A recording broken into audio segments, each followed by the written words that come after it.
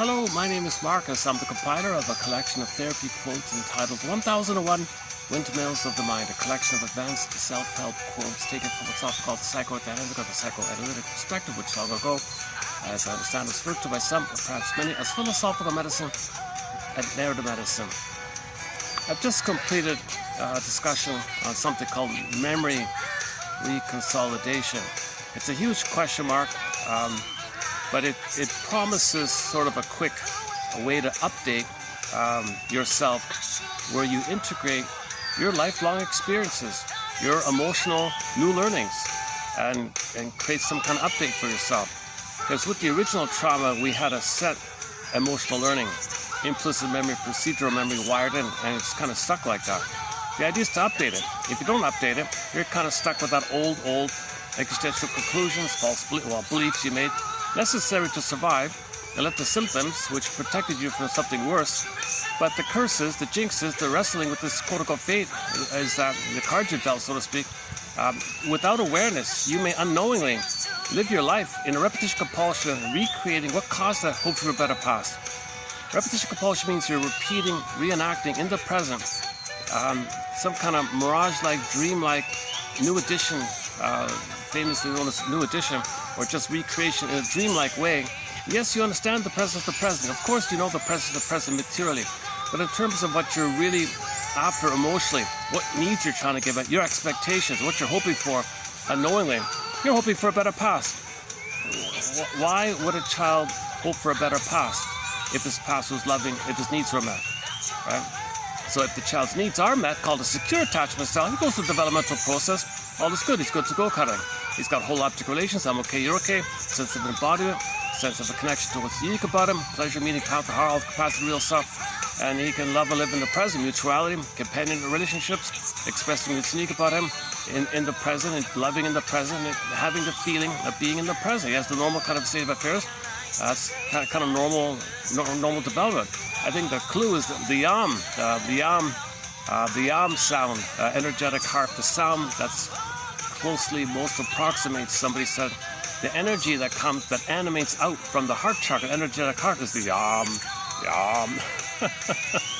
That means you're really humming. You're really humming. You're alive. You feel real alive. That's what we want. We want to feel real alive. Joseph Campbell's most famous sentence, to my surprise, is that's what people are looking for. They want to feel real alive. Ultimately, that's what you want. You want to feel real alive. We did feel real alive in the uterus, birth trauma. Usually this birth trauma. And then the feeling of real alive, it goes flat. The image is, the pin goes on a collar, the emotional body goes flat. We feel called flat affect. In ancient Greece, that was called athymolexia. Now there's no feelings for your words. Nowadays, people say alexithymia, no words for your feelings. Flat affect. Okay, so you symbolize the animating quality of feeling real alive, called the anima, the feminine, the soul. You put a princess. Okay, now the princess can morph into a bird and fly away, morph into a fox and run away. Or she can stay in the princess form. It's just a symbol. Everybody has it. Women have it, men have it. Everybody has a feminine element, feminine princess. Women have a princess, men have a princess. Okay, and then it's just a symbol. So it's just symbols we create to represent, we see, but they're not real, but they've heard of something invisible that's real. It's invisible and real to feel the feminine element, the feminine, the moon, the beingness, the moon, the feminine, the beingness. So we don't see it, but we create a symbol called the princess. But the princess could be locked in a tower like Rapunzel, in a coma like Snow White. Earth opens up, Miss Princess gets pulled down, yanked down into the underworld, and so on. So there's various ways to represent that the princess is not within. Okay, so the fairy tale would say, if the princess is not in the castle, there's problems in the land, right? Okay, that's analogous. That's a parallel. Code for, as above, so below. The blow, if the feelings are on the body, the person feels unpleasant, unhappy, misery, problems, death, guilt, shame, all that. Right? So the metaphor is, if the prince, in the fairy tale, if the princess is exiled or lost or something, lost in the woods or something, then there's problems in the land, right? There's crops don't grow, and no fertility, and death, and problems, and conflicts, and things. There's a mess in the land, right? The princess comes back, all's good. The marriage takes place. That means inside the psyche of a person, the doing can come from the being. The doing can come from the being, the masculine, the doing, the prince, the being, the feminine, the marriage, the union, the reunion, or the marriage. And fifth of fairy tales, that means you're doing, the masculine, the doing comes from the being. So everything's healthy like that in the kingdom like that. So likewise for a person, when the feelings come back on the body, you're doing from the feelings to be healthy, and whatever dysfunction you were feeling, anxiety, whatever, it goes away because you're healthy again. So the feelings in the body were healthy. Okay, princess in the castle, the kingdom is fine. That's just metaphor for the person.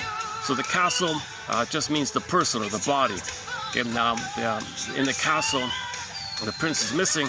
That's code for the feelings missing in the body. So I want to get it back, that kind of thing. Okay, so the child's meant to go through the normal development. So he can have his ontological self, whoops. It's hard to get I got a bit of a lighting issue here. It's Sunday out here. All my favorite spots are taken. So way at the edge of the park. There are fewer people here. So I'll take it, but I got lighting issues here. I gotta keep pressing the thing. This is the turtle pond.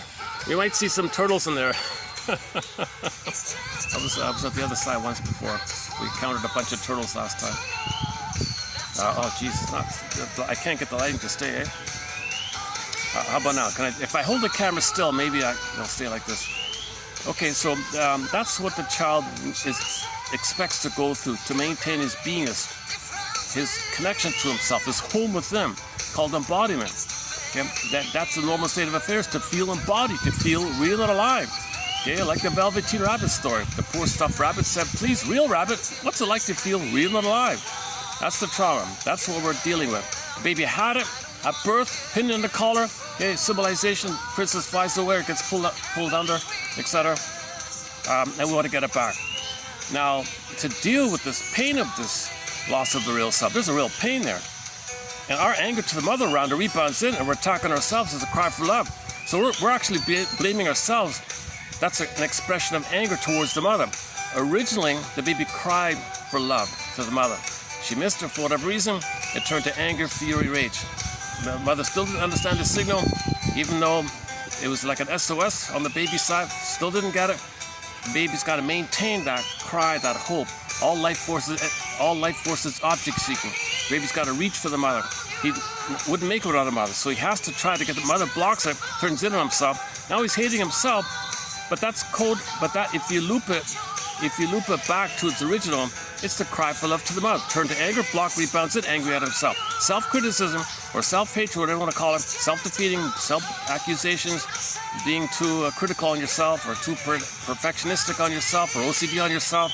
Okay, that's constant cry for love. Mother, I need your love, anger, criticizing yourself.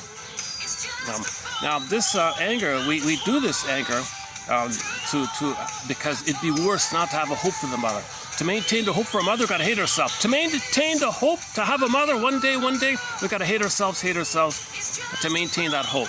So that's going to lead to symptoms. The symptoms will reflect this dynamic. The symptoms you create bodily and psychoneurotically, called psychosomatic, or personality trait-wise, or personality pattern-wise, or character disorder, whatever dysfunctional personality you'll develop out of this. Okay, so we went through it recently. One simple version is the and so the symptoms we get, right? Anger at yourself is going to affect the body, right? So that's pretty easy. So the anger goes in your body. That's going to affect an organ. You might get a symptom. So that's kind of simple like that. So most psychosomatic symptoms are this issue, rage at the mother. Rage at the mother leads to physical things in the body. That holds, it can only hold so much, then it disperses out in your personality. The personality structure will disperse the rest while the symptoms there. And there's a kind of a two thing going on. For more on this point, go to the Howling Man episode.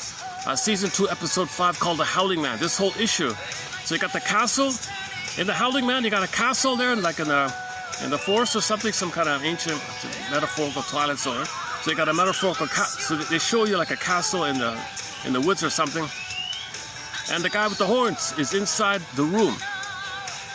Yep. So now he escapes, the guy with the horns, and he's caught back in. He escapes, caught back in. This has been going on for 6,000 years.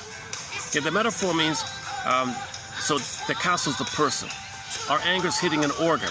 Now our anger hitting an organ within, okay, it's destructive. So you can take any image that's enraged and destructive. So typically they would use the guy with the horns. I still have a question mark about this, but maybe it's because the breast the baby understands two nipples. There's your horns.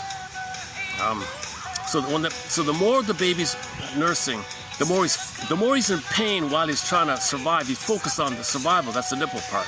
So the first mother, if the baby's really healthy, William Fairbairn says the baby can sense the full woman even early on. But if the stress, wait a minute, I blurry, focus on the breast mother. If the stress there, like even way more stress there, then it's just the nipple kind of. So maybe the baby focuses on the two nipples. He senses two different nipples, but only one breast, because he can't see two separate breasts. He just sees one breast, two nipples. And probably sees the anger in his mother's eyes. That's his anger. Mother's anger, angry eyes, different nipples. In the dream world, you got condensation. Things can fuse together to create a symbol. Okay. Okay. So you got this entity. You got this entity that's two horns, two eyes, fiery, angry like that.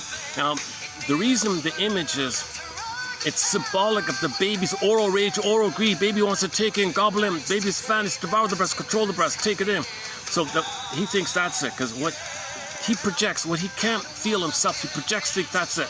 Projection is a way not to fully grasp it, it's with you.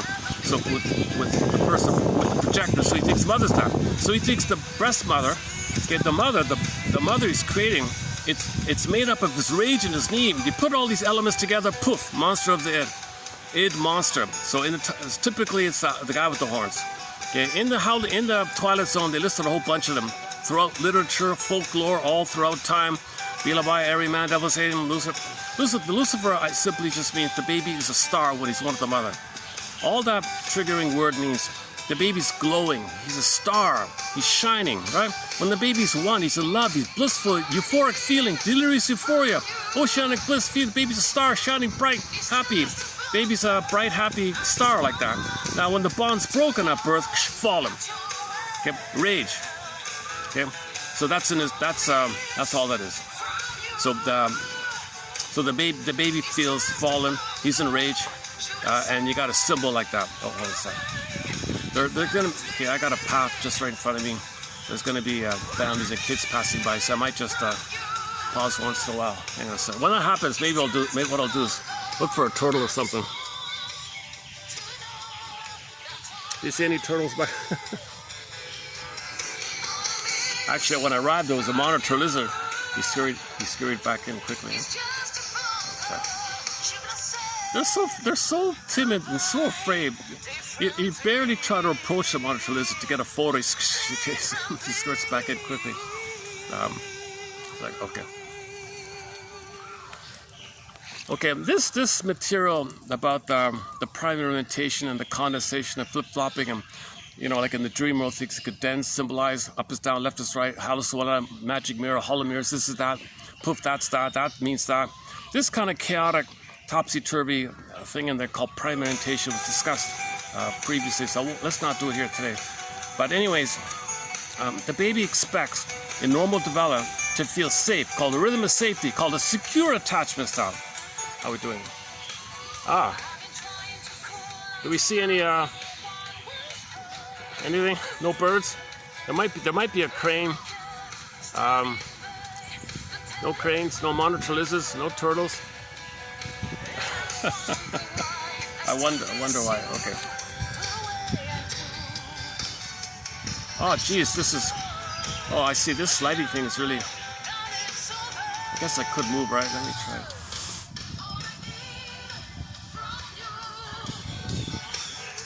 It's really hard to get all the right little conditions, right?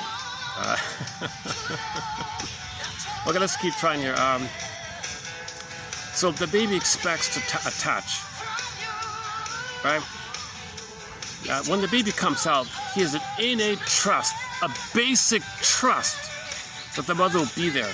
He's looking for the nipple. He wants to latch on, start suckling, skin to skin, all is okay. Rhythm of safety, rhythm of bliss. He needs an extended social, interpersonal womb-like thing with the mother. For the first 4 to 5 months, baby's an extended outer utopia. Originally, he had a womb utopia. Okay, paradise, Gardivina, Shabala, Shagala, paradise, utopia, Avalon, Gardivina, etc. He had that paradisical thing. He needs an extended paradise.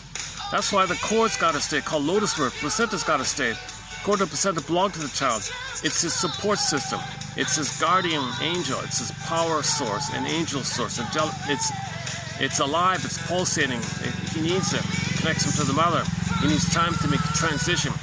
So Otto Rank says he's a real hero, right? Give him a break here. He just went through a life and death battle, coming out of the canal from the water world to the land world. What a hero! He survived. Give him some time to make the adjustment. Leave the core. Leave the placenta. And don't remove the baby, of course. Forget about the scale or other things. Just put the baby on the bosom and skin to skin. Don't wash the baby. Leave the hormones. The hormones are important. Mother produces lots of hormones for the bonding, for the oxytocin, for the trust, for the connection. Mother needs it herself to understand the signals. Mother needs the oneness so she can pick up the signals, because that's called attunement, entrainment. If that's broken and washed and wrapped up, put in a towel, here you go. It's all broken. Mother, what happened? Who are you? You're like a stranger. What is this going on? Basic trust lost. He only survives physically, emotionally flat. Emotionally, he's got to exile or numbify or exile away or put in suspended animation, like the frozen woolly mammoth with a block of ice up in Siberia, or like Snow White in a coma. He's got to suspend it, called stunned development. His feeling development, identity development, stunned, arrested, like that. So yes, he develops other ways. We get that, but where it counts, he's frozen there. Okay? So this is the issue we're dealing with. Mother failed the baby. Mother betrayed. Mother, you betray me. I want to feel real alive. And if you just ignore, you're so blasé and ignore me like that, I feel signified, rejected. Oh my God, I gotta exile my soul. I gotta protect it, and maybe a midlife I'll get it back, kind of thing. So mothers don't know they're doing this. They don't mean to do it, but because that's what happened to them. And part of the theory of why they're doing it is because they're trying to remember that's what happened to them. They're supposed they do to the child in an attempt to remember that's what happened to them. Remember, mothers don't remember, so they recreate in an attempt to remember. They do it to the child as a way to somehow recognize that that's what happened to them. Poor baby's victimized by this. Okay, so baby expects this rhythm of safety. Okay, that's a 10-hour topic on the birthing thing. We got to do the thing about the problem with the back and the legs up. Okay, the gravity pushing, this whole topic of the gravity and the pelvic space and the tailbone tilt, the pelvic space, the contractions, the gravity, and I'm not a gynecologist doctor, but I post quotes that are interesting. So that's the whole topic. The material about Klaus and Kenno, about the time sensitivity, that very time-sensitive moment at birth of oxytocin for the bonding. If you remove the baby and the hormones go away, bond broken, betrayed, soul exiled. And now he's numb, pin in the collar. Most of this is at birth. I kind of agree with Otto Rank. It's close enough. Some babies get a natural birth, and they're lucky like that. Indigenous people are telling us to do that for ages.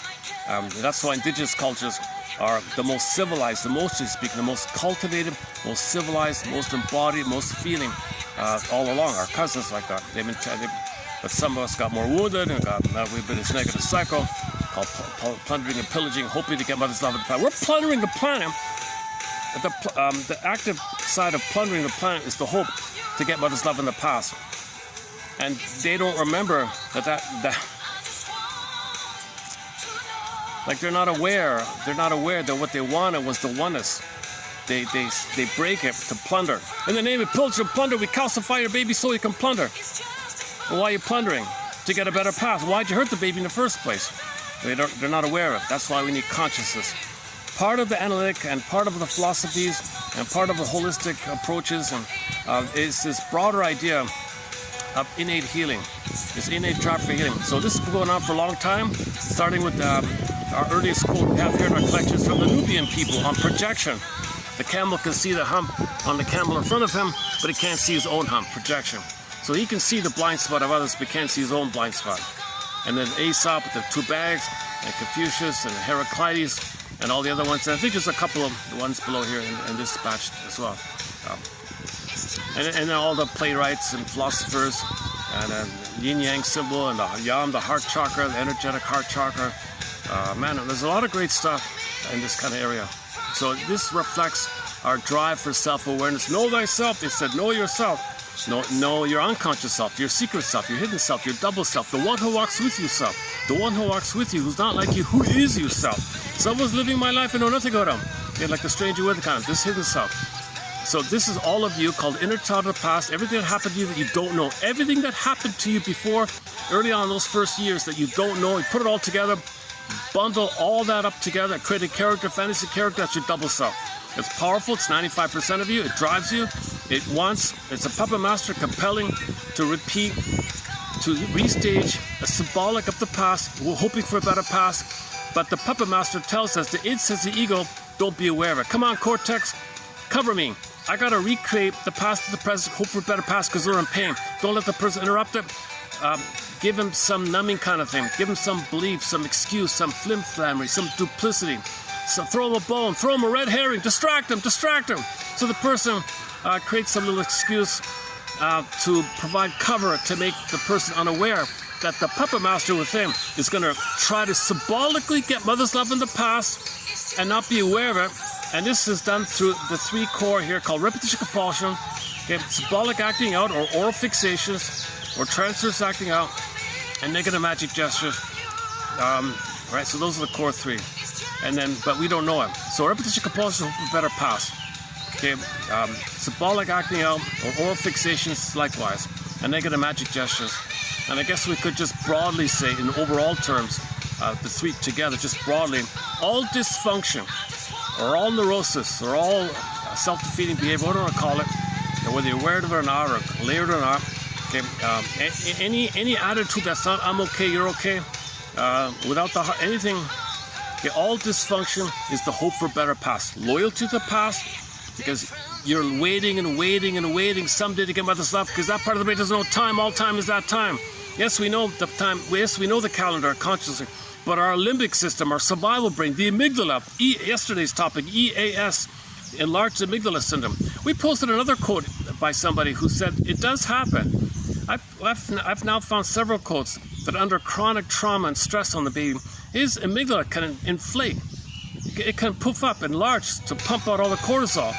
And there's even a film, a comedy film, an indie home comedy film, a 30-minute film called Bob and His Enlarged Amygdala, just on this topic.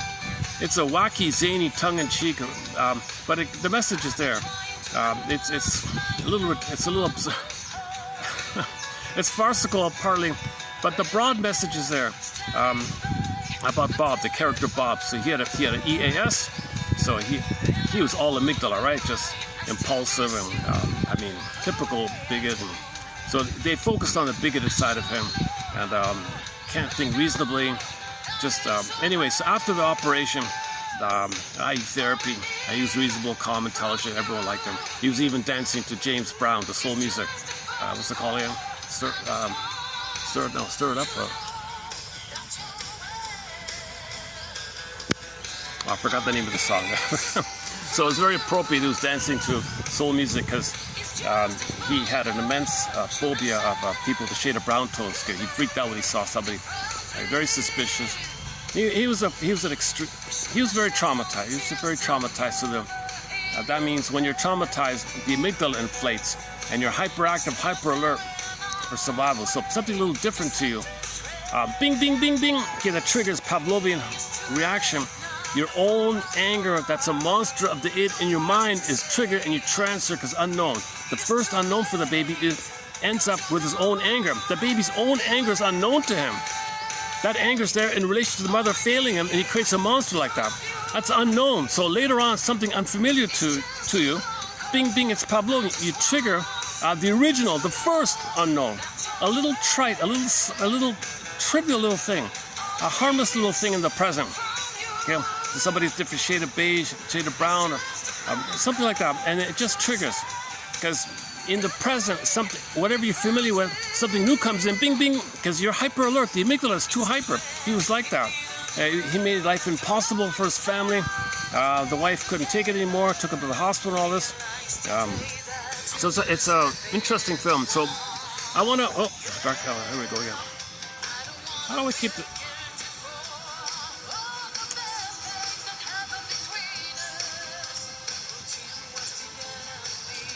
Should I just stay here? Let's just. I'm feeling a little lazy. I don't want to move again. Plus, this might be the least popular spot. It's just sort of like a transit back back road kind of thing. The main action is on the other side there. You got a really beautiful pond there, and a lot of nice little things there.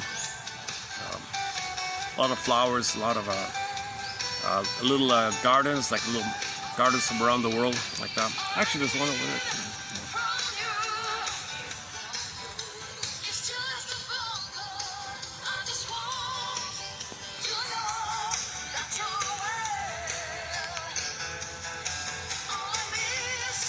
I guess there's no way to just maintain the contrast. It automatically, I don't seem to have the ability to. I'm using, oh hang on, what about this? Oh, what about that? Aha. Is that gonna stay?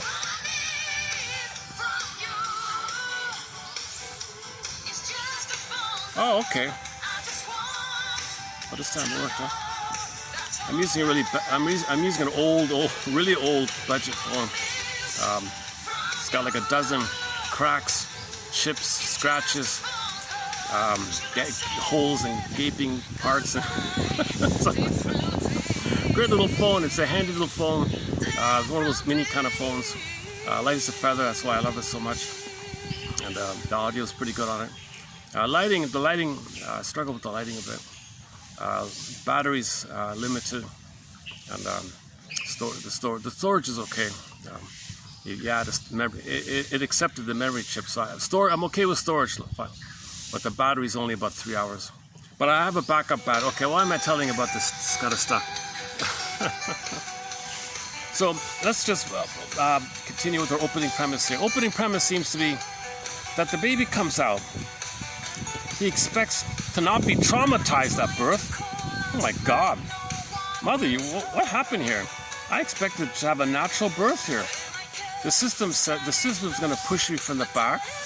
There's going to be space there. Of course, I'm going to make my efforts, and I feel that you're welcoming me.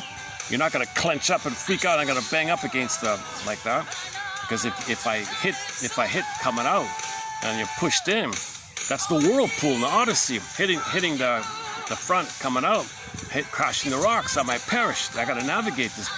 That's one theory about the Odyssey scene of the Chabarus and Cilia or something. The whirlpool and the rocks, right? He's got to navigate those two. That's the birth, right? If he stays in the uterus, he's going to swirl. He'll be a goner. So if mother's clenching, he's banging up, trying to come out. He's got a life or death struggle. This is one theory about this struggle, this life and death struggle, battling up. So maybe let's go with the back idea first. One woman had an issue with her tailbone had a little odd shape or something. So when she was on the back, the baby was being pushed and hitting her tailbone. Ideally, she would have maybe squatted and pushed the tailbone back, but she had no chance to push the tailbone back, so the baby was hitting the tailbone while being pushed. What a crashing kind of thing, right? And we can't get out the front because mother's clenching and freaking out. They're being pushed, hitting, banging on the front, pushing the back, hitting the the baby's having a real battle like this. You can imagine the fantasies and the memories in the mind. You can imagine what he's remembering. He records this. Babies wire this stuff in. They remember. The amygdala's enlarging probably. Oh my God, I gotta stress, prepare, flight or fight. Oh my God, there's a battle, epic battle for life or death struggle baby's going in. You know, so finally, maybe he's yanked out finally. Oh my God, and removed, betrayed. Oh my God. So you can imagine, so one theory is that he may live life with the attitude. It's always a struggle, always a jungle, never relax, no trust, mother failed me, things hitting me, I can't, no freedom, I gotta fight. So he might be born a street fighting baby, always so born with PTSD in the fight mode. That's the final one. If he's lucky, he's just the flee one. Some babies are born to run. Play Bruce Spriggs. I'm born to run. Born, PTSD, flight, run, born to run. I'm just borrowing it like that. Some babies are more cursed, where they couldn't run, they were blocked and they had to fight, kind of thing. And maybe they spaced out at the same time, but they were fighting. I don't know. So some babies are born in the fight mode. That's the most desperate final cry for love the baby. Oh, I lost it.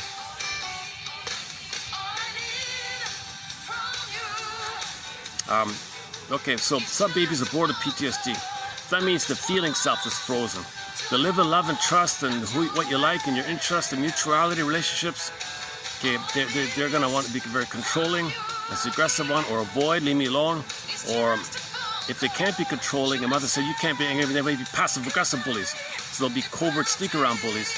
If the baby had some hope, he still has some kind of hope or trust. He might be clinger, pleaser, but but that's not gonna work either. But he's got some kind of hope. He's a hopeless fool. He's suffering, repeating the rejection, but still hope like that. Where the avoidance, they just detach, leave me alone, schizoid, leave me alone kind of thing. And then the bully one is, well, I can't have any connection unless I'm aggressive. So you got people who move against people. And if the baby's taught you can't do that, he'll move against people in a covert way like that. That's the Iago personality pattern. So Karen Horner and I started this off. People move towards, away, or against. So naturally, babies would move towards. If it's a problem, you might still move towards. Still some kind of hope, moving towards connection, moving towards. Maybe if he's good enough, he's a pleaser, he tries harder. What do you need, what do you like? So these are the pleasers and the caretaker, preoccupied, attachment style, hopeful like that. So they're still kind of trusting like that. If that's hurt, ouch, ow, ooh, ow. Okay, retreat, but turtle, shell off. That they move away from people. You got the passive version called the schizoid, and the more active version called simply the avoidant. Anyways, they don't want to emotionally trust or connect, so they won't love at this point. They just shut off, they look for practical things or something, or they might live in the head or something.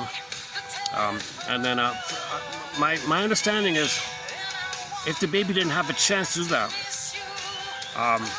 and his EAS amygdala poofed up, they didn't have to fight or something. Now that's the last ditch final effort. Is that? So then these are the people who move against others, the bully types, the hostile, arrogant, vindictive types. Okay, these are just always fighting types like that. They just can't let up, because if they let up, well, they tried to let up, but they couldn't. They would have perished. So they fought because if they let up, they think they'd be a goner. So they had to like that. So this is the idea that symptoms we create, personalities we create, are there to prevent a worse thing. So that's like the last final ditch effort any baby can develop as a hope for love, a cry for love. But he can't ask for it. He can't just be passive and maybe wait for it or live in fantasy or something. He can't do either of those less harmful things.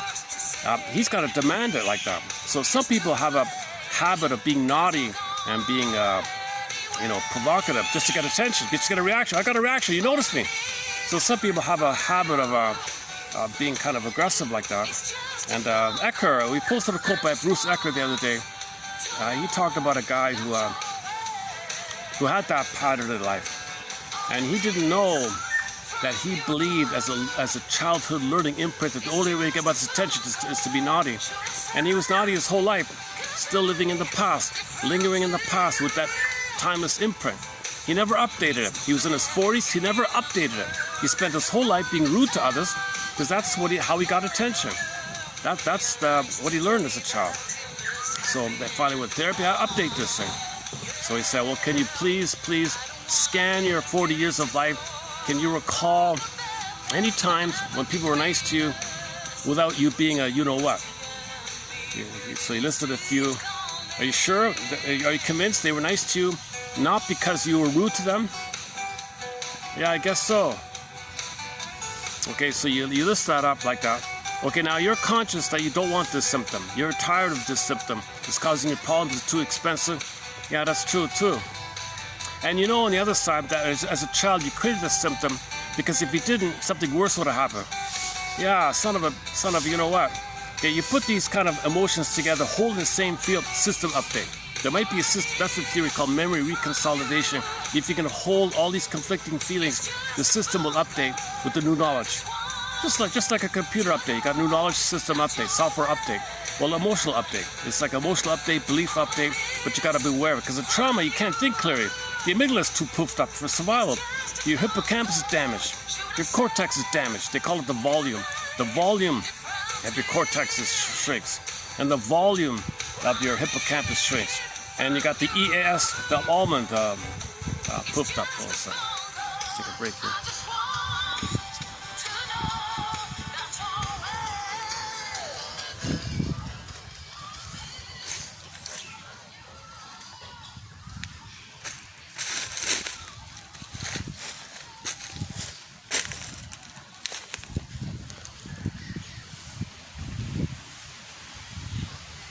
No.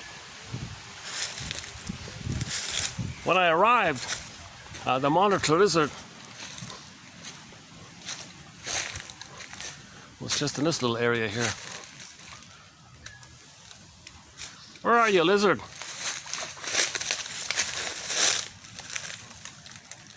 You in there somewhere?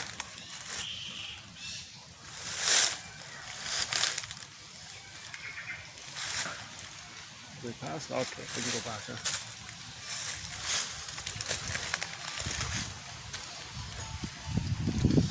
Oh, since we're up, let's take a peek on the other side here. Now, today's a lighter batch of quotes. From a lady named what's her name? Russo or something. She writes clearly about projection and projective identification. Oh, all right. There's one of our birds over there. I hope you can see him.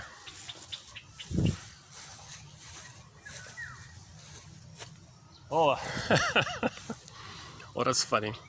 The cleaners are using somebody's old golf bag to store their brooms. They must have found it somewhere.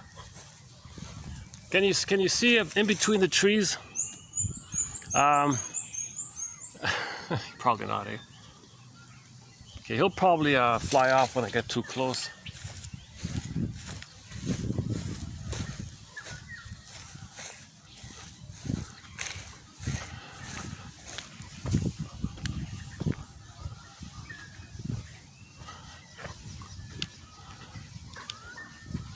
Actually, maybe I can move over there.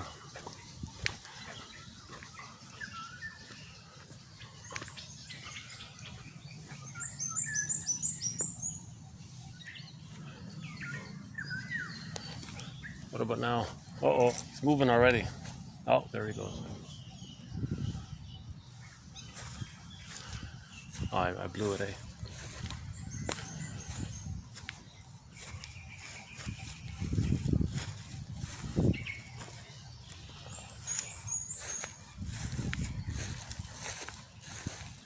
Actually, this might be. What about this spot here? Hey, what about this spot? Hey, maybe I can move here. What about here? Oh, the lighting. Same thing with the lighting, eh?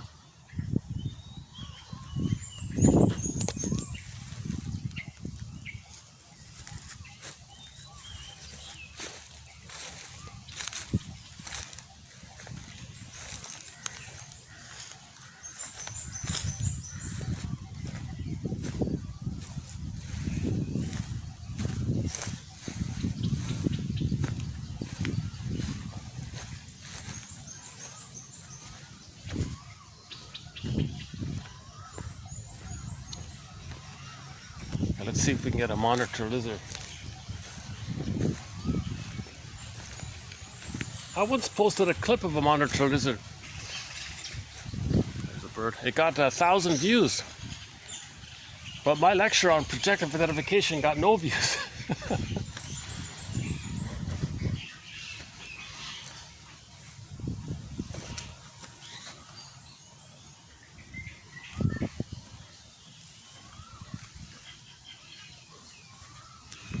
Actually, what about just here? Eh? All right.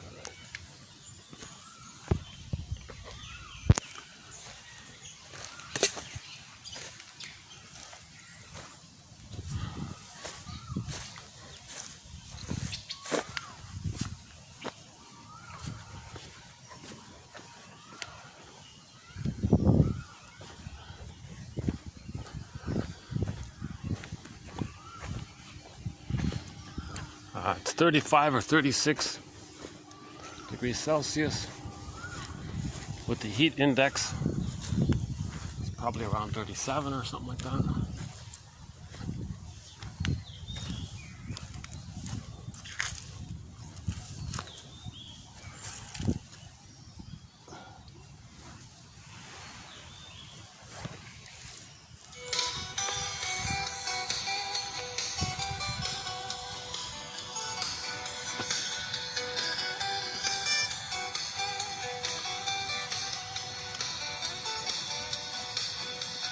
So back to the opening premise. The baby expects what's called mother's holding, i.e. not just physical safety, but emotional holding, called love and understanding. Baby experiences all that. That's the soil from him to blossom, i.e. feel, breathe alive, kind of thing. So he's angry when that happens, attacks himself, crying for love. Okay. Now, he's got to hate himself. That'll lead to symptoms, as we said at the beginning. Those symptoms are the tie to the hope. Without the hope, he'd be a goner. So a little empathy. If you see somebody doing something you don't like, you got to think of it from the point of view that they're unconscious. Their original emotional learning, or they're unconscious now, believes that symptom is protecting you from something worse. So even somebody like a bully kind of person, right off the bat, you're thinking, they can't feel alone. They got to provoke, annoy, make grandstanding gestures. Look at me, see me. I don't care if you hate me, just notice me. Otherwise, I'd have nobody. I'd be gone. If I get a response, oh, mother's there. Somebody noticed me. I'm not alone. So they're forcing connections by provocative behavior. So even like that, it's very difficult to be around people like that, of course. But at least on your side, at least you can understand where they're coming from. And you gotta adapt accordingly, I guess. But you can't just tell them, oh, did you know you're unconsciously being provocative because when you were a baby, you thought you would have perished? So the only way to feel connected is by being rude. And your own time mother responded to you. So when you broke things, and she responded. So you're kind of coming from this original imprint, this timeless thing. Can't you update it? How old are you? Just update. That's why Bruce Ecker is so enthusiastic. The one great thing about him is his enthusiasm for this idea that we can update our beliefs and we can update our quote-unquote constructs or our meanings or understandings. We think it's an update. We don't have to live in the past, dwell in the past, live in the past, always in the past, repeating. We don't have to do that anymore. There is such thing as time, but the amygdala doesn't know time. And the cortex is too diminished, and the hippocampus is too diminished. The hippocampus helps you with time. It helps you with linear time, sequence and linear time. It's all damaged when the amygdala, because the amygdala survive. That's all it's thinking about, right? That's why the survival brain is often called, the monitor lizard part of the brain. Janov calls it the salamander. People call it, I've been calling it the iguana part of the brain, or the chameleon part of the brain. So we don't want that. That's a trauma to always live in the jungle survival mentality with EAS, enlarged amygdala syndrome. Uh-oh. Yeah, with the lighting here. Let's try another one. Oh, I thought I had it. What am I missing here? How do I keep the lighting at a certain...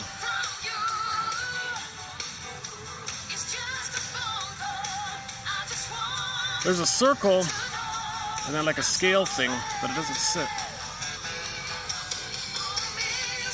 Oh brother. And you lose it altogether. Okay, how about that?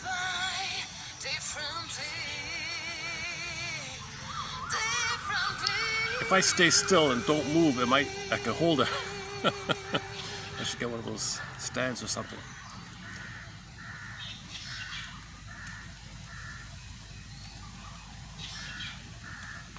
Hold on a sec. Let me take a little perspiration moment here. Hold on a sec. Let me wipe off some sweat here.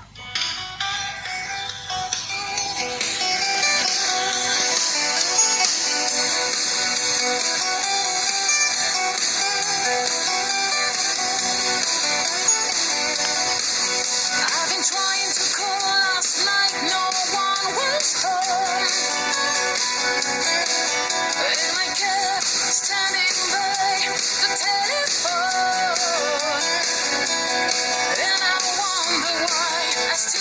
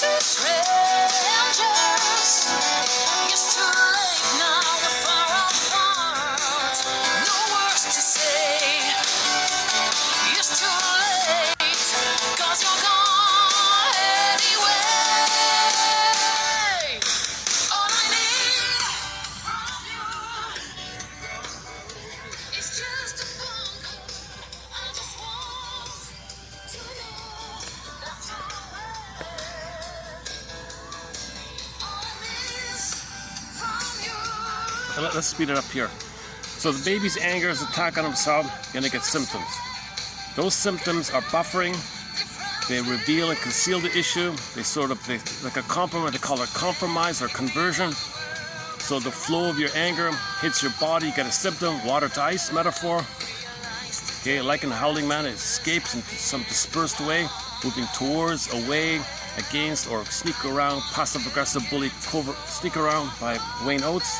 It's called egoism. And this is, and now you're doing it again and again and again. So if you're always a pleaser, you tend to be always a pleaser. If you avoid, okay, you tend to always avoid. If you're an against, you tend to always against. If you tend to be a passive-aggressive against, then you're like that as well. Those kind of four. So that's the emotional learning, the original emotional learning and how we cope. It's symptomatic, as you don't like it. Consciously, you know, at some point consciously you realize it's a problem. That you need that. That's very important. A lot of people never get to that point. So they live like that their whole lives. So at midlife, usually at midlife, it'll come to your attention, ideally. Now then you begin the update.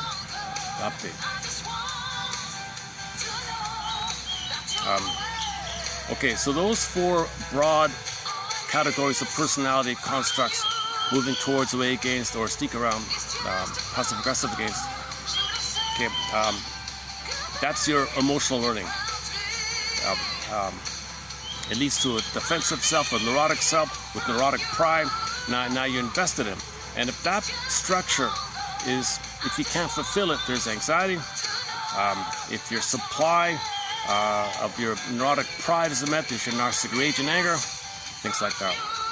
The pleasers are not. The pleasers are a little different. They're a little further ahead, I guess.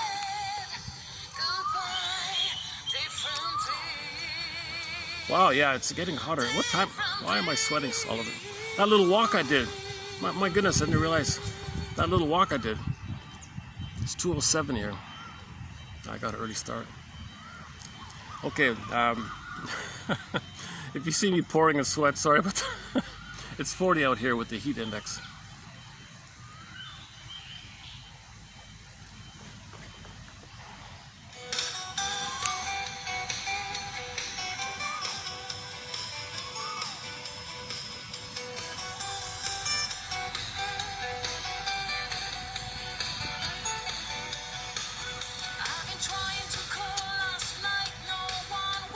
Okay, let me take another little break here. One sec.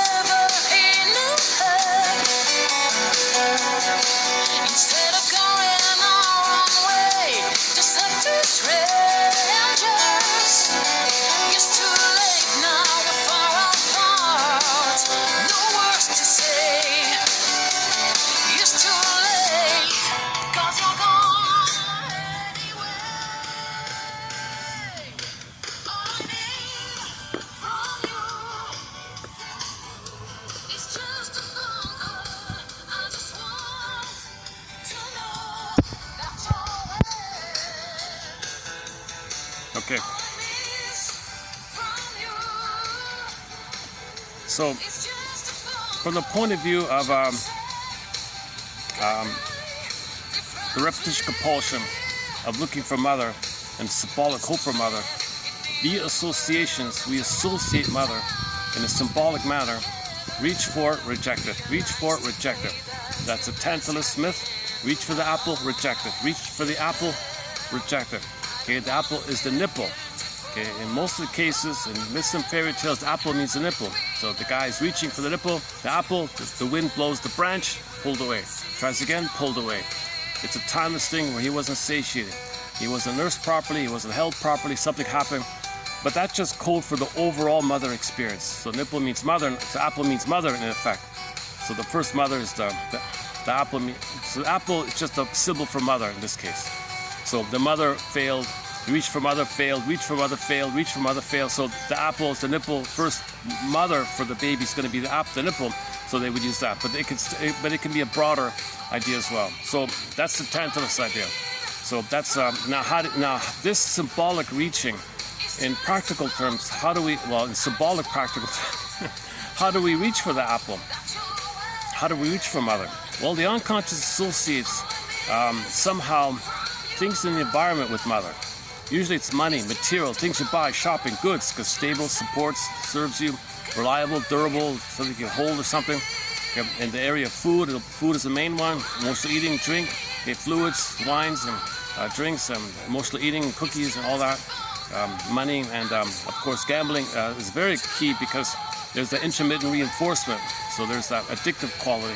So money, when it's addictive, one form is the gambling idea. The promiscuity, of course, because in trauma the heart's not there, so you repeat how the heart can't be there.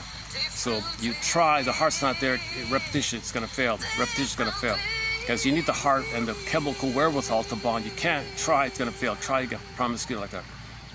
So we covered all the oral fixation. That's a 10-hour topic on the oral fixation.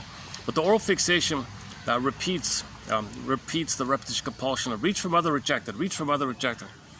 Oh boy, I didn't realize this lighting issue would cause me such a...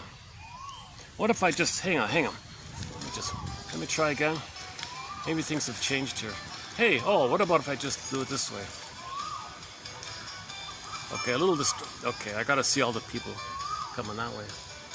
Yeah, let me change it this way. Then I think this is more realistic doing it this way. Hold on a sec. See, every time someone comes over that little bridge, I might get a little thrown off.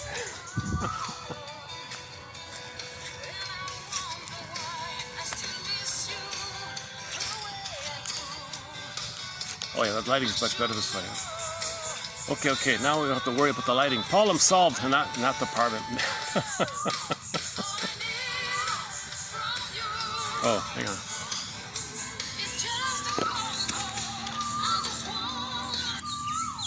Oops.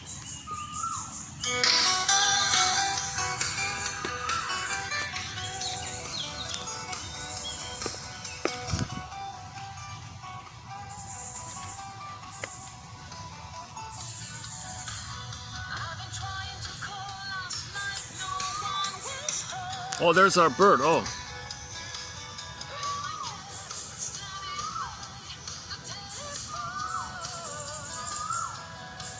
Oh, there it is.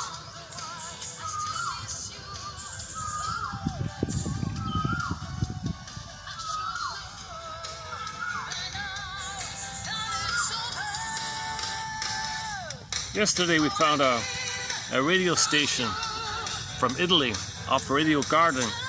They call themselves Free as a Bird, the Free as a Bird radio channel. The fun song they were playing didn't show up as a copyright, so I don't know what that was. I didn't post it anyways. Okay, so repetition compulsion, pain, repeat. So it's natural. The baby's in pain, reach for mother. What's the baby gonna do when he's in pain? Mother, where are you? Not remembering. Remember, the hippocampus is not even there. The hippocampus, which gives you linear time, is not even there. Mother hurts him. He has no storage about that. All he has is pain, reach. Okay, so the baby, in effect, he feels guilty, so he feels like a love fugitive from the love that he seeks. He's a love fugitive. He believes he's a fugitive. He feels guilty, shame, rejected, I want no good.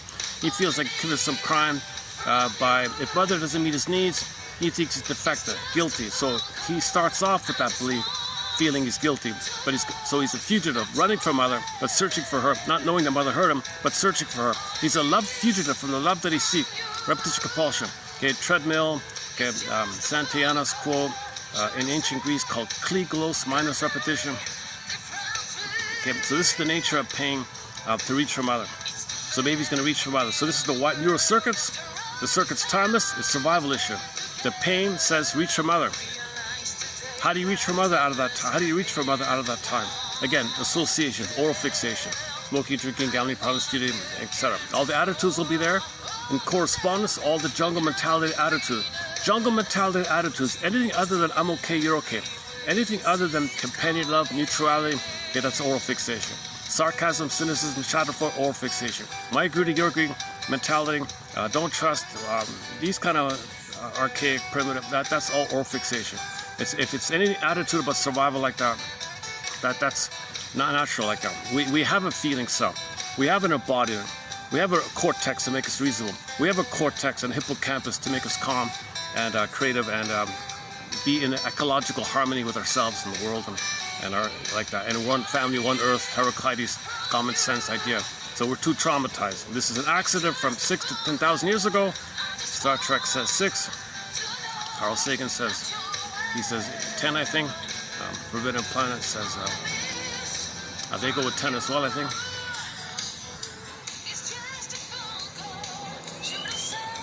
So this topic on the transition from global village to global pillage, starting roughly 6,000 years ago, is a separate topic. It's called the 55 symptoms of Homo Traumacus.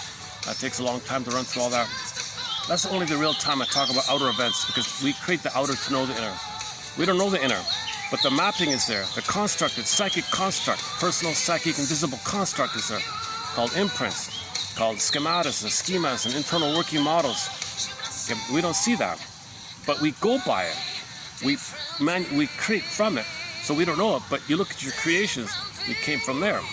It's like a blueprint. Imprints lead to blueprints. So these blueprints make us do stuff that from the imprints.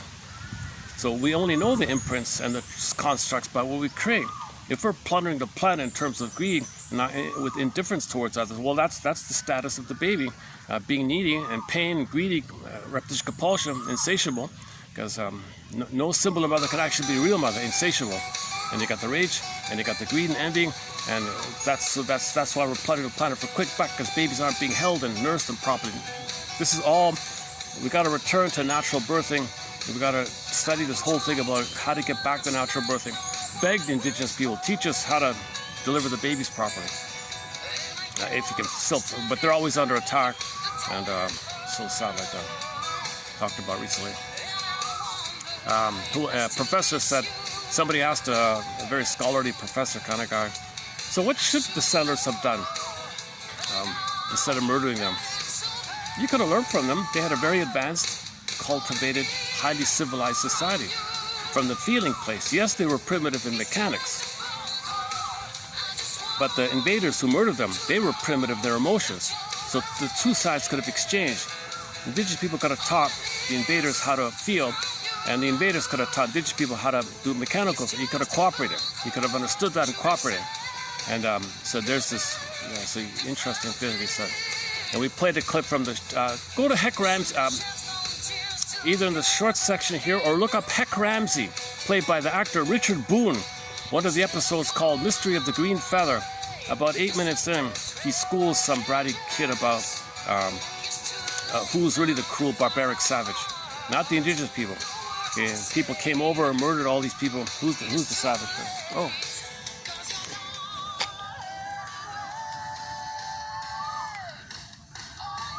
Well, there's our companion for today.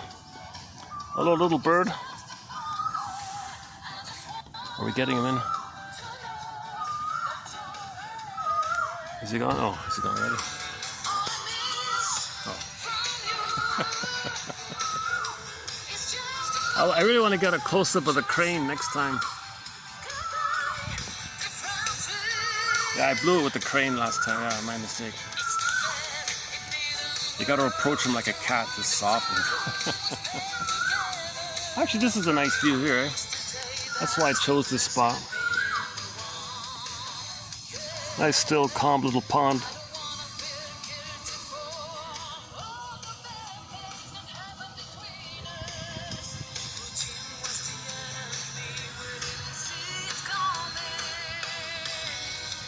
Joseph Campbell says the same thing. Joseph Campbell studied what the meaning of all these acting out of the myths.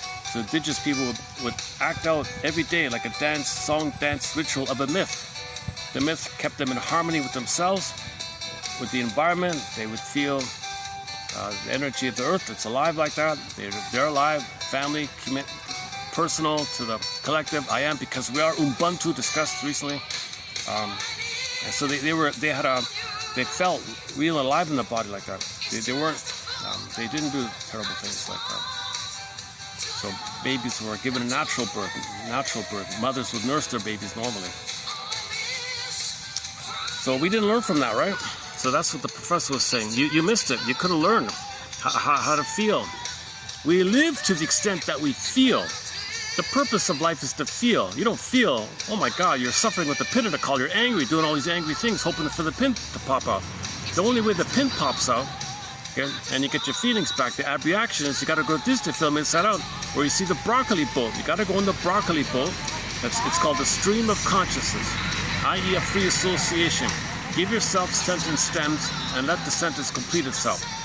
Say stuff and see what else comes up to mind. You're feeding the. Then you get the orbs or the memories rushed up. Phoenix, Firebird, alive, pin pops out in the body again. You have to have some kind of emotional knowing of what's going on. So this is the memory reconsolidation. Now you can accept, integrate, digest, and claim up the knowledge that you're not in the past, that you're living in the past. You don't want to live in the past, but you're not in the past. So the reality is system update. Oh, I'm in the present. That's the Phoenix and the Firebird, the orbs rushing up, emotional knowing. So indigenous people kept themselves in that kind of place. They kept themselves daily in the feeling mode, and it seemed to be a rhythm with everything, with the nature, the wind, and calling the directions. Hello. Oh, what direction? We should do it here. Huh? Hang on a sec. Where am I? Hang on a sec. That's north, yeah, okay. Yeah, that's north, south, east, west. So you'd call them the directions, right? Maybe I should start doing that. Let me research how to properly call them the directions.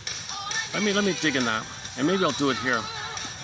Something to the effect that you acknowledge the directions. So Campbell said the chief would take like a pipe or something, and he would give the pipe to the directions, and each direction would take a puff or something. Welcome, east. Welcome, south, west, north. They would all nod.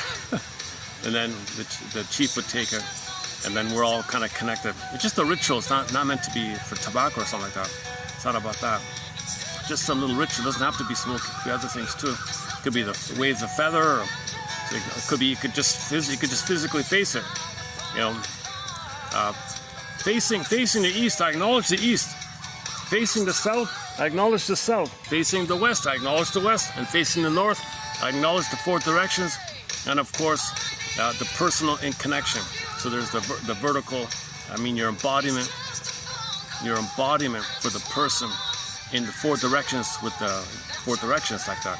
So they would do these kind of things to remind them to maintain, it's called emotional health.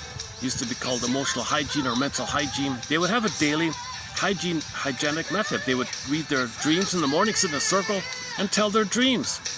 They would sit, the first thing they would do, good night, sweet dreams, which we'll analyze in the morning. Sit in a circle, call them the directions, smudge, whatever they do, and then they would take turns sharing their dreams. They have the caring witness, you're held in the company of the circle. You feel safe to share your dreams. Everyone goes, I hear you.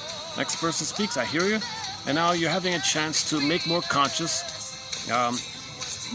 stay united with yourself, stay in a healing kind of place with yourself. And they would have this constant daily thing. It's kind of, the analogy is people brush their teeth in a day. They would do this for the emotional, spiritual hygiene. They would do this. They fine-tuned this over 1,000 years, whatever it is. So they had a very highly sophisticated, holistic, nuanced system like that, with the song, dance, and ritual, dressing up, acting out a thing. And there was a whole system. It was very sophisticated, very delicate, very advanced like that. So they had that. That's why they were so peaceful. People came over, let me help you, and then they were murdered, stuff like that. And then you project, and people were traumatized, they say others are what they are.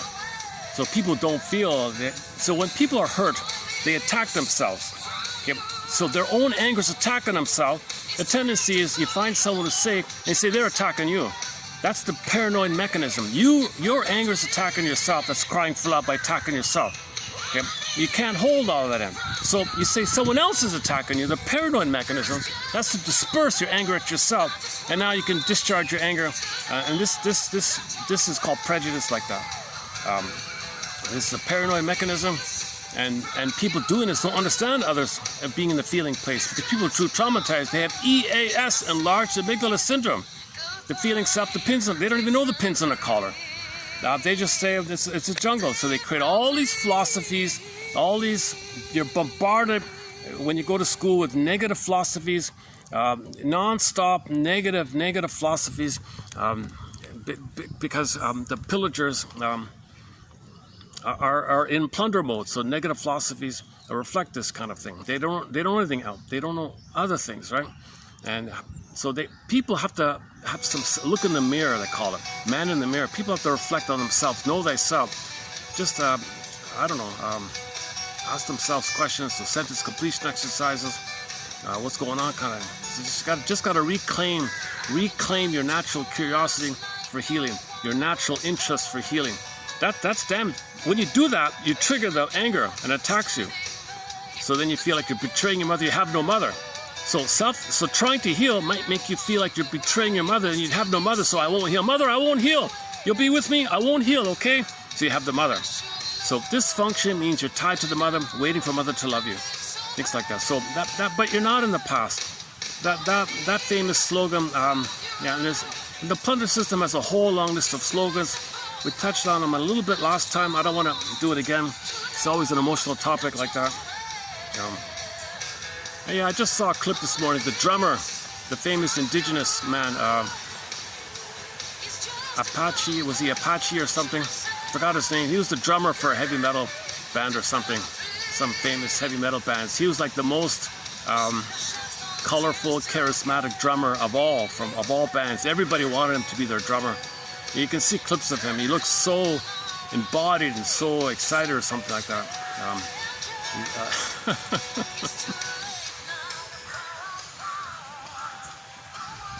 So the best drummer, rock drummer, was an indigenous guy, right? That's from a clip, was it from Rumble or something, one of those shows? That documentary, Rumble, they showed you only for like a flash, like for barely a second, that when the indigenous people who weren't murdered, they were pulled into slavery with the people from Africa.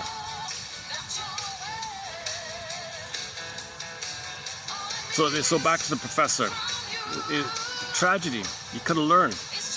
We can learn from each other. We can share and exchange and learn from each other. There's no need to compete. There's no need for this. Everything's love or a cry for love. The cry for love, it could be destructive. If you're aware that everything's love or a cry for love, well, let's help each other to heal. Everybody should help each other to heal. The focus, the complete 100% focus on everybody's aim should be how to help each other to heal, kind of. So we're homotraumicus. Another professor said, since we're homotraumicus, our science, our arts, humanities, and sciences university should be focused on trauma studies.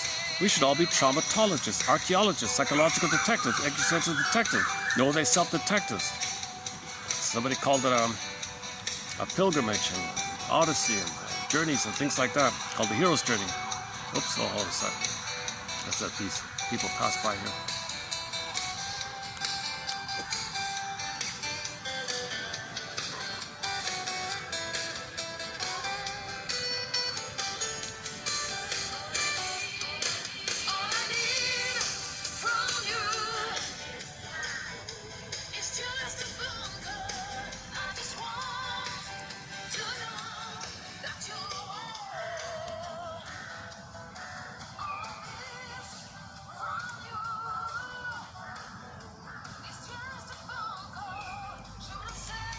Well, I see. That's a mix of palm and bamboo. It's a mix, right?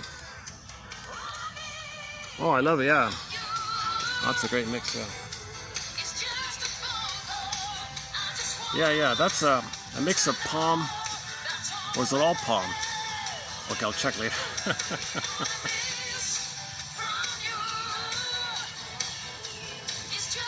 Okay, where are we? So Joseph Campbell said indigenous people were the most cultivated, civilized, most civilized. Yes, they were the most primitive in terms of technology. But the other side, with the advanced technology, we're the most primitive, crude, violent, archaic, like that. That's all spelled out in Joseph Campbell's work. So check out the interview with Bill Moyers. That's pretty good. Called it's a 6-part series. Just before he passed away in his 80s, he did a 6-hour interview with the famous interviewer Bill Moyers. Never mind so much about him. It's what Campbell says. He really tried to give it to you as clear as possible.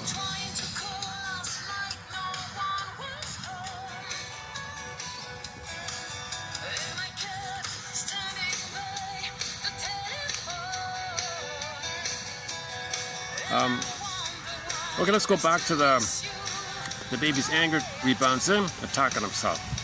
Gonna get a symptom, dispersed personality style. Now he's got to hope and repeat for mother. Repetition compulsion, oral fixation, and the other one, the most disturbed one, is the Faustian deal, the Faustian bargain, the Faustian pact, identification aggressive, leading tally on a feeling, tally on impulse. Okay, so that version is when you repeat in the present, the past, you don't play yourself. You play the aggressor, find others to play you. Others play you, you play the mother, mother shamed you, you're her, others are you, she shamed you, you're her, they're you, so you shamed them because they're you and you're your mother. And your mother hurt you and they're you. Then flip-flop, due to the fusion, okay, and there's no time in there, content, symbiosis is still there, you are angry at the mother, then the one at the same time on another level, the one who played you, poof, there's your mother, you're angry at the mother, you play yourself, disperse, displace, you're angry at the mother onto the one you just shamed. There's a famous line that says, men hate whom they hurt. It just reflects this idea. The number one short in this collection is that one called Why on Those Who Hurt Others and Then Proceed to Hate the Ones They Hurt. It's got the most views in this channel was that short.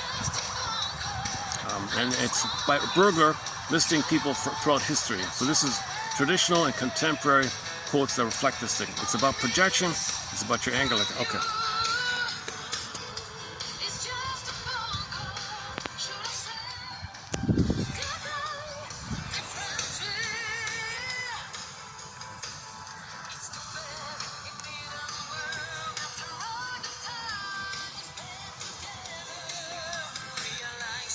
Those are just a couple of pros, huh? All right.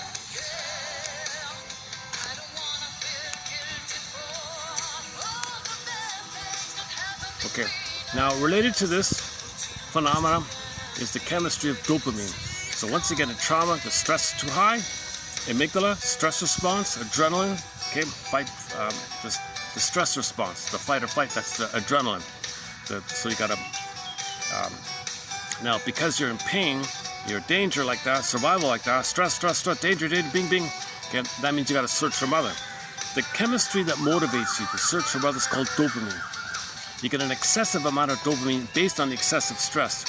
Now you're dopamaniacal. You're a dopamaniac. Now you're manic. You're searching for mother, but you can only search for a symbol. So you search for the symbol. All the symbol does is remind you of when you had mother. The symbol functions as an ersatz mother, ersatz self-object they call it, which functions as a flinting, as a triggering. They call it an ATM, addictive trigger mechanism. The mechanism is you're going to trigger yourself with the good old days of when you had the euphoria with the mother.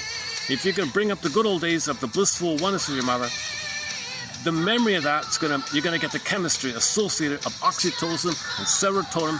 You'll feel better above the stress you're feeling for a moment. It goes down, stress is still there, dopamine says chase. Blip up, the old happy chemicals from the past, it goes down, now you're feeling the pain, chase. Okay, now you're in this loop. Now you're addicted to this, that's pain management. So we're plundering the planet out of pain management. Okay, so greedily chasing things, okay, for a moment you feel better, but you can't enjoy it. The chemical wherewithal for pleasure and love is not there, it's too low. Oxytocin and serotonin are too low. Okay, because if you're in stress all the time, you can't let up. You can't trust or love. You got to go all the time. Dopamanium. So that famous book called Molecule of More, it's also known as dopamania. Dopamaniac. Our linked Twilight Zone episode for this topic is of late I think of Cliffordville. So he was a maniacal, obsessive, greedy, heartless, greedy character. He ended up owning everything, and he couldn't chase anymore. He couldn't, number one, when he got something, he couldn't enjoy. His slogan was, seen one tree, seen them all. The relationships, forget it. Next, he's already thinking about the next one. He can't enjoy. He can only repeat what happened. He tried to love, have the heart and the body, rejected. Try, reject. You just got to repeat the thing. So you can't bond, because repetition compulsion doesn't correct the set points. Repetition compulsion doesn't correct the set points. You can have 20 lifetimes eating cookies. It doesn't correct the set points. Whereby, had you been loved with your mother, you would have the proper set points. Eating a cookie doesn't correct the set points. Janoff's summary of repetition compulsion is that you're trying to correct the set points. You're manically trying to correct the set point. Well, once again, no cookie is going to correct the set points. The only thing that corrects the set points is this mourning process, is the emotional updating, the emotional reconciliation where you're conscious of your situation and things update. Only mourning and consciousness. Consciousness is the facilitator. Nature does the rest. Nature does the rest. Innate drive, natural innate drive, symbolized by one of these healing Athenas or one of these healing goddesses.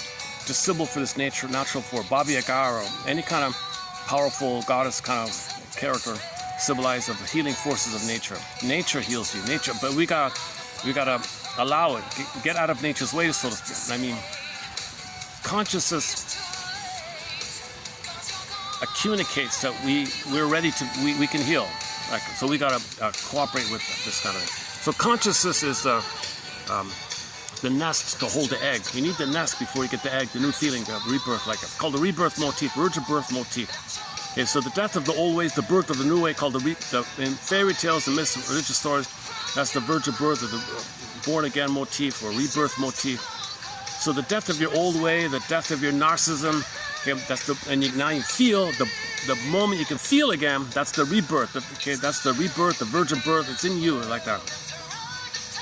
So that's also discussed by Campbell and others.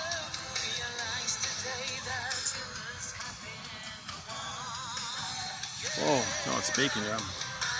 Seems to be getting hotter. Am I directly in the sun here? No, oh, there's no breeze, that's why.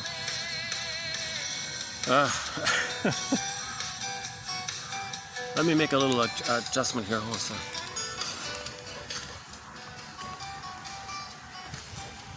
See, not many people out, eh? It's just so hot, eh? Even on a Sunday.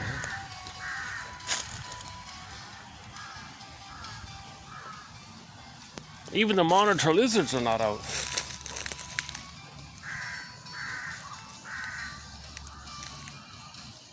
Well, maybe they don't like rock music. You think alligators, you think monitors.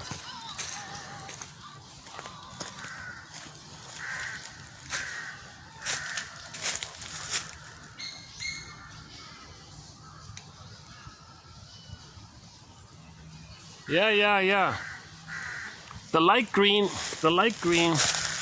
is the bamboo. The darker green, those are the palms. Yeah, cool. I see. Due to the water, I can't get too close, but yeah, the light green's the bamboo. Incredible trees, eh?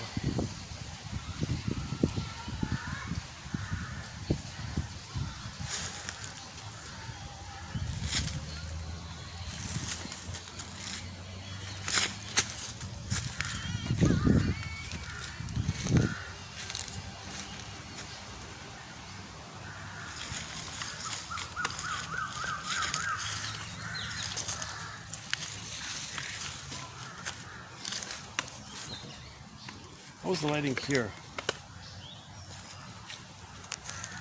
Let's try this. How's the lighting here if I go back to the old way? Oh.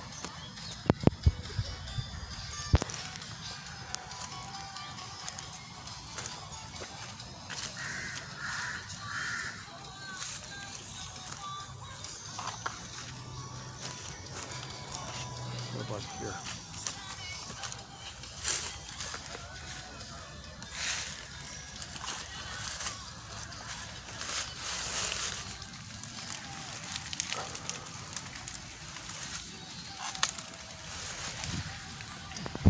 chair gonna hold up here.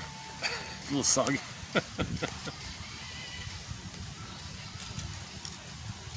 Let me get my bag over for a sec.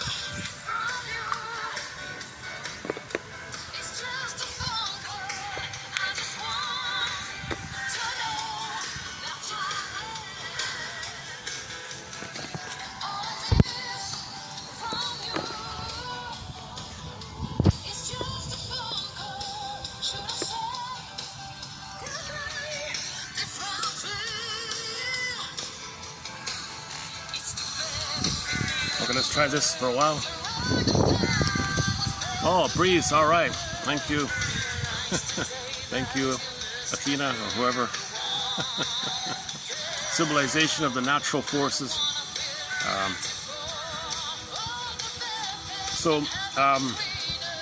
So this is a kind of a ringamarole. Bergler calls it some kind of machinations. Mark Twain calls it the misery machine, like a psychic machinery. You're chasing for Sybil to trigger the fantasy of the good old days, to get up the chemistry above the pain. It goes down, chase for Sybil. Okay, it's a cookie, whatever. It reminds you of one is the mother, food is mother kind of thing. You might think it's sweet and it's soothing and comforting and sugar. You don't consciously, of course consciously, you would never think the cookie's mother. Unconsciously, oh yes, different story. You gotta believe it's mother unconscious because no time there. Something's gotta stand there for mother. It's called symbolic mother. Once again, the id says the ego, cover me, cover me. Don't let the person, just tell them it's on sale. Who cares? Throw them a bone, throw them a red herring. Don't make a belief, make an excuse. Don't interrupt us. We're in pain. It's a defense mechanism to not be in pain. So reach for the cookie. Is it mother? Failed. But you felt better for the moment because you're reminded of when you had mother. Still pain comes up. Reach for mother. It triggers when you did have mother, like a pathological good old days, like a nostalgic thing, and then it goes on like this. So this Bergler describes this phenomenon in a little unique. Hold on a sec.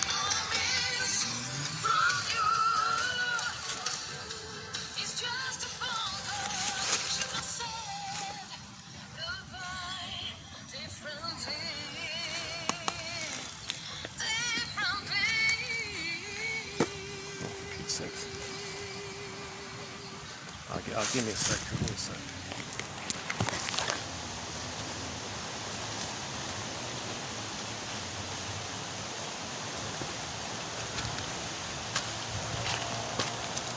Over here. It's a little soggy around here. Hold on a sec.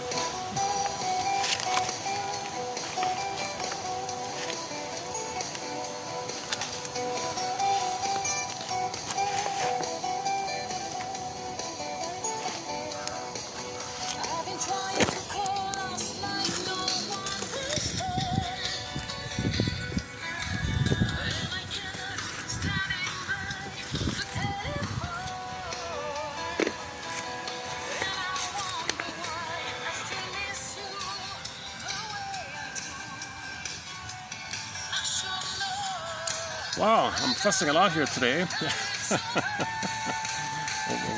things here. So Bergler adds an added element here to help conceptualize this.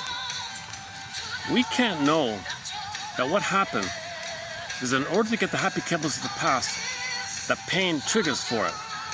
Now the pain triggering the past, okay, he thinks that what happens is we can't discern it.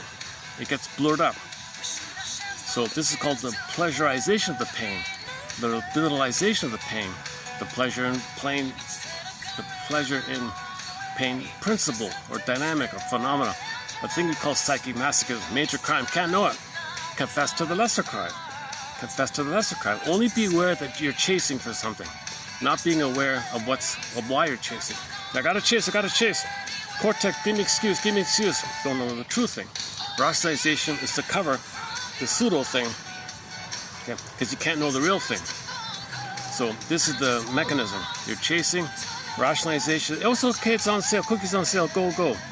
Not letting you know that your pain of your anger at your mother not meeting your needs, attacking yourself, okay, has been pleasurized by the chase dynamic. It is called psychic masochism.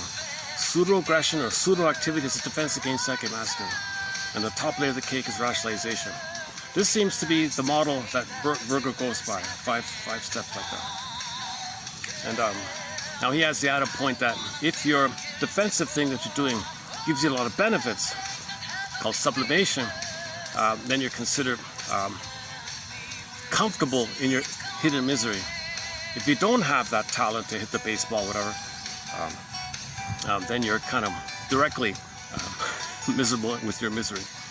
So you're comfortable, miserable, or uncomfortably miserable. One of those depends on the sublimation of how well you can disperse.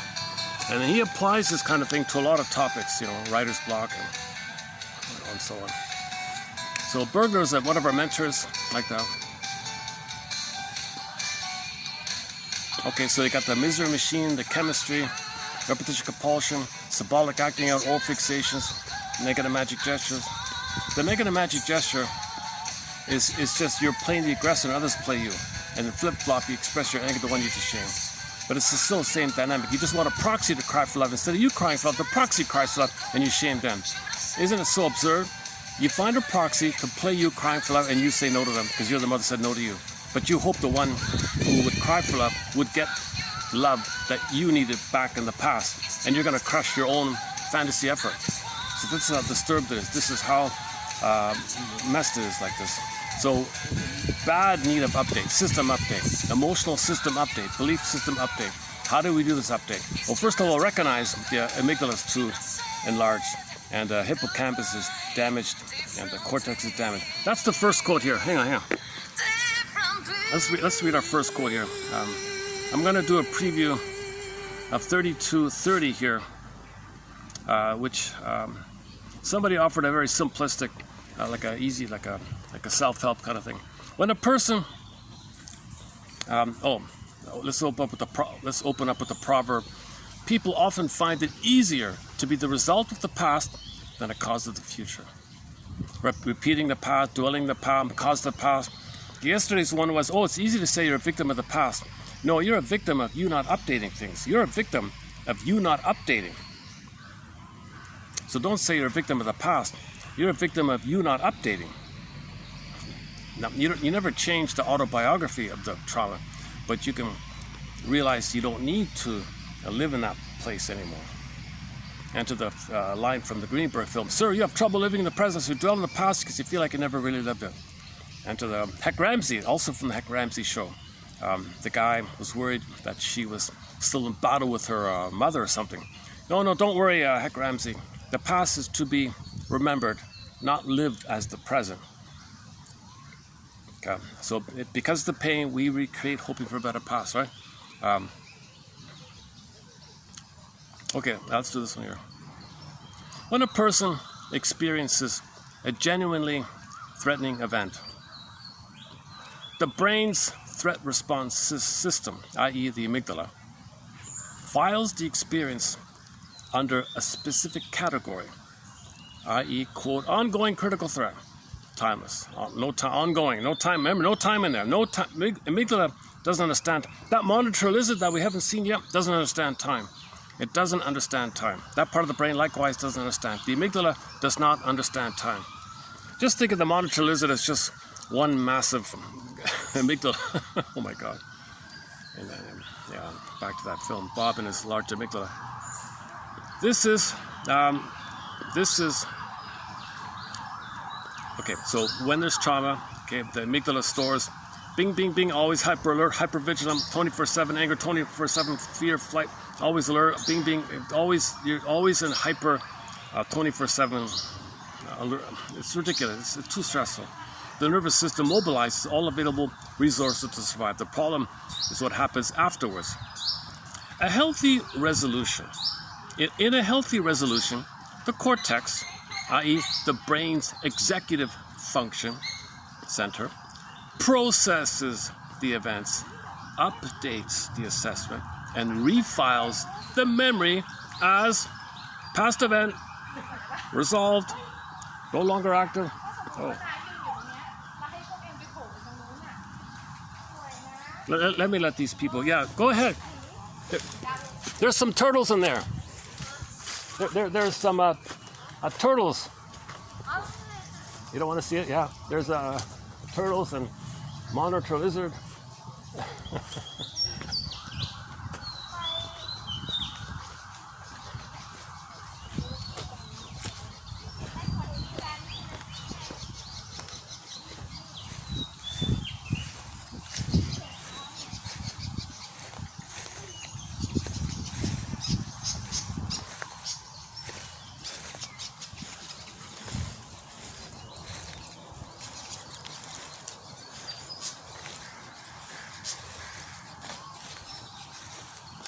Looks like the kids are having some kind of a graduation, kind of end of the school year or something like that.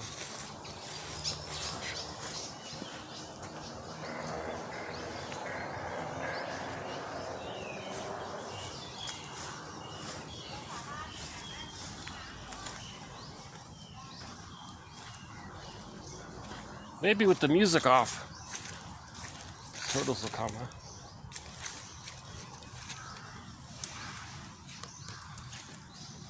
The nervous system returns to baseline. Every retrieval retriggers the threat response in the body, i.e. the lost child. The lost child, another way of saying the psychic structure, the inner child of the past, or the lost child. Okay, when you were traumatized as a baby, you're lost like that. Some people call it the lost child, or the exiled child, or the your inner child, I guess. Your inner child, or the lost child, receives the alarm signal and responds as if the original event is still occurring. So when you're triggered, your inner child says it's happening now. Your amygdala, it's happening now. When you're triggered, it's happening now. So Ecker's exercise, put your hand on your heart chakra and say, I'm now feeling a lived experience from the past. I am now experiencing a live thing from the past. So so you're aware that you're in the present with your hand. I'm in the present, but I'm feeling the past. I'm in the present, but I'm experiencing something from the past. And just hold those two. At the very least, you might calm down a little bit. If you're really lucky, you may resolve it or something. But just remind yourself that when you're triggered, okay, it's the past stuff coming to you. It's the antecedent. It's not now, it's the past. The thing in the present just reminded of you of the past, because the amygdala is so hyper alert, some little thing reminds you of the past. Okay, so back to the bigoted, the prejudiced guy. So someone with a different shade of tone of skin or something. Bing, bing, bing, bing. The past, the mother. I mean, he's angered the mother. He's experiencing the rage of the fear with the mother, simply by somebody who speaks a different language, let's say. Unknown. When I was a baby, I didn't understand what's going on. I don't understand what they're saying. I don't understand what they're saying. Bing, something like that can trigger a baby. So you're experiencing the past, not about the person who speaks a different language. They probably speak a language with a rich emotional vocabulary. Apparently Sanskrit has like 80 plus words for love. Somebody said Sanskrit, ancient language long ago, I don't know if anybody speaks it now, has a very nuanced, rich vocabulary of the feminine principle, because times were slower back then. Times were slower, people had time to feel themselves. Now things are too manic, right? But back then, people focused on the inner life. So there were a lot of advanced, I think about the whole acupuncture system, the meridians and the flows, energies, 5,000-year-old, whatever it is. Like, people had time to, oh, this is going on, that's going on. Things were slower like that. So you were aware of yourself more like that. So similar with that. So some languages, somebody was saying, are rich in emotional language, most feeling words. But when you're plundering the planet, you can't have feelings. So English is considered a more aggressive language like that, or less feeling, let's say. Now we have 2 words for love. Thanks to Mr. Freud, we got transference love. So regular love, if it's healthy, mutual companion love, if you mean it that way. But a lot of time people use the word, they mean transference love. Now we have the word transference love. Somebody in the present reminds you of the past, chat the past to the present, person of the present, emotional reincarnation, or psychic copy of your parent. And you see the person of the present as the one of the past, or the one of the past into the present. And you hope the one of the present can be the one of the past, giving you what you should have needed. That's called transference love, limerence, puppy love, infatuation, obsessive, addictive, madness, sickness, craziness, because no person of the present is your mother of the past, but you're emotionally responding from the past point of view that person, that you're in the past, not that brain doesn't know time. All time is that time. That past is all time. So when it's triggered, it's in the past still. But the person of the present, you're not in the past, hence the madness, right? So now we have 2 words, love and transference love. And now we bore from the Greek language, agape and the filial stuff, right? Family love and agape, general love, right? I think there's another one. They have another one. So we're slowly adding words. We gotta get more feeling words. Man, oh man. We needed emotional literacy, emotional vocabulary, feeling vocabulary. We really got to get back this feminine kind of thing. We don't want to just live with stress response and, fear and anger. We got a rich vocabulary from the survival place, right? All the sarcasm.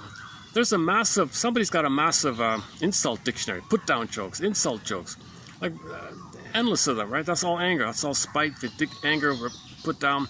Because someone else is you, you're the mother. You're putting someone else down because that's you, because you're the mother. Put yourself down, you put someone else down. So you feel better for the moment. You feel better shaming yourself, but someone's got to play you. You feel better because you're the mother. You feel safe with the mother because you have hope with the mother. If you play the mother, you're on the same page with the mother. You're on the same page with the mother. You thought mother said you're no good. You become her, mother, I'm no good. To pain, find someone, oh, you're no good. Ha, ha, ha.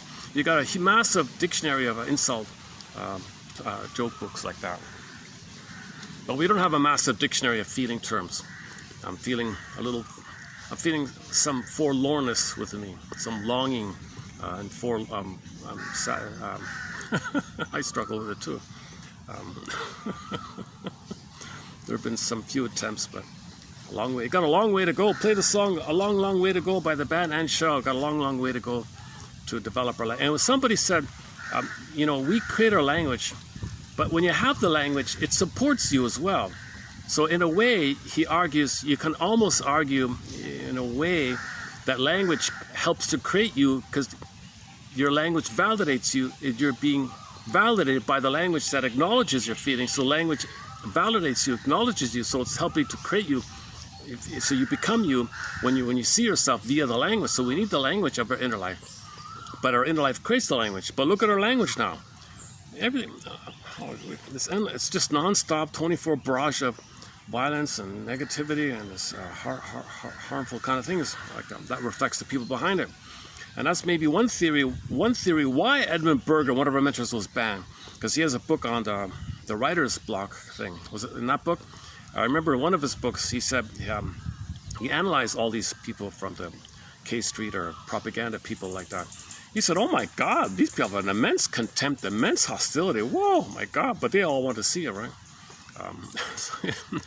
He was the go-to number one shrink in the 40s and 50s. Like that. He wrote.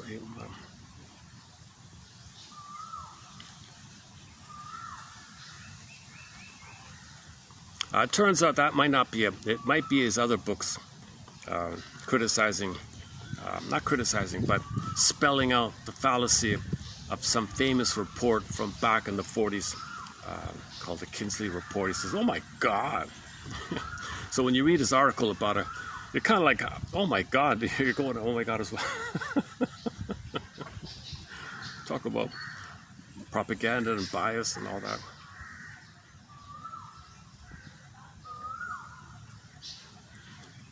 Berger's very articulate, he's humorous, He's easygoing, friendly, warm-hearted guy. There's one lecture of him. Go to Buffalo State University, Digital Commons. Hopefully it's still there. If you can't find it there, we have a copy of it here from posted about a month ago. It's a 50-minute lecture. The topic was creativity. Cooper Union building, 50s, New York. They had some kind of public lecture halls. Like this massive old building where they gave lectures to the public. People like Joseph Campbell would go there, right? Like Emmett Burglar, like sort of like the heartful, intelligent, humanistic kind of area. So it's great they had those kind of lectures like that. So one of them got recorded by the people who ran the creativity conference or something, and it was held there. Okay. So, by the way, one unique about one added bonus to this collection is that the best quotes from Burglar you'll find here. Maybe that's why this channel it seems to be shadow banned. Like I'll post a video, it'll get like 2 views. 5 years later, I look back, still 2 views, and all the videos are like that. 1,400 videos. There's no change. When for some reason the clicks of views are within like a day, and then it's kind of set like that. Doesn't change. So I'll look back at a video that was a good video, maybe got 1 view. You look back 5 years later, oh wow, 1 view. There's something blocking this kind of thing. I don't know what it is. If you ask AI about something that's here, it'll never take you here. Give me some quotes by Burglar. Who's Edmund Burglar? Did anybody post some really good quotes from Edmund Burglar?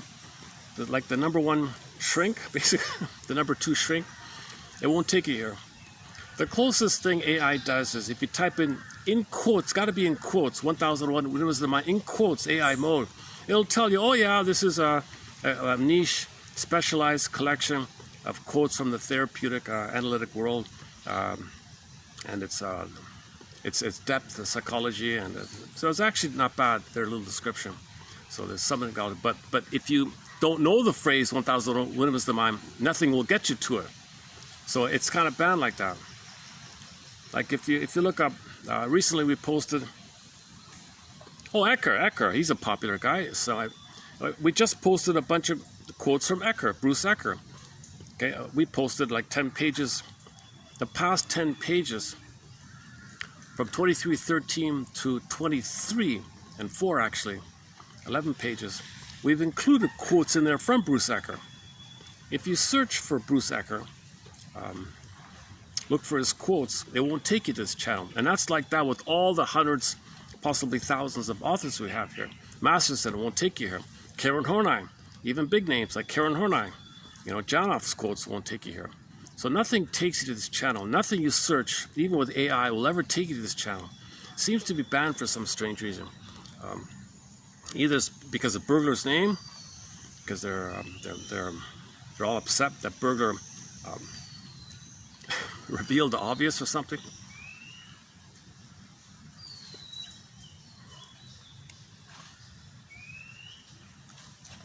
He's just being helpful. He's just an analytic mind. He's just coming from an analytic point of view.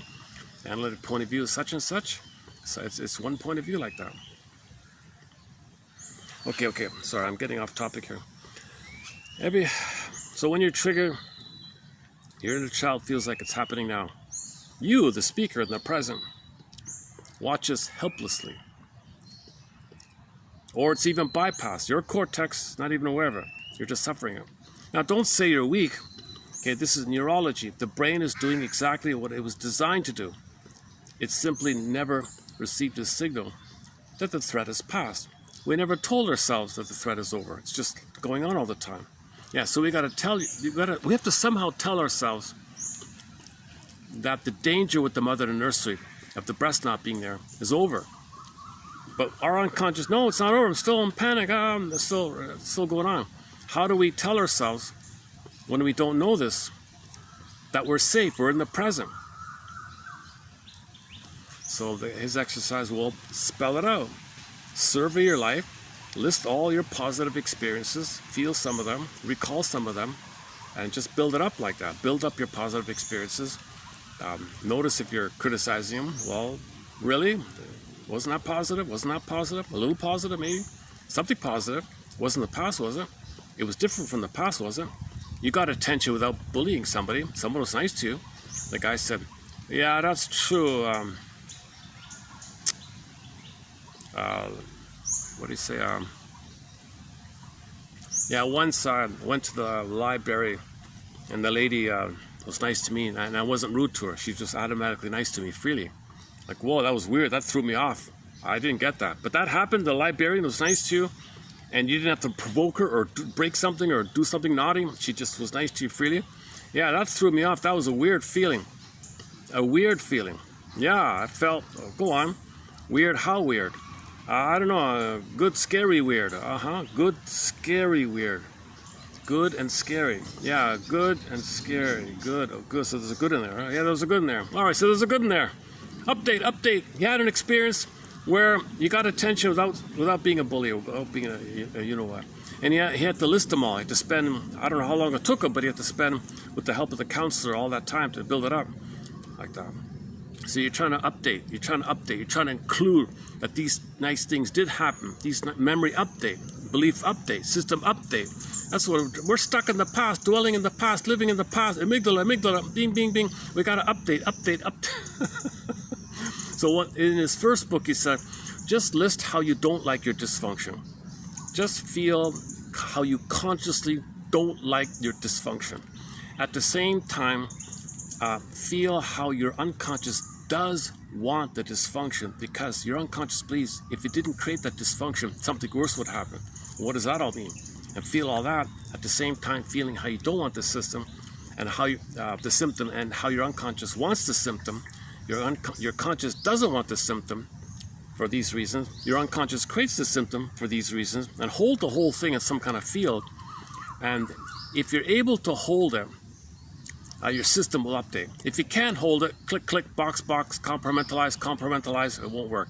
Or one distorts the other, won't work. You got to be honest about the feelings. So the feelings are the key here. The feelings are the truth, right? The truth will upset you free, somebody said.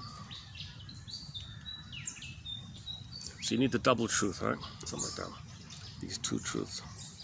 I'm still working on this. I'm still trying to understand this myself. Because I've seen already some gimmicks of people making money off varying it and making it a gimmick, like a quick. So that happens all the time. When someone has an idea about therapy, very quick, a flush of people come in and want to profit by creating a gimmick. I've seen a couple already from the Ecker. Okay. Okay, PTSD neurobiology research shows that severe trauma structurally alters the prefrontal cortex, reducing its capacity to regulate the amygdala's threat signals. In plain terms, repeated or severe trauma weakens the person's ability to intercept the alarm. This explains why willpower alone cannot resolve severe trauma. Okay, this quote is a good follow-up from yesterday. Go to yesterday's video. I ran through Miss, I'm not sure how you pronounce her name. It's a Hawaiian name, a lady from, she changed her name and adopted a traditional Hawaiian name. Her real name was like Jane Smith or something. She listed some things there. Okay, let's leave it there. Next one. Okay, the next two quotes. The next are projection. Okay, now we're going to go to some, this might seem like jargon here. Robert Bly says, forgive psychology for its jargon, just forgive it. So we'll do projection, projective identification, and either or. It's like the split, called splitting, psychic split. So just those three. Mainly projective identification. So first of all, projection is the psychic process by which an individual attributes to others desires that they do not recognize in themselves. It involves displacing one's own acceptable desires or emotions onto another person or an external object, enabling the person to sidestep confronting these elements within themselves. As good a definition as any. You attribute outwardly, that way you don't face it within. So to not feel the pain that that you hate yourself, you feel shame. Oh, others are no good, they're bad, they're no good, and they're whatever negative things you're saying, usually, okay, that protects you from feeling that belongs to you. It's called projection. You project out like a screen. Look on the screen, it's within. The mechanism, the protective mechanism is yours, it's within you. The film, the content, the psychic contents on the reel, the reel-to-reel film, it's your contents. The mechanism is with you. You're the projectionist. You're the projector. The mechanism, the reel, the mechanism. You don't see it all. All you see is what's on the screen. So look on the screen, the projection screen, you know it's within.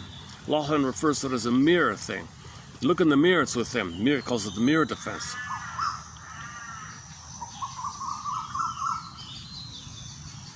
Okay, so this is called shadow work. Projection is the way or the means to know what's within. Projection is the means of bringing repressed material to contact. Most of what you're saying is about yourself. Not always, but most of it, right? There's typically, you look for a hook called mopey. Look for a little crumb of truth and hang your hood on. See, they have it all. Well, it's direct. There's nothing there, basically. Mr. George Valiant does that one. Moping versus direct. Yeah, so back to the paranoid, the guy's anger attacking himself.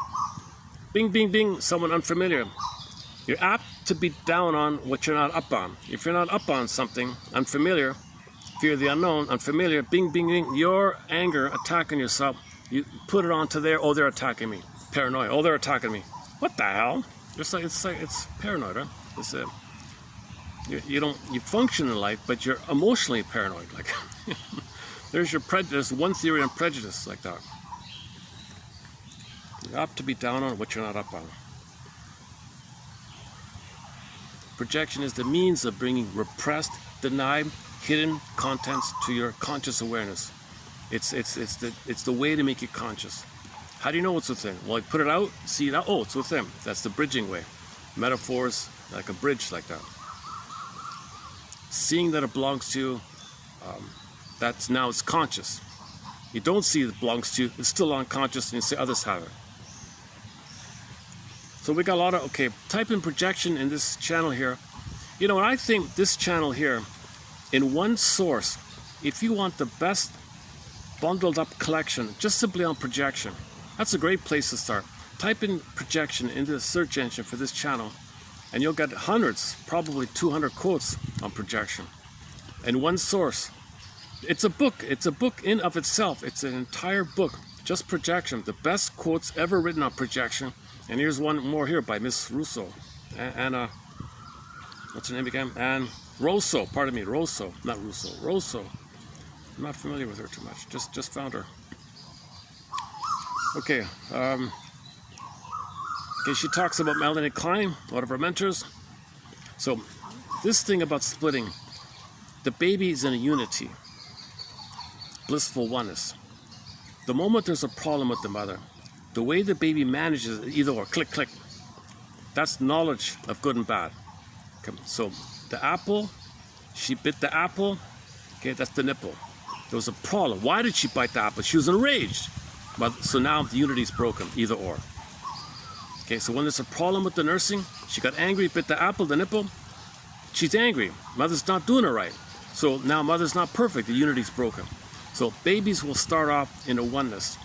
At some point when there's a problem, it goes to either or, click, click, and it starts off like that. That's the splitting mechanism.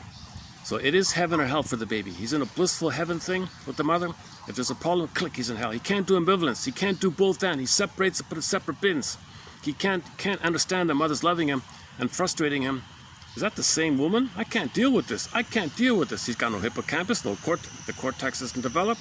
The volume of the cortex is too low. The hippocampus is not even there yet. He's just mainly amygdala. So mother's not there, he's going to perish. No time. Oh my God, hell, shame. Shame is a burning, biting feeling, symbolized by the hell scene, means he feels shame. He's in hell, it means he feels shame. When people say they're in hell, they mean feel shame. He feels shame. For this topic, go to the Twilight Zone episode. Take my false life, please. It's all about shame. That whole episode is about facing shame. You want a good TV episode about facing shame? Now that's that one there. Take my false light, please. So the guy's in midlife. Should I do it again? Oh man, I've discussed it a few times already. Anyway, as part of his midlife journey, they put him in a hell scene. And had to tell the truth, he was feeling shame, the fiery feeling. He was feeling the flames. And there was this anonymous person heckling and bothering. It was him attacking himself. He had to tell the truth. He's facing the face. How long do I got to do this for? The guy said, "Oh, do it for 20 years and see it. We'll see how it goes."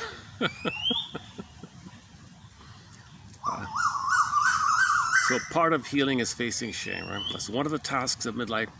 Is to face the false belief that you're bad, guilty, wrong, no good, unlovable, unworthy. That's nonsense. It's not true. It's not true. It's hard to believe, but mother was impaired, and you believe that to get along with her. That was a coping strategy. You believe that to get along with the mother, to keep the hope that she'll love you one day. So you believe that's called the moral defense. Okay, and then on the guilt idea, another Twilight Zone episode is called the Shadow Play one, the revised one, about the nightmare about guilt. You're guilty. Father says you're guilty, and next one you're guilty. The whole guilty groundhog looping timeless guilty or guilty one. It's kind of linked like that. It's also the shame. So shame and guilt are kind of linked a lot. Again, shame's about identity. Guilt's about the belief you did something wrong, or you're in pain, being punished. You're attacking yourself. That's your cry for love. Attacking yourself is you crying for love for the mother, but you're attacking yourself. Attacking yourself, feeling guilty and pain, that's your crying for love. Everything's love or cry for love. Man, oh man, that one-liner has been one of the constant bromides, pithy sentences here throughout. I'm not even sure who really said it, to tell you the truth. Everything's love or cry for love, but it really fits. It really fits. Anger is a cry for love. Anger is an expression of unmet needs for love. Cynicism, sarcasm, and oral fixation. You're crying for the love with the mother. Okay, so when the baby does either or, psychic splitting, so he bit the apple, knowledge of good and bad, out of the oneness. So the unity is the paradise. He's out of the Garden of Eden. When he bit the apple, out of the Garden of Eden. Metaphor for psychology. Religious stories, okay, myths and fairy tales, and it's all from it's from within. How do we know within? We create the stories to know within. So these religious stories, myths and fairy tales are all code for child development, child needs, child experiences, how we cope with trauma, what he's got to go through, needs oneness, unity, oneness, Garden of Eden. Something happens, click, either or, heaven or hell. Knowledge of good and bad, knowledge of evil. There's no talking snake, there's nothing like that. No woman was born from a man's rib. There wasn't some magical guy who snapped his fingers in 7 days and poof, we're all here in the garden. These kind of things, these are just talking about your birth and talking about your developmental needs for unity. And so when the unity is broken, whenever the unity is broken, usually at birth, okay, then that's the either or. That's the knowledge of good and bad. But bad is just cry for love. Everything's love or cry for. We keep saying good and bad. It should be expressing your authentic self, which is great, good, blue jay of happiness, golden ball like there, radiance like that. Or your cry that your need for love to allow you to do the good thing wasn't met. We call it bad, but it's bad because destructive, but destructive is still, it's just a desperation of your anger. It's your desperation to control the breast, devour the breast. So L-I-V-E becomes E-V-I-L. Same line, L-I-V-E, same line. Take the same letters, reverse it around, E-V-I-L. At some point, the L-I-V smashed up E-V-I-L, but it's still the L-I-V-E. Remember, E-V-I-L is the desire to L-I-V-E. Live in love, block, tension, fear, shame, build up. Okay, fury, rage, it becomes destructive. And destructive fat is devour. Oral rage goes in on himself. He's got a monster attacking himself. Monster of the id, guy with the horns, beat up by devil, Satan, all, etc. That's within like that. Can't you see? Can't you see? Oh.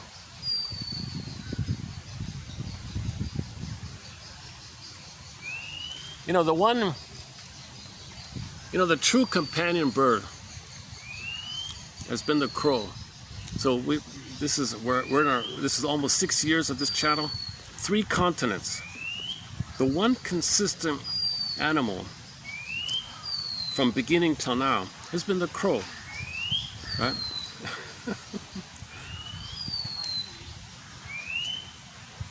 Indigenous people would use a story that the crow, being so alert and so sees everything, well, that's a metaphor that a part of us can know stuff. Psychological wisdom, emotional wisdom, spiritual wisdom. The crow is the keeper of spiritual knowledge, psychological knowledge. The crow, that's a metaphor, that's a projection that we have it within us. Whenever you have a positive thing about yourself that you want to keep safe, you say someone else has it, called the golden projection. Protect the good. To protect the good, you say others have the good. It's idealization. Because if you're afraid of it, or you want to make sure it's always there, you say something else is good. It's projection. And get back to projection. Projection is not just about the painful stuff. It's also the golden projection. So saying that the crow is the keeper of wisdom, well, you have a wisdom, but maybe you're not sure of it. To stay in touch with it, to always know that there's inner wisdom, to always know there's an inner wisdom. You just keep saying in your stories, the crow is the keeper of psychological wisdom. And they made that projection because the crows are so bright and alert and they see everything. They see. My little crow story was, I was in a little older kind of rundown cottage or something. And, one morning the crow was banging on the side, the bedroom window. And all. What the hell? Never saw that before. What's going on here? That's strange. Why would the crows like be banging on the side where I'm sleeping, like, trying to wake me up and all that? And I thought, what's what? So I checked it out. It turned out one of their buddies flew down the little flume, the wood stove flume, went down to the basement and got locked there, got stuck in there, bouncing around. He couldn't get out. He couldn't fly up. He couldn't fly up the way he came in. He was trapped in there. So he was banging around trying to get out. So their buddies were trying to get my attention. Come on, free, buddy. Come on. So I finally opened the door, let them free, and they all flew off. Oh, thanks. So the crows had the sense. The crows understood that I could have helped their buddy, huh?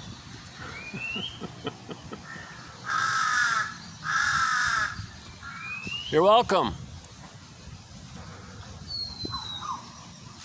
Now that guy's okay. He saved one of our buddies.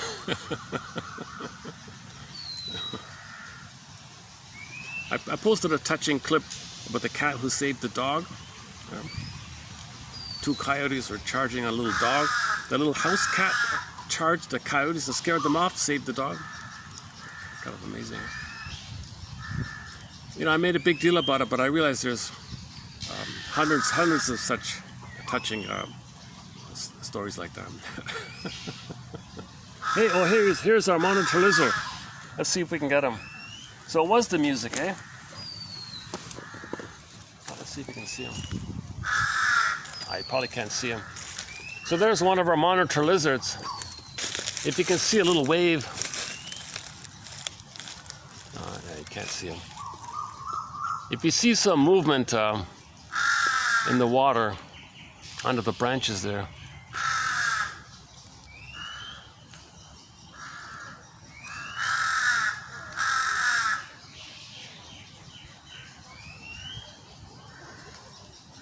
Yeah, nice little spot. I'll come back here.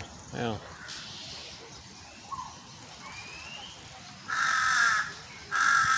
During the week I can go to the main pond, but I realize on weekends I can come here.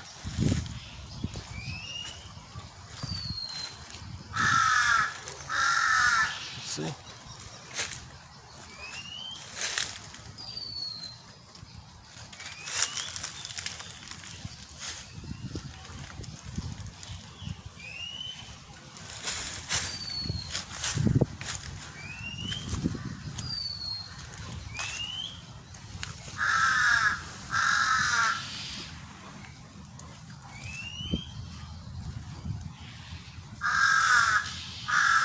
Projection, either or, psychic splitting. So a normal development gets resolved. Melanie Klein calls it the depressive position, just meaning it's a little, you'd feel badly if you were angry at somebody you love. So a little depressive. It doesn't mean depression, but in either or, it's separate. So you don't feel anything. you're still in a narcissistic place. Okay, baby's nursing, it's one, didn't get it, either or, still in that kind of place. So if you're angry at somebody or something, you don't register it because you don't have your beingness to do so. You got to resolve the either or, get a both and. You cannot heal with either or. You cannot heal with jungle mentality. You got to get both and. The third side of the coin, called the both and. Okay. So in the healing journey, you got to forgive your mother. That leads to both and. See her as a wounded human. That leads to both and. She's impaired, had emotional dyslexia, emotional warping, had one of those personalities: pleaser, avoid, against, passive aggressive, bully. So she was in the past, hoping for a better past. Could be in the present. She's wounded. Okay, understanding that she's wounded, see her as a person, human being who's wounded, couldn't love because she's wounded. There's no malicious intention. She just didn't have it in her. So in reality, you're not going to get it. You thought you could. You thought by being loyal to the pain with her, you'd get her. You got to update kind of thing and do the mourning that you're not going to get mother's love. You never got it. You're never going to get it. So see her as a wounded person. And then now that moves towards both and. When you can move towards both and, you can progress down the broccoli boat. I mean the stream of consciousness in the Disney film. Inside out. So you got to get both and. But if psychic splitting, Ringsley's line is splitting precludes mourning. Splitting precludes mourning. If you got either or, jungle mentality, either or, my greed or your greed, those kind of slogans, or I'm entitled, the world owes me living, who cares about you, all these kind of jungle kind of center stage, all of who cares about you, it's all about me. These kind of mentalities, you won't heal with that. You cannot heal with either or. How do you mourn a mother if you don't see the reality of her? Reality. It's the work of reality. Back to George Valiant. It's this work of reality. No, John Steiner. It's this work of reality that makes the work of mourning so difficult. The reality is your mother's not a goddess or demon in your brain. Your mother's a human with different sides. Reality. But your unconscious, no, goddess or demon. You never got a chance to internalize some sense of a mother. You never had a mother. That's why in fairy tales the good mother dies at birth. And poof, wicked queen is there. Good fairy in the distance, and wicked queen in the distance, and they're separate like that.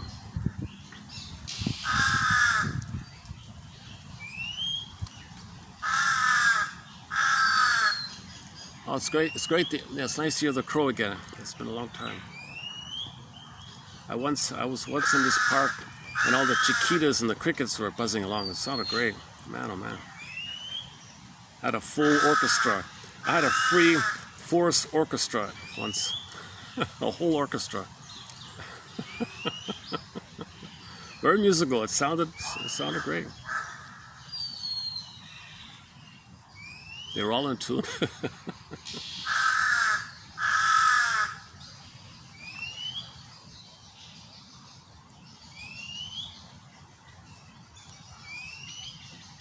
Or maybe saying, this guy might have something in his bag. What are they smelling, huh? I've got some apple juice this time around. Are they smelling the apple juice?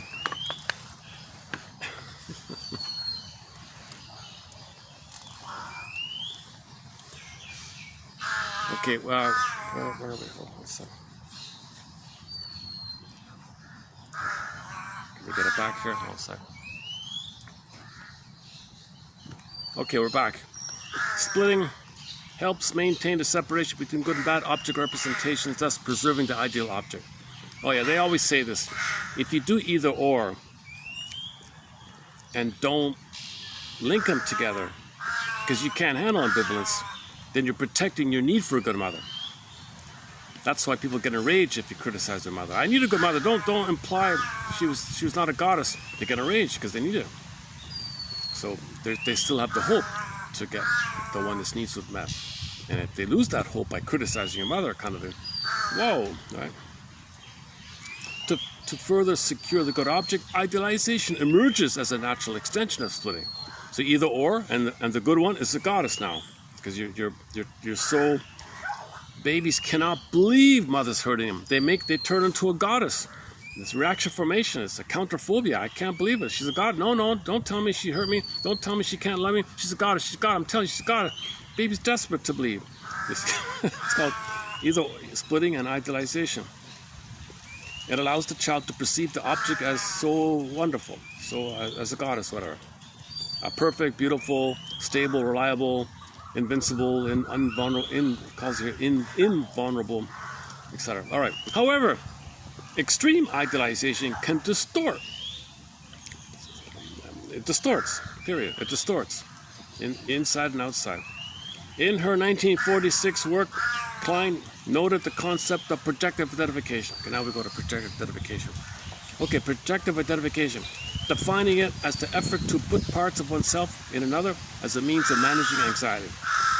Similar to projection, but it's more active. You want to coax them to identify, and you want to really see and believe that they possess the thing that you put in them, so to quote unquote. This process allows the child to externalize difficult emotions, managing them indirectly through the other. Negative parts of the self can be projected onto the object, identifying with these objects to release the self. So you don't have to face anything within you if you say others are that. Woodman said that's why a lot of wealthy people, they love to see a little part of town with poverty and misery and homelessness and powerlessness and shame and all that. They don't want to face it with them. It's externalized.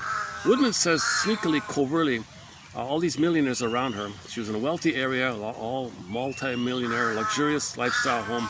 They were all multi-millionaires in her city. But there was a little tiny pocket in the corner where there was real dire poverty, and they all loved it. They would drive by, like to the side. They want to hear news about it. They peek out. They loved its presence. They wanted it like that. They needed it because then they don't have to face the poverty, suffering, homelessness, emotional powerlessness, emotional suffering, emotional pain, shame, guilt, rape. They have to face it with it if they see it externalized. So they project it onto those poor people, and they have the instinct partially to please. In their template, they want to please people. So they suffer like that to please, thinking the mother would be happy with them. But the projector said, no, I like you expressing my shame. I'll do what you want. Will you love me? What a projective identification. You know, I've got, likewise with projection, if you type in the phrase projective identification, you'll get all the best quotes, I think, from it here. So we're adding one more here by Rosso. Not Rosso. Sounds like Russo, right? Rosso.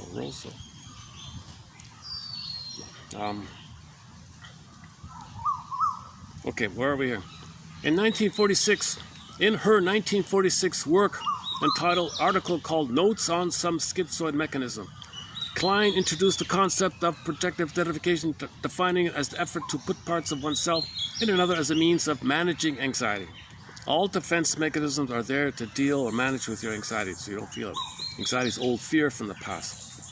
This process allows one to externalize difficult emotions, managing them indirectly through the other. Oh, thank you. So in the rich town, hey, thank you, poor people, for managing my emotions for me. Thank you for holding my emotions. Thank you for displaying and acting out my shame, guilt, powerless, helpless, poverty, misery, suffering, addiction. Thank you. So the rich people they like it like that. They don't want to help them. If they help them, well, they got to face it within them. Well, they don't want to face it, so create poverty. They even might want to protect it or something, or make sure it's there. So she said she felt very sad that her neighbors enjoyed this display or something. Woodman, we have she's an author from. Okay, we have some of her quotes on eating and emotional eating and myths and fairy tales. She's sort of like the female counterpart to Robert Bly. Robert Bly and Woodman did some stories together.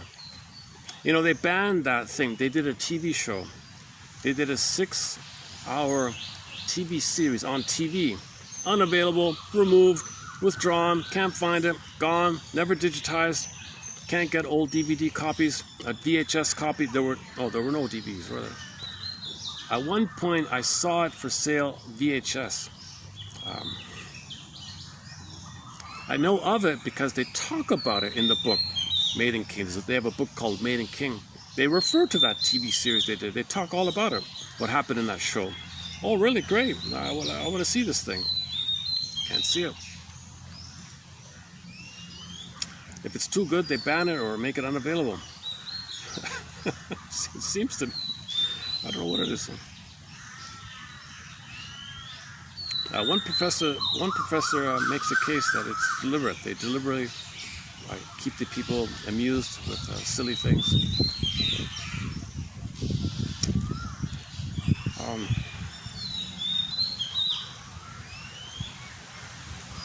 Defining it as the effort to put parts of oneself in another as a means of managing anxiety. This process allows one to externalize, like you see out, it's not in, you external, I see it out, it's externalized, right?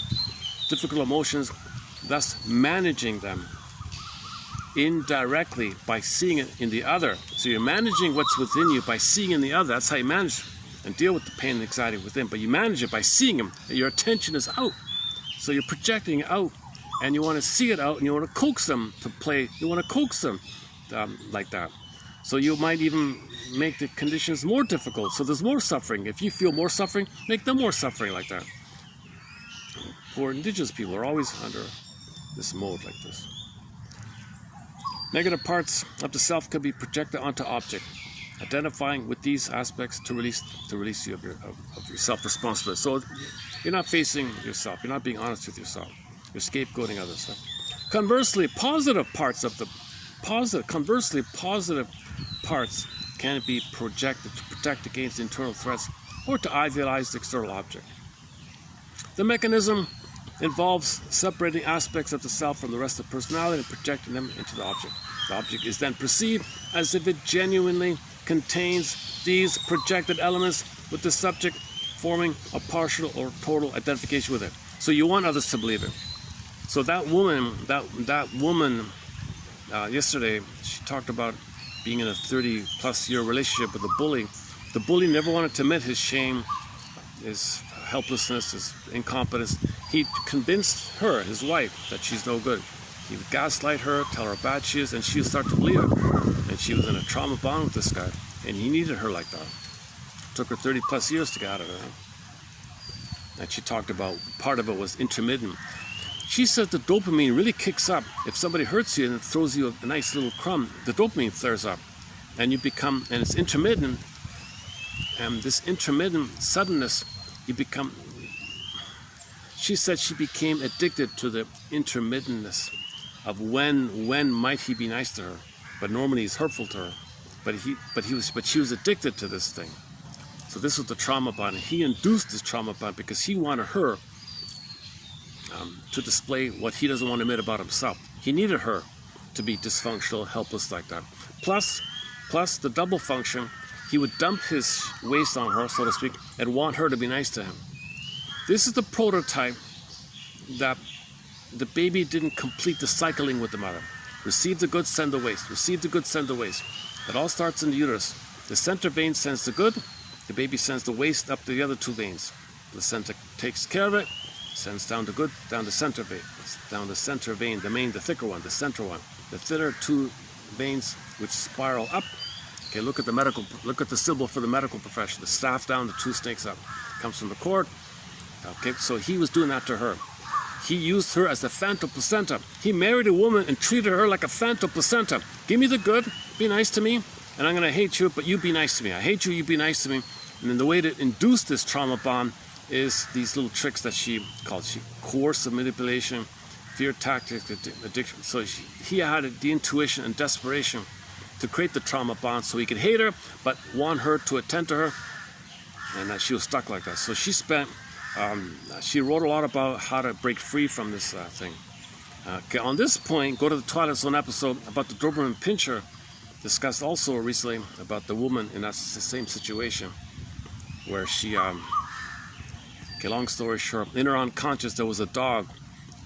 That dog went into his mind, and he saw projected out of him in a psychotic break, believed the dog from her mind into his mind.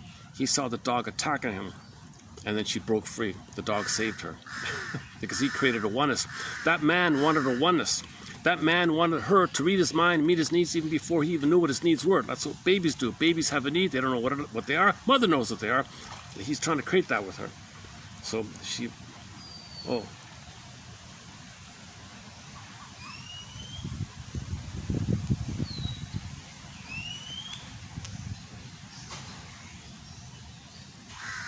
Yeah, see, I'm feeling a little better today. Less caffeine and more apple juice. Too much caffeine, I crash. If it's too sweet, I also need the right combination of. Oh, I gotta check the battery. Oh, the battery. Oh my God, hang on. Oh, it's 30%. You know, before I forget, let me put in the battery because it drains quickly. Sometimes I forget. Hold a sec. Now, give me a sec to plug in the battery thing. Hold a sec. Gotta assemble this thing here. So I got this little backup. Hold a sec.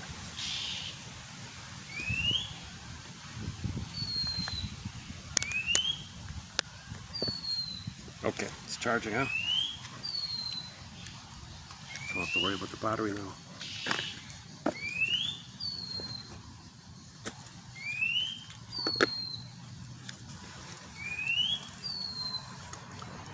Let's see.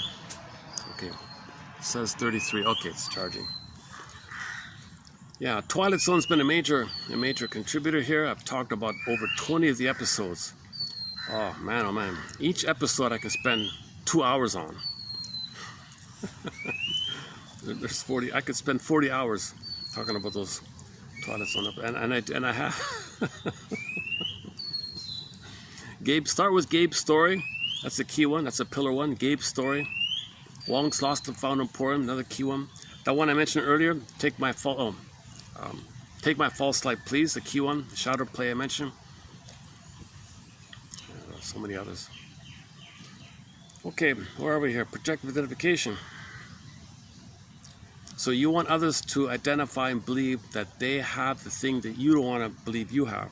So you coerce them, induce them, you act in a way to push them, prod them, this kind of thing. So then you manage it like that. Others are managing it for you, in other words.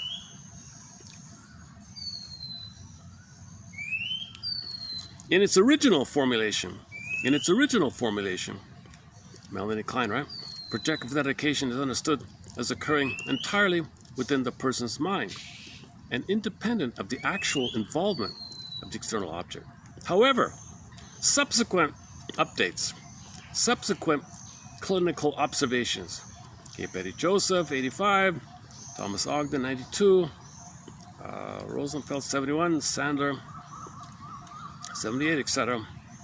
Again, you got a whole bunch of others. A lot of people talk about this. Demonstrated that clients often attempt to induce. They want to induce in you feelings, thoughts, behaviors that mirror, that show the projected material, thereby enlisting the external object in unconscious enactment that serve to manage psychic distress.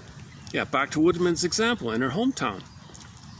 The wealthy want to induce them to feel shame, to think in a shameful way, and to behave in a shameful way. That means the wealthy don't have to face those things in themselves. So those poor people in the corner suffering are managing the wealthy people's emotions for them. Projective identification. Okay, so these authors have demonstrated that, okay, the patients, okay, the wealthy people, the billionaires, whatever, or the millionaires, the wealthy in her town, they were all millionaires, she said, except for that little Parker, who was homeless, whatever. So these millionaires often attempt to induce in those poor people feelings, behaviors, thoughts that mirror the projected material, thereby enlisting those homeless people in unconscious enactments that serve to manage their own psychic distress. They feel better. That's what she meant. They feel better. They like them. You manage my feelings for me. You manage my shame for me. You manage my feelings of emotional poverty. You manage my feelings of emotional homelessness. You manage my feelings of shame and emptiness and helplessness and disgust. You manage all that for me by showing it, by thinking it, by believing it. Act like that. Thank you very much, homeless people. But they don't even do that. They won't even thank them for that. It's all unconscious, right? For Betty Joseph, 2012, projective identification is rooted in an unconscious fantasy of undoing separation and avoiding psychic pain by merging with the object. Okay, so here's an added point. So the wealthy want the homeless to be the breast, their mother's breast, to hold all the shame and hate and all that, to digest it for them. See? So the wealthy, okay, are the babies, and the homeless people are being treated in the fantasy of the wealthy people as the missing breast.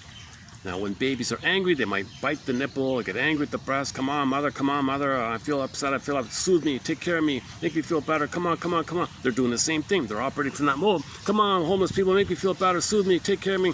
So they're filling in of the template. Remember, as above, so below. It's timeless in there. Template, models, they have not been updated. These wealthy people haven't updated it. If they were to update it, a piece of cake. One of them could just build a building for them, create a farm for them to heal them. You know, they can. It's easy, piece of cake. 95%, for example, in Canada alone, 95% of the land is just space unused. One guy owns it, apparently. Just to free up the land, create 200 new countries. Using that and share the technology and share and restore our emotional wisdom and share the. Like the professor said, basically. For Betty Joseph, projective identification is rooted in an unconscious fantasy of undoing separation. Oh, one with me. Baby's one with the breast. They're not separated. Because when the baby's one with the breast will soothe them. So the wealthy want the homeless they want to have this fantasy oneness idea where from the overlay of the mind to the outer, they want, from the mind's point of view, okay, they want the oneness. They project this need for oneness onto the outer and hope the outer will be the oneness with them, soothing them.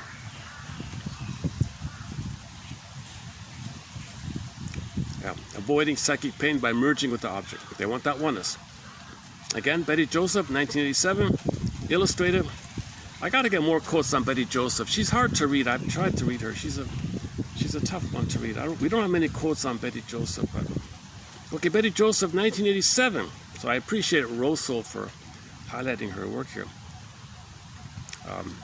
Another hard one is Edith Jacobson. Those two are tough to read, but they made a lot of contributions to object relations theory.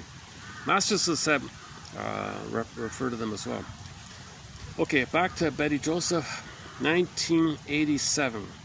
She illustrated how clients may draw the analyst into enactments that function as intricate defensive structures designed to maintain a precarious psychic balance. Similarly, Sandler 1990 showed how clients unconsciously assign roles. Here's a role for you. Therapist, you play this role. Assign roles to the analyst that reflect internal object relations, transforming the analytic space into a stage for enacting unprocessed relational patterns. This leads to interpersonal pressure, a mechanism by which the client attempts to shape or compel the analyst's emotional and behavioral response. The analyst may feel coerced into occupying this role, speaking or acting in ways that mirror the projected content. James Grosstein describes it as an ontological, experiential process through which the nascent self seeks recognition and containment. That's what baby's supposed to be contained and recognized. When the baby's mother, do you see me? Do you hold me? Am I safe? Do you validate? Do you value me? Am I avowed to you? Do you see me? Do you hold me? Am I safe with you? Do you see me? So you're trying to create that kind of. Grosstein describes it as an ontological, like sense of self, ontological identity, experiential process through which the self seeks recognition and containment, an existential appeal directed toward the other. Rather than simply expelling intolerable contempt, the subject uses projective identification to establish contact with the other in an attempt to come into being. The baby comes into being in this dynamic. Ubuntu, I am because we are. When the baby and the mother are in this relationship, he comes into being. He gets a psychological birth of the cocoon of the two. The relationship is like a mother-infant dual unity. This unity of the two and the one, around age 4, he comes into being, gets his birth, psychological birth. That's why when it's failed, and you give up the old and you get back, that's the rebirth, that's the virgin birth, the rebirth, the psychological birth, spiritual birth. We're talking about this. You had him, frozen, get it back, you're born again. So you were born biologically, psychologically born again. Born again means you're psychologically born, and you should have been psychologically born age 4, but that's failed for most babies. So this thing called projective identification, the way Grotstein describes it, it's like this about development. Grotstein describes it as an ontological, experiential process through which the nascent self seeks recognition and containment, an existential appeal directed toward the other. Rather than simply expelling intolerable content, the subject uses projective identification to establish contact with the other in an attempt to come into being. So back to Woodman's example, the wealthy see the homeless, it's kind of like on an unconscious level, they wish they can come into being. If the homeless are the best for them, when there's trauma, you have the unconscious hope for the fulfillment of old unfulfilled needs. So you overlay that to the present. So you dump your hate on them, but that should be the good breast. And if they're the good breast, then you'll find yourself. You'll go through development, find yourself. So the wealthy people want to have an identity by creating the poverty. So the poor people manage their pain, and the poor people will be the symbolic breast to help them, to help the projectors find their ontological self. Can you believe it? Rather than simply expelling intolerable content, the subject, see, that's why psychoanalysis gets a bad name. You say something like this, oh, come on, this psychobabble, what is this? What is some kind of dreamy stuff here?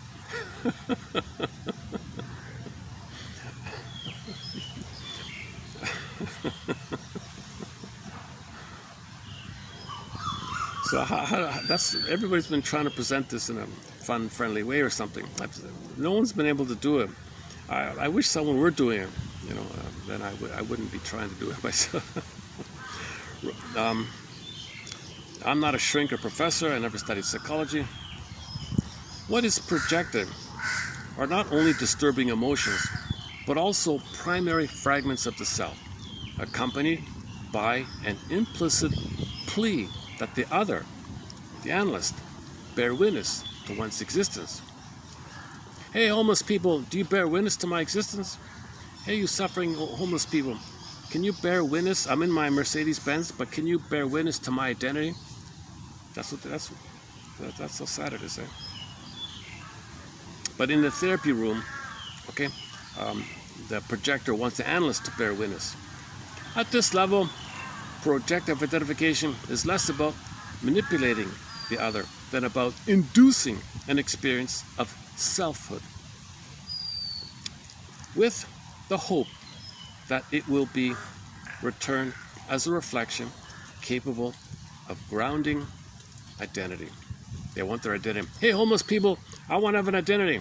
Can you see me so I can have my identity? Come on, homeless people. You managed my anxiety, thank you very much, but now I want you to see me so I can have my identity.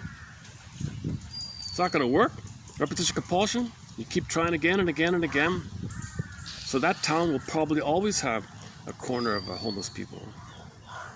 It is on the behest of this ecological fantasy that the homeless people can be the good breast that they never got, so that the rich people can feel some identity.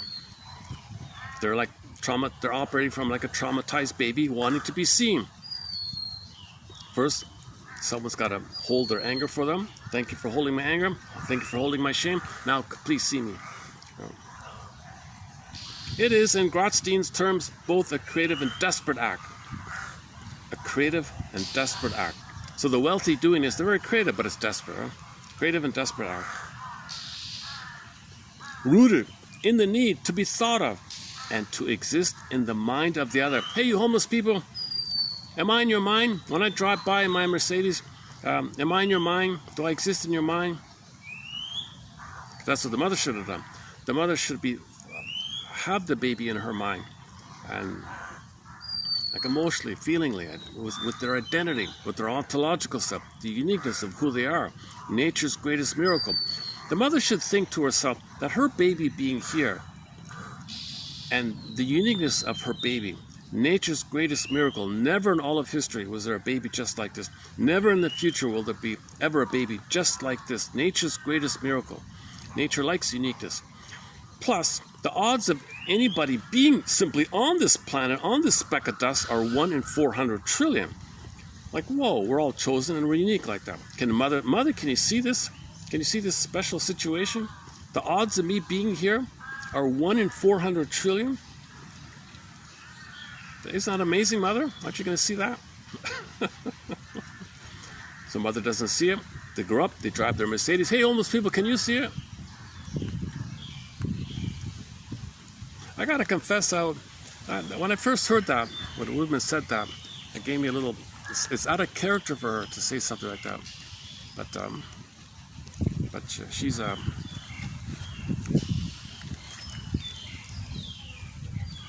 But she, yeah, to her credit, she does seem like a truth seeker. She's really trying to. She's a follower of Louis Marie von France. She did the documentary. She ran that her and her brother, The Way of the Dream, that 9-hour documentary with von France. Right? Oh, there's our lizard, eh? What's he up to?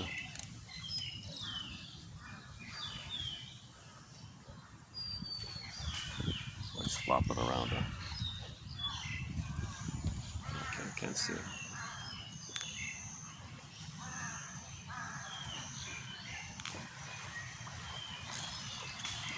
Oh, maybe he's trying to catch a fish. I hear the splashing, but I can't see you.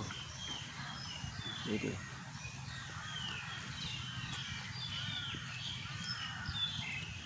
Yeah, I once saw one of the Montreux lizards catch a fish, and he was running to eat it, and his buddies were following him. I guess that's their only diet in there, right? The fish.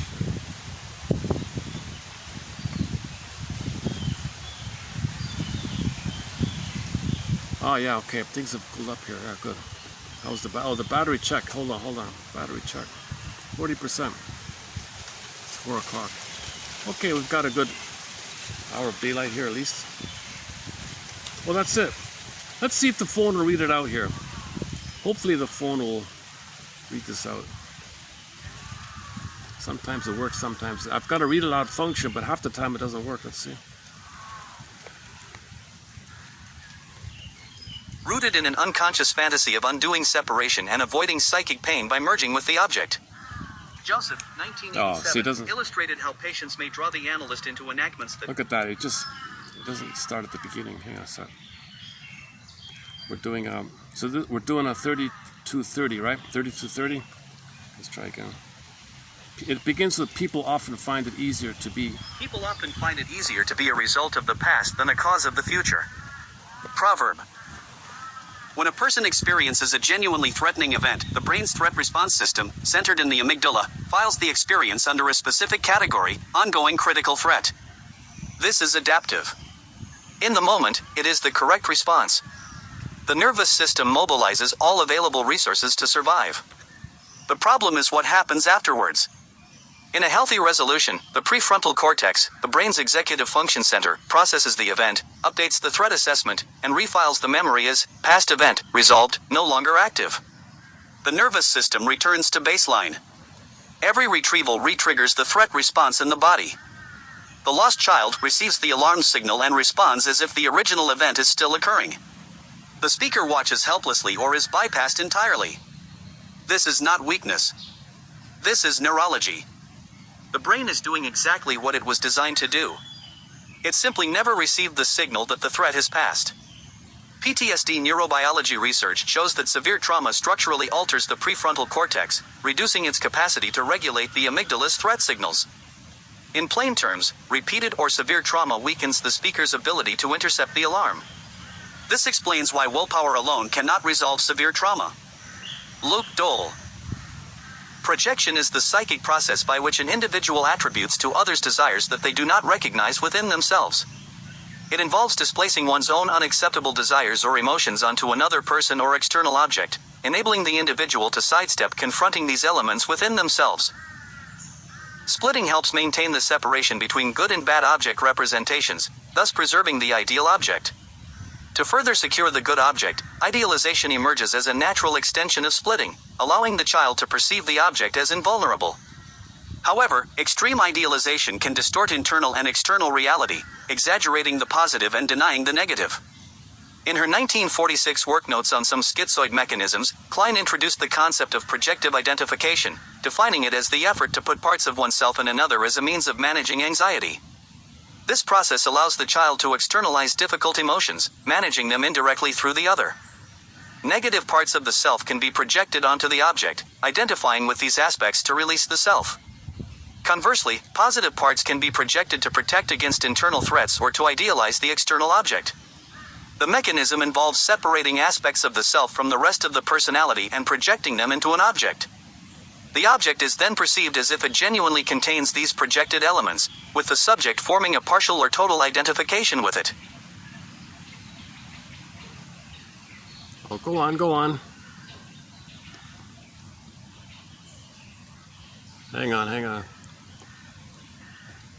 It's either on a long pause or it froze midway. Hang on, hang on. Sometimes if I just wait it out, it'll keep going. The next is in its original formulation.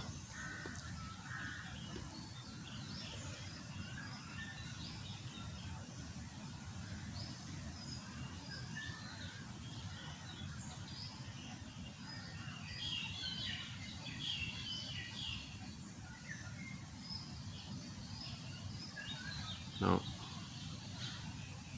Oh, son of a gun.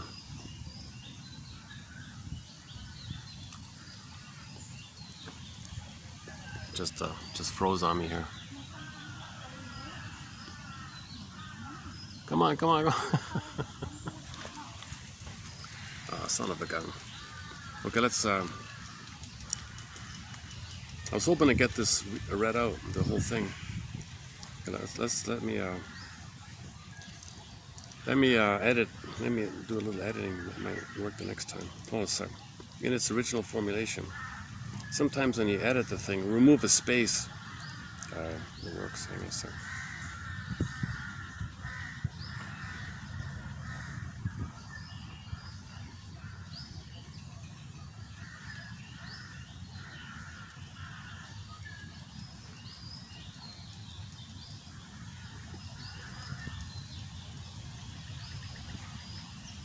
Personal construct theory.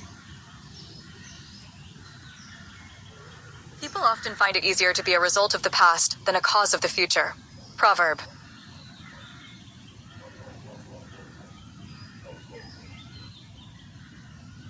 When a person experiences a genuinely threatening event, the brain's threat response system, centered in the amygdala, files the experience under a specific category, ongoing critical threat. This is adaptive. In the moment, it is the correct response. The nervous system mobilizes all available resources to survive. The problem is what happens afterwards. In a healthy resolution, the prefrontal cortex, the brain's executive function center, processes the event, updates the threat assessment, and refiles the memory as past event, resolved, no longer active. The nervous system returns to baseline. Every retrieval retriggers the threat response in the body. The lost child receives the alarm signal and responds as if the original event is still occurring. The speaker watches helplessly or is bypassed entirely. This is not weakness. This is neurology. The brain is doing exactly what it was designed to do. It simply never received the signal that the threat has passed. PTSD neurobiology research shows that severe trauma structurally alters the prefrontal cortex, reducing its capacity to regulate the amygdala's threat signals. In plain terms, repeated or severe trauma weakens the speaker's ability to intercept the alarm. This explains why willpower alone cannot resolve severe trauma. Luke Dole. Projection is the psychic process by which an individual attributes to others desires that they do not recognize within themselves. It involves displacing one's own unacceptable desires or emotions onto another person or external object, enabling the individual to sidestep confronting these elements within themselves.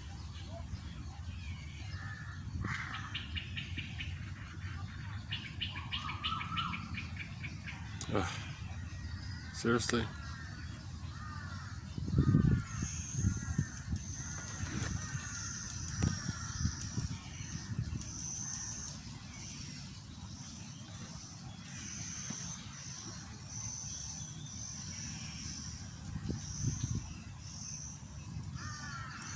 next word should be splitting. Let's see.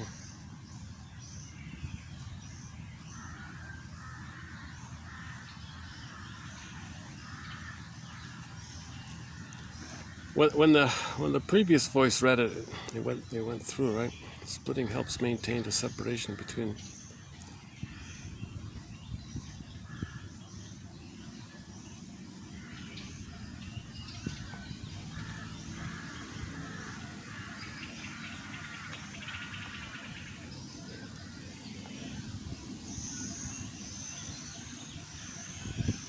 Themselves. Splitting helps maintain the separation between good and bad object representations, thus preserving the ideal object. To further secure the good object, idealization emerges as a natural extension of splitting, allowing the child to perceive the object as invulnerable. However, extreme idealization can distort internal and external reality, exaggerating the positive and denying the negative. In her 1946 work notes on some schizoid mechanisms, Klein introduced the concept of projective identification, defining it as the effort to put parts of oneself in another as a means of managing anxiety. This process allows the child to externalize difficult emotions, managing them indirectly through the other. Negative parts of the self can be projected onto the object, identifying with these aspects to release the self. Conversely, positive parts can be projected to protect against internal threats or to idealize the external object. The mechanism involves separating aspects of the self from the rest of the personality and projecting them into an object. The object is then perceived as if it genuinely contains these projected elements, with the subject forming a partial or total identification with it. In its original formulation, projective identification is understood as occurring entirely within the subject's mind and independent of the actual involvement of the external object. However, subsequent clinical observations, Joseph, 1985, 1987, Ogden, 1992, Rosenfeld, 1971, Sandler and Sandler, 1978, demonstrated that patients often attempt to induce in others thoughts, feelings, or behaviors that mirror the projected material, thereby enlisting the external object in unconscious enactments that serve to manage psychic distress. For Betty Joseph, 2012, projective identification is rooted in an unconscious fantasy of undoing separation and avoiding psychic pain by merging with the object. Joseph, 1987, illustrated how patients may draw the analyst into enactments that function as intricate defensive structures designed to maintain a precarious psychic balance. Similarly, Sandler, 1990, showed how patients unconsciously assign roles to the analyst that reflect internal object relations, transforming the analytic space into a stage for enacting unprocessed relational patterns. A form of interpersonal pressure, a mechanism by which the patient attempts to shape or compel the analyst's emotional and behavioral response. The analyst may feel subtly or overtly coerced into occupying a particular role, speaking or acting in ways that mirror the projected content. James Grotstein describes it as an ontological experiential process through which the nascent self seeks recognition and containment, an existential appeal directed toward the other. Rather than simply expelling intolerable content, the subject uses projective identification to establish contact with the other in an attempt to come into being. What is projected are not only disturbing emotions but also primary fragments of the self, accompanied by an implicit plea that the other, typically the analyst, bear witness to one's existence. At this level, projective identification is less about manipulating the other than about inducing an experience of self in the other, with the hope that it will be returned as a reflection capable of grounding identity. It is, in Grotstein's terms, both a creative and a desperate act, rooted in the need to be thought of, to exist in the mind of another. Arosso. Rosso. TQ 2003. Oh, it is Italian, huh? So the phone read it out as Rosso. Rosso. A Rosso. Who is this? Hang on, let's dig this name up. Hang on a sec. I'm curious. So unprocessed. The relationship, the trauma is unprocessed. There's a map of it. You overlay this map into the present and ask somebody to play a role that's of this map. So you see the personal present through this lens and pick up where you left off, hoping to get a better outcome. A Rosso, what was that? R-O-S-S-O, does it show up here? A Rosso, let's just put psychoanalysis, sorry. Psychoanalysis, psychologist. Psychoanalysis, hold a sec. Analysis. Anna Maria Rosso. Oh, she just has a PhD, okay. Where's this? Yeah, this little bit of hers I read is excellent. Where it says Anna Maria Rosso is a clinical psychologist, psychoanalyst, and associate professor of psychodynamic psychology at E-Campus University in Italy. We played a song from Italy recently, yeah. She is a full member of the Italian Psychoanalytic Society. Her work focuses on the integration of theoretical psychoanalytic concepts with empirical research, specifically concerning defense mechanisms. All right. The defenses in psychoanalysis. Rosso is the author of this book. All right. Okay, and it goes on a bit. A little bit about her. A little bit about her resume here. Yeah, that's a good book. Yeah. Okay. So I was able to read like a preview snippet of it. But okay, I got to see if I can find this book here. The Defenses in Psychoanalysis by Anna Maria Rosso. What I read, that was clear. That was great. That part about identification with the aggressor, summarizing Grotstein, Joseph, and Sandler, and the others. Right.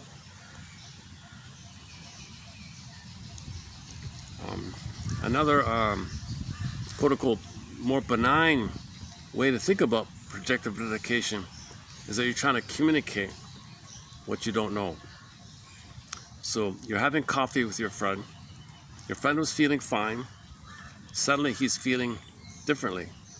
The friend might say, "Are you possibly feeling this thing that I'm feeling?" "What do you mean?" "I was feeling fine now. Now I'm feeling peculiar." "Are you feeling peculiar?" "How'd you know I'm feeling peculiar?" "Something peculiar. I'm feeling peculiar." "Ain't that peculiar?" The song "Ain't That Peculiar." Yeah, because you're making me, I feel like the way things are going here, I'm starting to feel confused about something. Are you confused about something? How'd you know that? I guess I am. Now that you mention, I think I am. Yes, I am. How'd you know? Well, the way you're talking with me, you're inducing some confusion in me. Then I'm guessing you're trying to communicate that you feel confused about something but don't know it. You want me to feel it so I can bring it up so you can know it. This little cycling like that. So it's benign like that. So the friend wants to talk about how he's confused about something, doesn't know it. It could be anger, sadness, any emotion, right? So yeah, one quote was about the person was feeling sad about something but didn't know it. Having coffee with his friend, the friend after half an hour said, "You know, the funny thing is I'm starting to feel sad in this conversation here. I wonder, is it possible that you might be feeling sad about something and not aware of it, and you're wanting to talk about it, but you're not aware of it? So what you're doing is that you're inducing it in me, and I'm feeling it. I'm thinking maybe this is like a communication, an unconscious communication that you're feeling sad about something. You would induce me to feel, so it's expressed, so I express it, so it can be discussed and brought to your attention. Son of a gun." That's kind of like the benign, harmless kind of thing with projective dedication. You want to talk about it? "Friend, I want to talk about something, but I don't know what it is. Help, help." Okay, I think I, let's try this out. Let's try this out. Click, click, yeah, that's it. So projective dedication, it's called projective dedication as communication. Projective identification as defense. Projective identification as what we read here by Miss Rosso from Italy. Oh, we gotta play some music from Italy. Let's take a music. Let's visit the radio. We have a singer from Italy, Aldo Tagli something. So we have two songs by this Italian singer, Aldo Tagli something. Tagli Petra, is that it? Aldo, hang on, I have it here. Aldo, oh here. Taglia Pietra. We've got two songs by an Italian singer, Aldo Taglia Petra, one called Nella Pietra e nel vento, and the other one from the same album called Un grande giardino. These two here.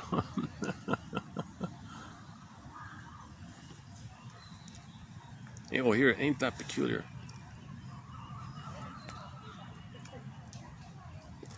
Yeah, I feel like the first hour here I was struggling with the heat, and I feel like I've calmed down a bit now. Yeah, finally. How are we doing here with the battery? 50%, 415. All right. This spot's okay, right? Actually, if I come here during the week, there'll be even fewer people. Like I see people passing by. One's on our little scooter there. One guy's got his backpack and his hat and his mask. He's got a mask. Oh my goodness. Oh, there's the bird. Hey, oh, hang on. There's our swan or. Oh, sorry.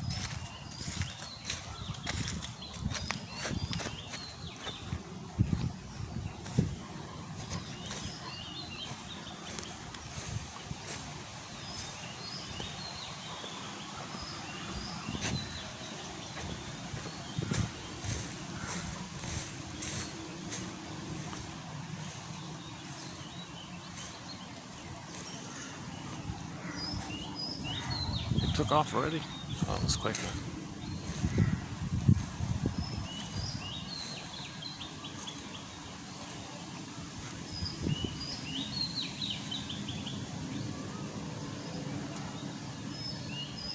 Maybe it's a stork.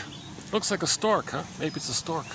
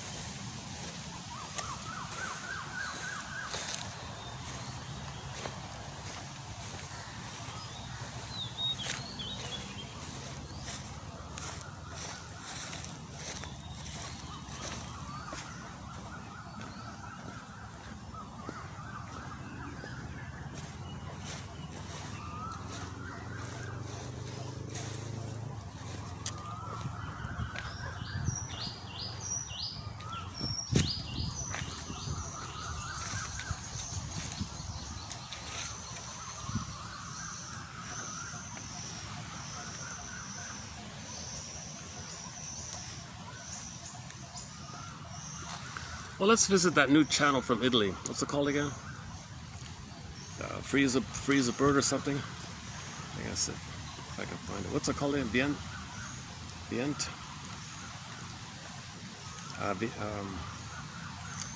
Oh boy, I'm not gonna remember. Let's go to Radio Garden. Here's a great website. Just discovered it recently. Radio Garden. It gives you a map with yeah, so is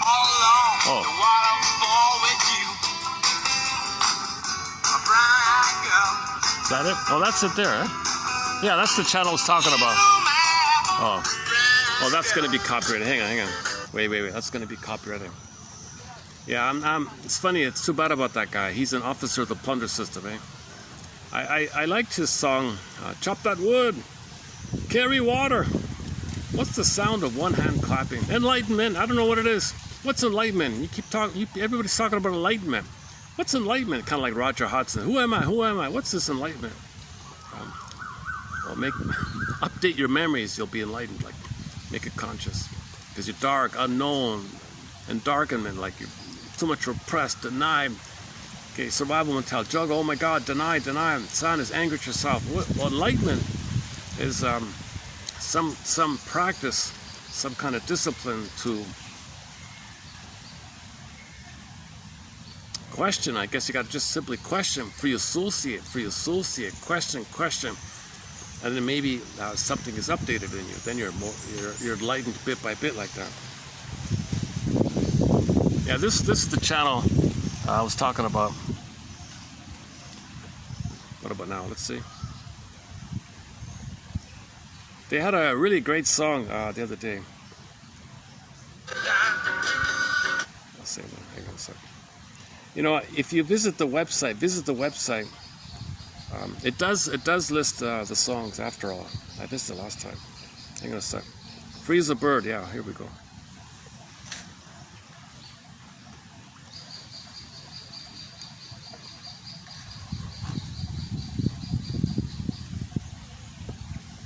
Sono innamorato di te perché non avevo niente da fare. Il giorno volevo qualcuno da incontrare. Okay, this music goes out to Miss Anna Rosso from Italy. Here's a song by Luigi Tenco. Sono innamorato di te perché non potevo più stare solo. Il giorno volevo parlare dei miei sogni, la notte parlare d'amore.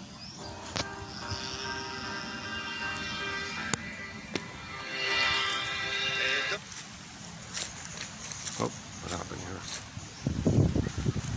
Cose da fare, io sento i miei sogni svanire, ma non so più pensare a nient'altro che a te. Mi sono innamorato di te e adesso non so neppure io cosa fare. Il giorno mi pento d'averti incontrata, la notte ti vengo a cercare.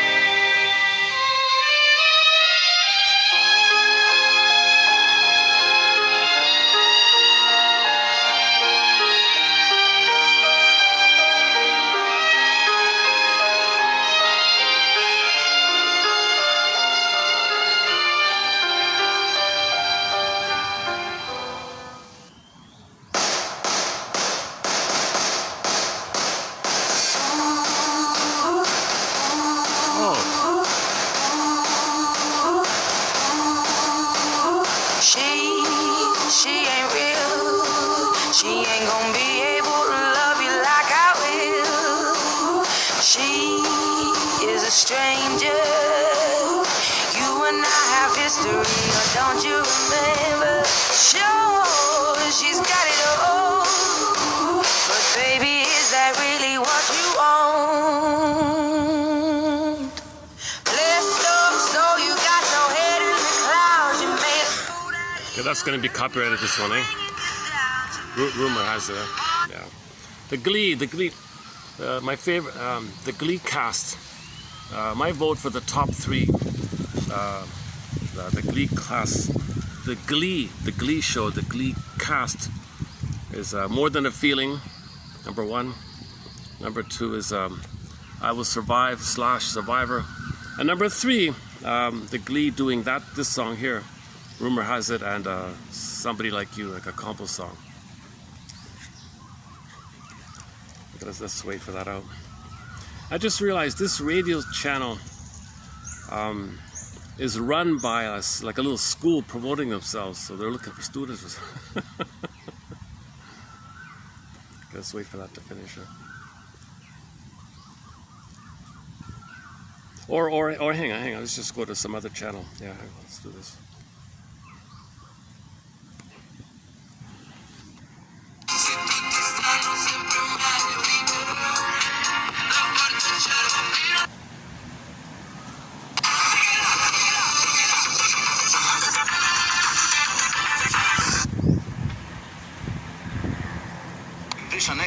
Washington od Oregona, proprio americani. Vân culpa nežnu ponavljam.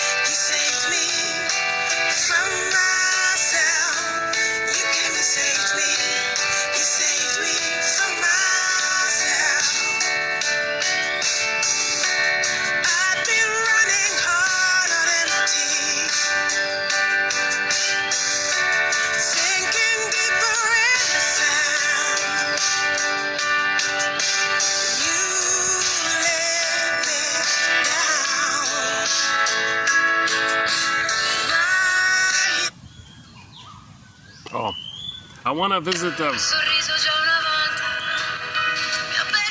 Did I miss it? If you visit the channel, that was a good song. I wanted to visit the website to see if they showed you what the song was, but I didn't. I missed it.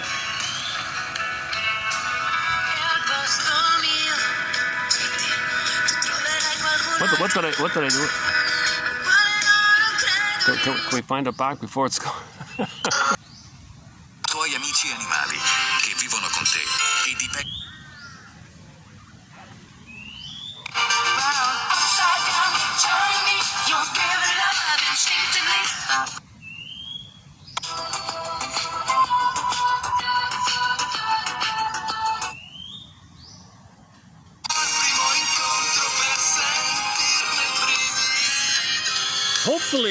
Hopefully, that song, I like that song I was looking for.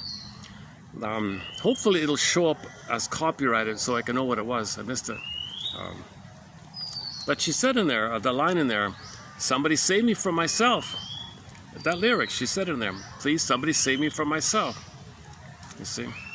So what are you talking about? Well, save me from my old constructs. Save me from my old imprints. Save me from my old beliefs. Save me from my old emotional learnings, which are repeating.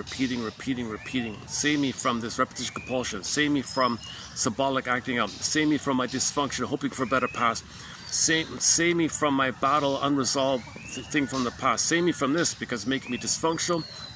I'm not enjoying the present anymore. I'm living in the past. The present just recreates the past. Save me from this dynamic. So that means save me from myself like that. Similar to the song Delirium, save me from myself like that. Oh, what's her name again? Was it the band called Taima? Save me from myself. A song called So You Say. There's a band called Taima. A song called So You Say. The lead singer is Ili Sapi. Save me from myself. Same idea, right? And Delirium song, Self-Saboteur. Can't you see? Can't you see? Can't you see? This thing that's haunting you, it's within you. Can't you see? You are your own kind of the issues within you. You're responsible for your unconscious. You're responsible for updating your constructs. Yes, you created these constructs that help you to survive, celebrate, and be grateful that you survived this. You needed to adapt in that way to survive a difficult situation, but you got to update them. You're not in the past anymore. Save me from myself. Man, oh man, I hope that song shows up on the copyright. That was a good song. I should have just let it play. I accidentally swapped the channel, didn't I? Or maybe on, okay. Maybe if I'm lucky on the playback, I'll know which channel that was. and see if they have like a list or something. Sometimes they do that, right? Some more from Italy here. What else do they have? Cogli la tua opportunità nel mondo del lavoro. Rivolgiti ai centri. Per il momento, ma più tardi ci sarà nuovamente tempo per...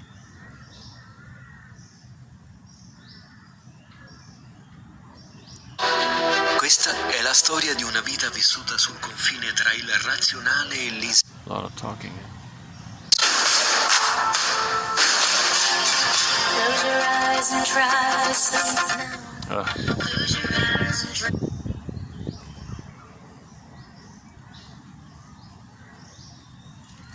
Love like yours, it surely...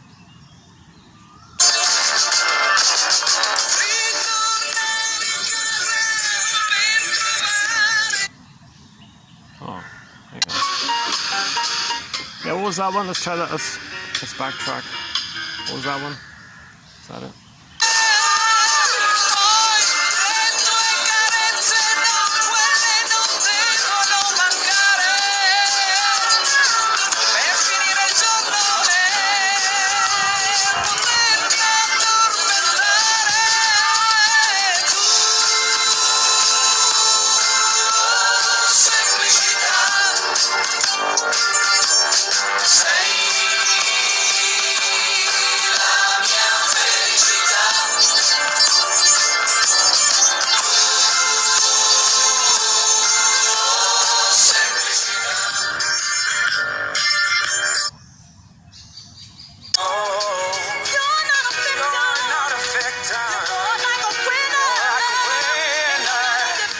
She said, "You're not a victim." That's yesterday's quote.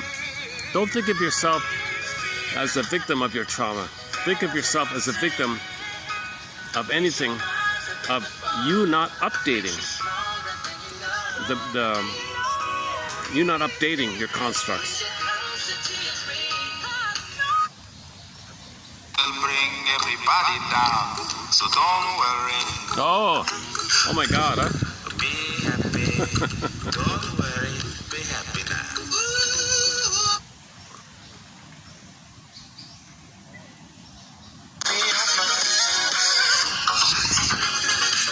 Oh boy. Hang on. Let's see if we can find another good song here. We found one good song. Yeah, that's pretty good.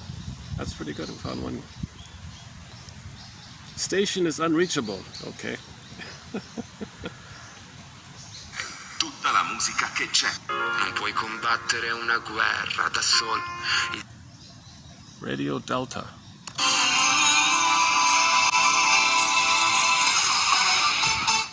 Il nuovo Gran Crispy Sweet Onion and Bacon Jam è finalmente arrivato.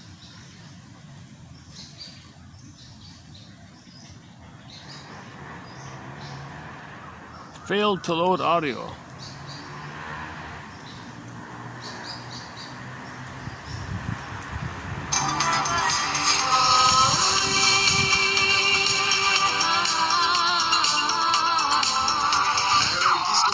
La Dance 80 e gli effetti torneranno più tardi.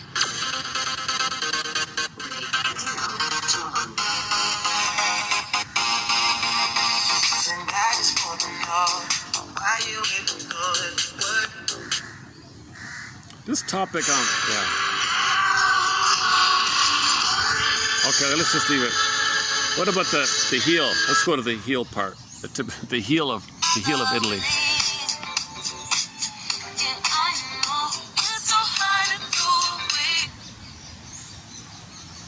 There should be good music here. Oh, James Taylor.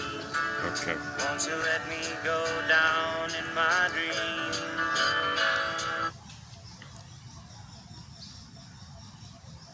Oh, it's a man's. Oh, James Brown. Okay, James Brown.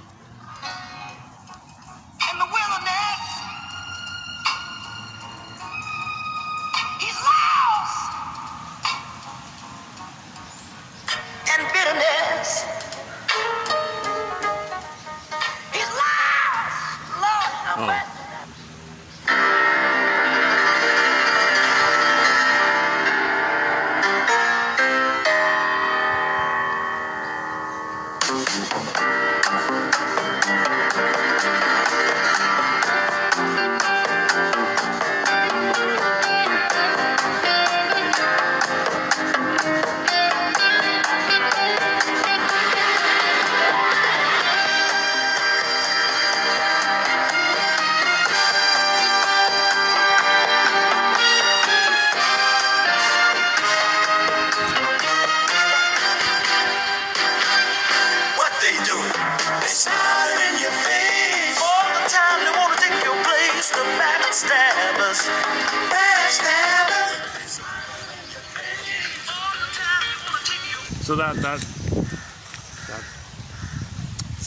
So James Brown was the music that concluded that film, Bob and His Enlarged Amygdala.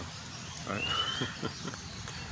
This is something unusual. I've never really done it like this before, where I just spent half an hour rambling on the songs here. I think it's Sunday afternoon. I'm not eager to leave the park yet.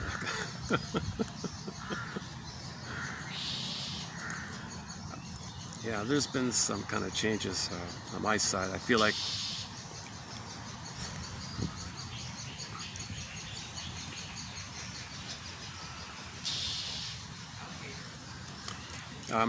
this past stretch of videos, mainly on Bruce Ecker's work, it's unfamiliar to me, so it's different from what I normally do. Normally I find the quotes and I feel a little fresh to express them.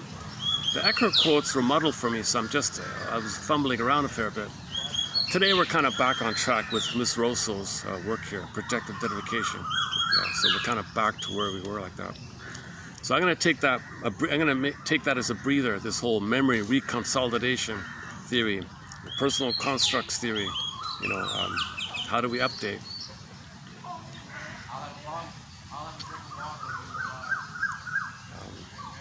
Sounds immensely promising if there's a way to strengthen your ability to your hippocampus and your cortex so things can be updated. If you're too much with EAS, enlarged amygdala syndrome, the more trauma, the more enlarged the EAS, the amygdala, the harder it's going to be, it looks like.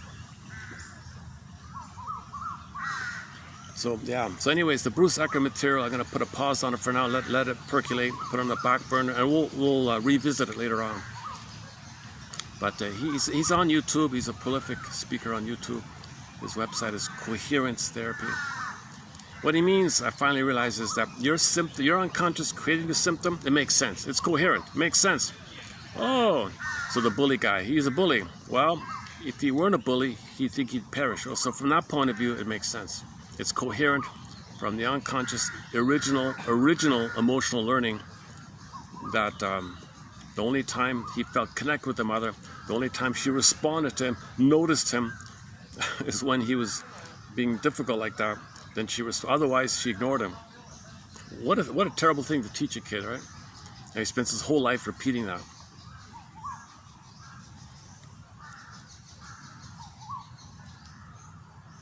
Yesterday she called it belief updates. You want to update your beliefs. The science of updating your beliefs. Blue suede shoes. Oh, the next song is Blue Suede Shoes. Carl Perkins, is that it? Carl Perkins, okay. Well, I wish I had some more fun quotes to share. I could. Oh, should we peek at today's? So, what are we posting today? 20. So what I did was a preview of 2330, but today's video is 23, right? Personal construct theory. Yeah, okay. Yeah, this first one's okay, by Dorothy Rowe. She's really the only author we have from Australia, Dorothy Rowe. So she kind of listed the historical quotes on personal construct theory. Internal working models, psychic stencils, psychic imprint, emotional learnings, mental constructs, psychic constructs, blueprints, imprints, engrams, whatever you want to call it, memories, neural circuits. Human connections lead to neural connections. Today he called it the lost child, the exiled child, the inner child of the past. You can symbolize it, whatever you want, constructs. So she quotes one guy from 500 BC, the Greek poet Xenophanes. Quote, "The gods didn't reveal from the beginning all things to us, but in the course of time, through seeking, we may learn and know things better. But as for certain truth, no man has known it, nor will he ever know it, neither of the gods, nor yet of the things of which I speak. And even if by chance we were to utter the vital truth, he would himself not know it. For all is but a woven web of guesses." So this is the idea of projection. There is a reality, but everyone sees it a little differently based on what they project, based on what they can't know about themselves. So it's like a woven web of guesses, kind of means it like that. 400 years after him, another ancient philosopher, Epictetus, said, quote, "It's not things in themselves which trouble us, but our opinion of things." Yeah, it's our opinion. That's the construct. The event, yes, that's true, but our opinion of it, what we make of it, how we dealt with it, yes, we validate that. But now, do you want to spend your whole life in that mode? And then 1725, the guy who said, "Minds are formed by the character of language, not language by the minds of those who speak it." Obviously, it's a cycling thing. And she's got a few more sort of in that area. And the next one is George Kelly. This guy, George Kelly.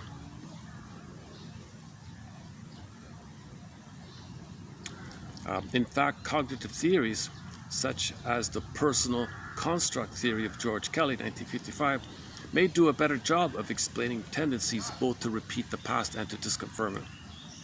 That's what Bowlby said. You have this map all the time. So every day you see through it. You see it through it. You see through it. That's repetition compulsion.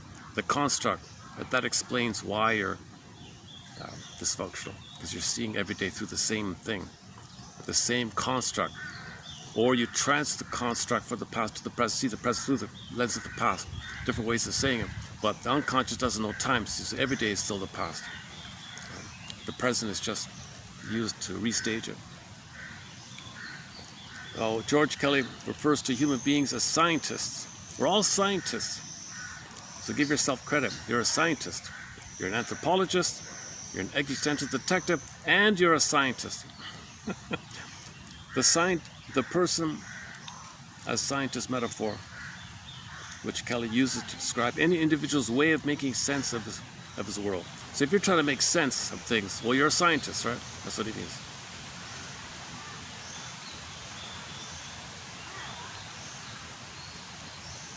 There is a real world out there. Okay, but we project, and that's the distortion. George Kelly wrote, quote, we take the stand that there are always some alternative constructions available to choose among in dealing with the world. No one needs to paint himself into a corner. No one needs to be completely hemmed in by circumstances. No one needs to be a victim of his biography.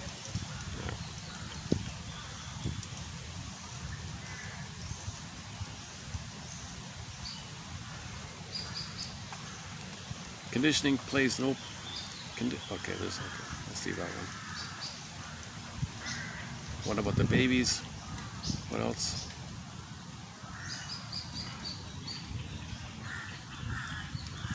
Core constructs are essentially those constructs which people use to maintain their identity and existence. They are the constructs which are to do with the definition of who, of you on the one hand, and the practical needs you have in order to continue to exist on the other. They are obviously rather important constructs to any individual. They are often fairly comprehensive constructs, allowing a person to see a wide variety of known events as consistent with his personality. Yeah, So you're gonna see things consistent, cherry pick, confirmation bias, paratastic distortion. You're gonna see only what fits this construct. You ignore the rest, because that's how you survive, that's how you cope, that's how you made sense, that's your construct, that's what made sense to you. So you ignore the present just to fit that. That means you're living the past, seeing things in the past all the time. Same idea. Kelly defines anxiety as the awareness, quote, as the awareness that the events with which one is confronted lie outside the range of convenience of his construct. Yeah. All right. Oh, 23. Oh, that's it. Oh, this video marks the end of it. Yeah. Okay, so 13 to 23. And I'm really going to definitely leave it now here with Kelly's work, with Ecker's work. Kelly was just a part of it, like a historical underpinning of it. So the philosophers had their different ways of saying it, and then of course Mr. Freud, of course, with then people like the object relations theorists, like Betty Joseph, Edith Jacobson, Masterson, and all the others. Okay, Grotstein and Ogden and Rinsley and Guntrip, Fairbairn, Melanie Klein. All this is this internal construct, right? And then in 55, I never heard of him, but this George Kelly guy came up with the 1200 2-volume massive thing that people seem very fascinated with. I'm not going to read it, but he was a very eccentric character, they say. He's described as a very erratic, playful, eccentric, trickstery kind of character. He had his own idioms and terms and things like that. So apparently he was a character of some kind. Left an impression on a lot of people, and then a lot of people carried it on with personal construct theory.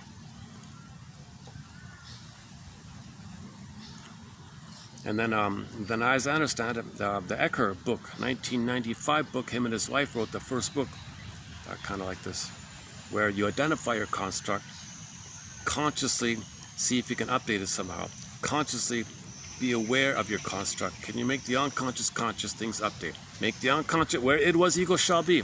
Make the unconscious conscious. Making the unconscious conscious is updating. Is this memory updating, belief updating? We got to update things. All right? Like back to that city from Merriam Woodman, those multi-millionaires driving their BM Mercedes or whatever, their construct is still in the past. If they feel good watching people homeless, their construct's in the past. That's sad stuff. Nobody should. Man, oh man, that's really. The empathy is no way. They got all this free space. Free it up. They could all chip in some pocket change and build a whole city for them or something. You eat a piece of cake. The one guy said, if you just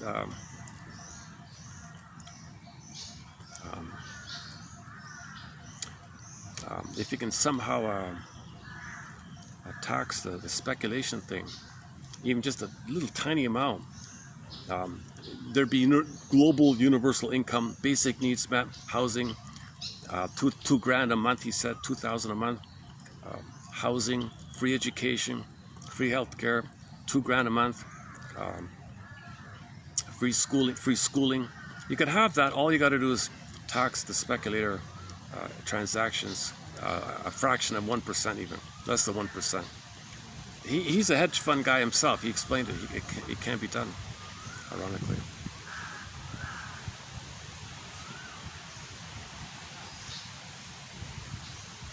But then, like that professor said, there seems to be the most traumatized only see the jungle mentality. They don't understand the live and love mentality. The people who do have the live and love mentality want to live in love. That's the healthy thing. But the most traumatized only see things as a jungle. So that's why we're plundering the planet. It's more aggression, more entitlement, more rage, more who cares. So that's we're plundering the planet. So it's this, which wolf do you feed? People say. Promote understanding so we can all heal. Ignorance.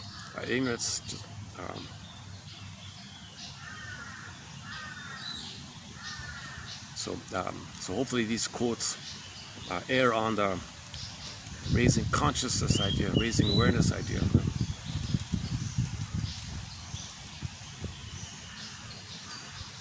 I think that's what he meant about we should have cooperated with indigenous people. Right? But the invaders say, no, we are the most traumatized. Click, entitlement, mine. Slogans, statues, mine. They transfer that to the skin tone. Shade of beige, mine. Shade of brown, no. Stranger, bing, bing. Repetition, compulsion. Treat everybody and the planet the way you were treated. Okay, back to the pillage and plunder package. It's called the 55 symptoms of homo traumacus, as above, so below. So baby felt plundered and pillaged, given poverty, emotional poverty, guilt, debt, plundered their home. Okay, identify with the aggressor, and then act outwardly as a reflection of the inner construct. If the baby has a construct of having been short-sold, plundered and pillaged, given poverty, you see, then you identify with the aggressor. You overlay that construct. You see the world through the construct. That's the jungle mentality. So you got to update these things. Right? So all this psychoanalysis and the construct, the personal construct, George Kelly, give him credit, fine. Anything that helps you to be conscious of yourself is going to be in this area. All the grief literature is helpful. The poetry, of course, is helpful.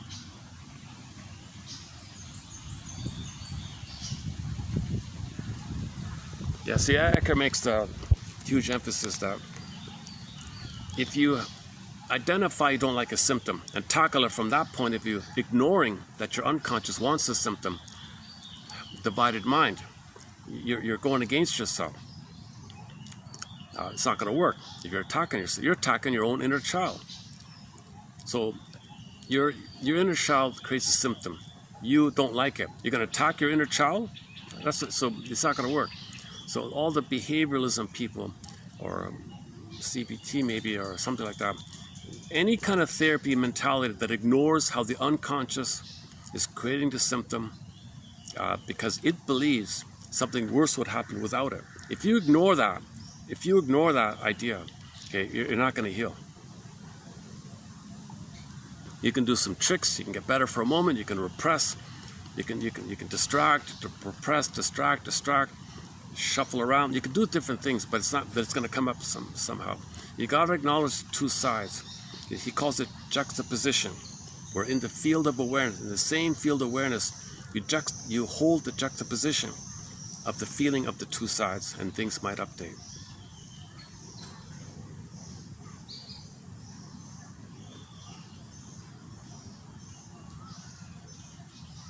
Okay, all the runners, yeah.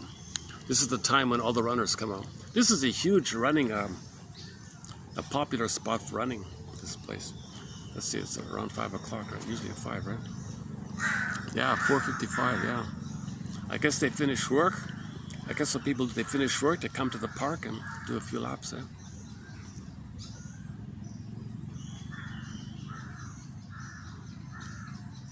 Nice air, nice, very hard to find available housing here. If you're a millionaire, you can live here.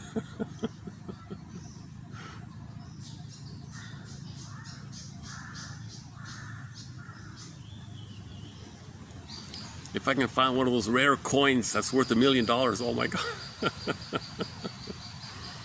Occasionally there's a news item. If you can find this coin, check your pockets. If you have this coin, you're a millionaire. It's like 1 in a billion chance of I've had. So it's the same as a lottery ticket.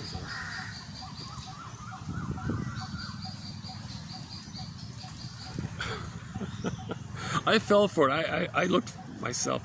Do I have this coin? Please let me. It's the weather. It's a good environment. It's a nice place.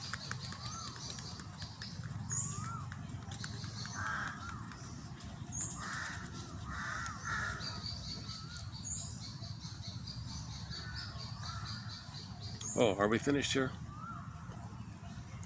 Oh yeah, so Ecker was saying, that's why a lot of therapy approaches that ignore the unconscious contribution to the issue, it's not going to work, right? You're fighting with yourself. You're going against. You'll have what's called NTR. You think it's getting better, it's getting worse. NTR, negative therapeutic reaction, is you believe that if you do these things on the one side, things might get better.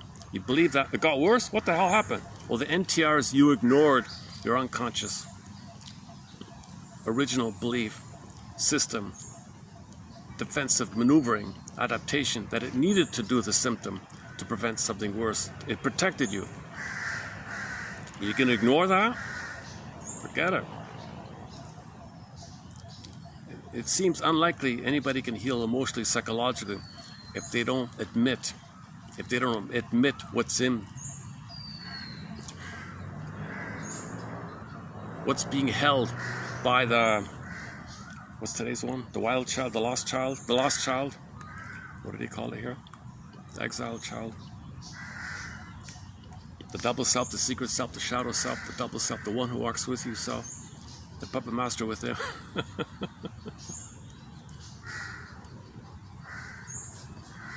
And now it's connected to the amygdala being inflated, hippocampus diminished, cortex diminished.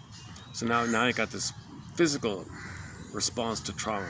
Body-mind connection, emotional need, psychological need, brain damage. I mean, not brain damage, but the shrinking of the hippocampus and the cortex. They say less volume. It's not damage, it's just the volume of its capacity use, the volume of its ability to be active. The volume of that is diminished with trauma. And the EAS, the enlarged amygdala syndrome, it's exaggerated like that. I took out the battery. What's the battery? 40%. Okay, we're okay. Let's wrap it up. Should we just wrap it up here? Yeah, the music portion of this video took up over half an hour, right? It's funny, I used to do videos 5, 6, 7 hours long. Now they're like in the 2-3 hour range, eh? Maybe that's a positive sign. Maybe I'm more comfortable with saying it. Okay, I said it, leave it. Whereas before, I'm anxious, I'm clinging, I'm preoccupied, or I'm spinning around my... Oh my God, I forgot my disclaimer. Disclaimer, I'm not a therapist. You've obviously figured that out. The moment I said hello, you know I'm not a therapist. I have not been analyzed, not a counselor, never studied psychology. I find quotes that I like, share them, and maybe 1 out of 10 is helpful. And once again, the past 11 videos on the work of Mr. Ecker, it's in a different mood. It's in a mood of question mark, really? Because am I just relaying some muddled thing? It reminds me a lot of Janov. Janov had a very exciting thing. Everyone was all excited.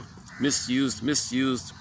So at some point, the model can be helpful. If it's misused, it's a trick, it's useless or hurtful. So when is memory reconciled? When can we have memory? When can we engage in memory reconsolidation? How can it be approached so it's helpful? And how is it approached whereby it ends up being unhelpful? Can we discern this kind of thing?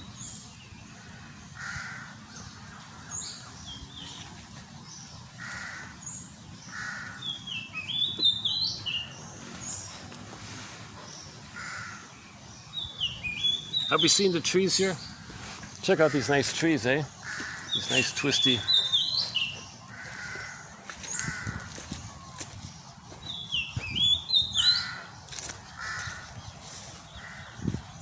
Ah, look at that, eh?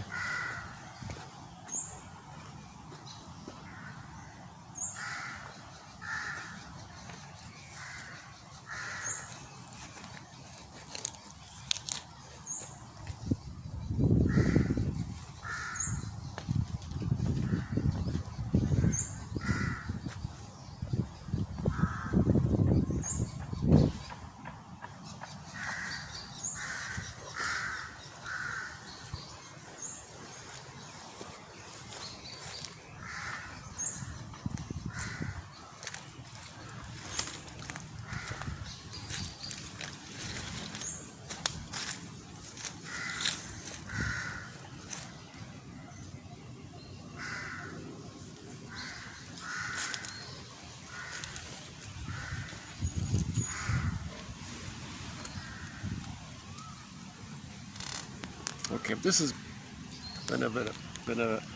been a bit of a treat for myself to come out here to the park like this.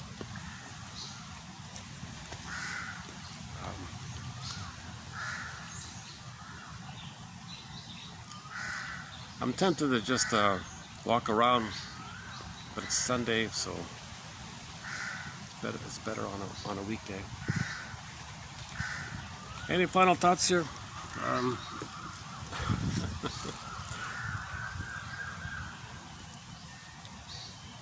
Let me think for a sec. Oh, what's on the Radio Bolari channel? Forget that. Let's forget about that.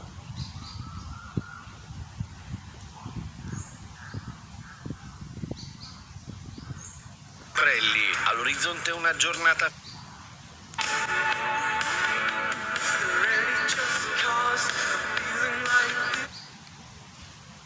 Attesi dagli altri la Premier.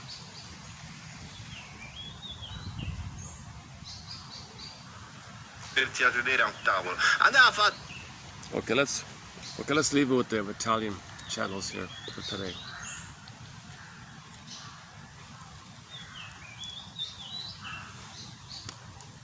Oh, somebody's eavesdropping. Okay, what's this guy talking about?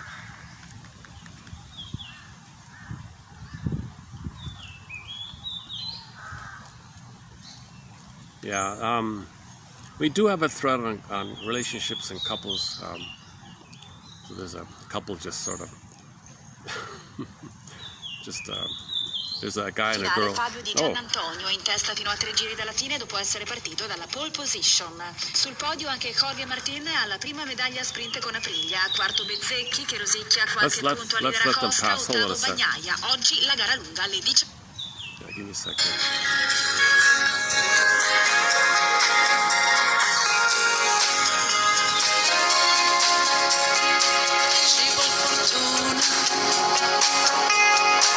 Perché funzioni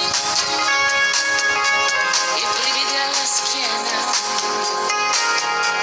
e gli ingredienti buoni è quasi fatta, zucchero a velo, la gola è soddisfatta e nella stanza c'era, si fa così per cominciare il gioco e ci si mastica poco a poco, si fa così, è tutto apparecchiato per il cuore, per il palato. Well, not a bad song. Hang on. Radio Stop 96.3. Cesena, Italy. Visit website. Yes. Hang on. Let's see if it shows up here. Listen. Ascolta.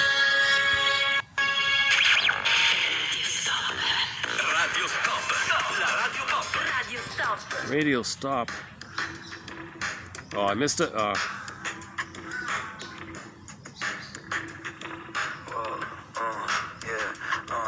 Imbarazzo che ci sarà tra noi due questa sera sarà bellissimo. L'aspetto come l'ultima cena, sarai bellissima, ma il minimo che aspetto da te sarà anche colpa del tuo aspetto, ma di me non ho rispetto e mi sporco.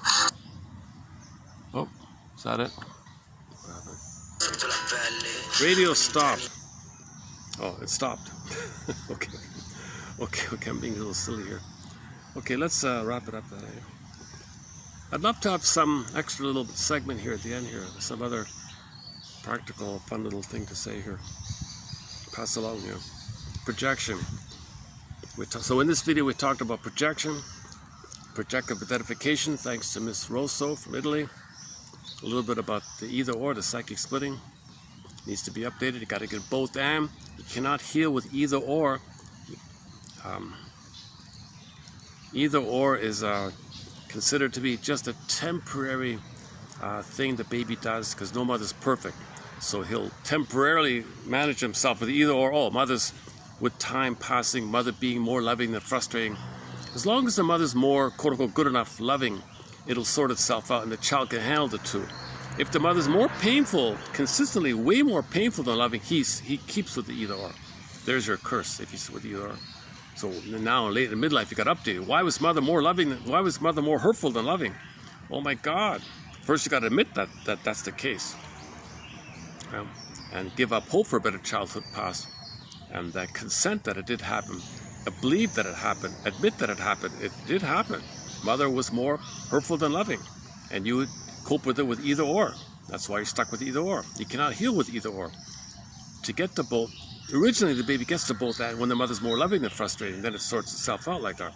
Memory reconsolidation. Memory reconsolidation. If the mother's more loving than frustrating, the memory will consolidate. Baby can see the mother's both and. Then when there's a mother seen as a whole, he can be seen as a whole, person to person, mutuality. There's a natural. But okay, one last thing about memory reconsolidation.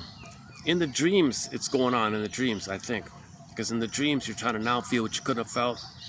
Trying to now know what you couldn't have known, feel what you couldn't have felt. Trying to update, feel. You're trying to process, assimilate, reclaim, like that. So it's going on naturally. It's part of the innate draft feeling, like that. So that goes on like that.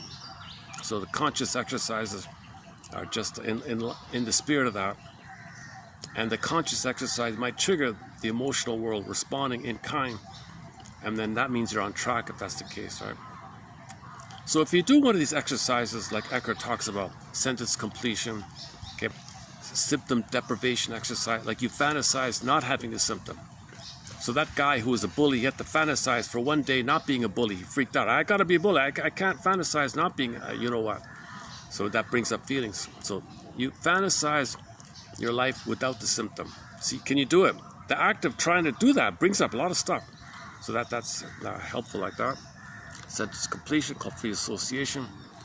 Sometimes the paradox is you can assign the symptom to yourself to really bring it to your attention. Oh, you're rude to get attention. That's your homework. Be rude again. Then he becomes aware of it. Oh, okay, we'll find an alternative. You want attention? Well, find some other way to get attention. You can't do it, it brings it to his attention. So there's different things you can do to make it come up to your attention like that. So he lists those kind of things like that.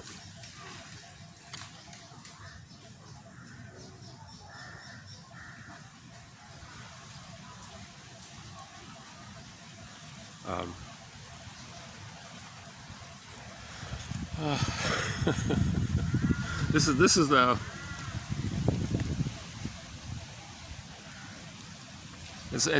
the weather. It's the right weather. It's probably like 33 or 32 or something.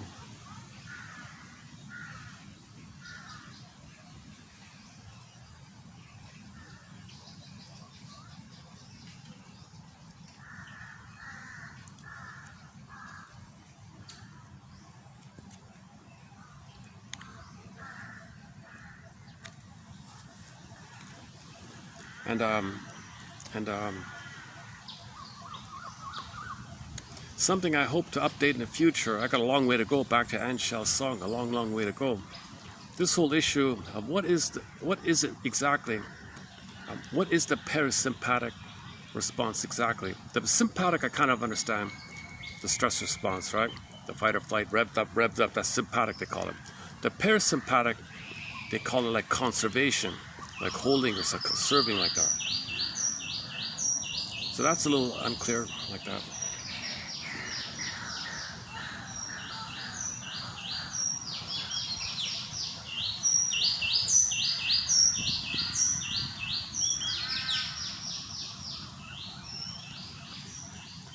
Oh, maybe because of the activity. No, the crickets would still do their thing, right? Or maybe they don't, they're just not. No, the cicadas and the crickets were where the trees were. This is just palm leaves. Yeah, they wouldn't do it here with the palms, right? There's a thick, dense little cluster of trees where they did the cicada.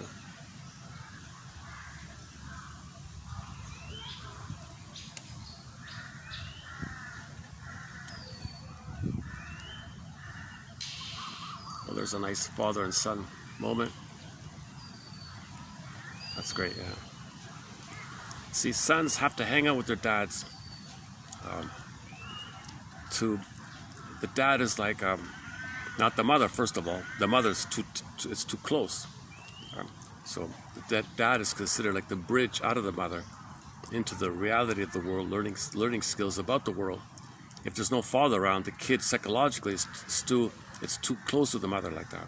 And if the mother's needy and clingy and demanding, use the boy to comfort her. And that's in his mind. Oh boy, there's trouble. We got trouble. And then play the Lindsey Buckingham song. I think I'm in trouble. If somebody reminds me of that mother, because you're going to feel all that pain, I think I'm in trouble. Sir Rick Sanders, oh, I'm lovesick. I don't want to do this again. No, let me heal first. Because the urgency to get out of to resolve this, you find somebody like that, hoping for a better past, hoping for a better outcome. Now, if you're not aware of it, you're going to suffer again. So he's, I don't want to suffer again. I'm lovesick. Love matters.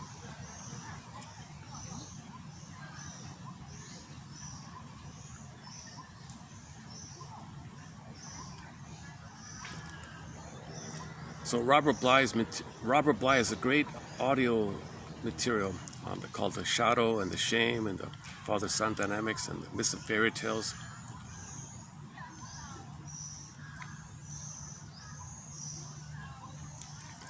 Yeah, he's the one who talks about the long bag we drag behind us. We put so much in there as a kid, carry it, oh my God. And then the rest of our lives we try to reclaim what we originally put in. I think it's a variation of the Aesop, the two bags. So bag means shadow, behind, can't see it. And okay.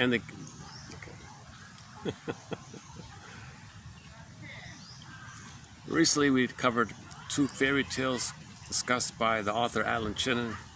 One about the dancing with the devil one, and the one about the towel, those two, the magic towel. That was about a month ago, I guess.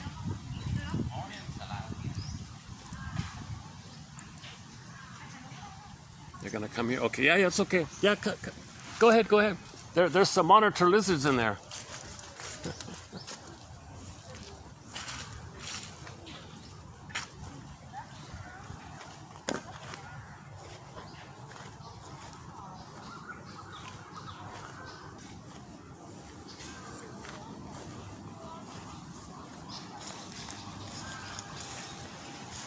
Oh, what about here? Is this all wet?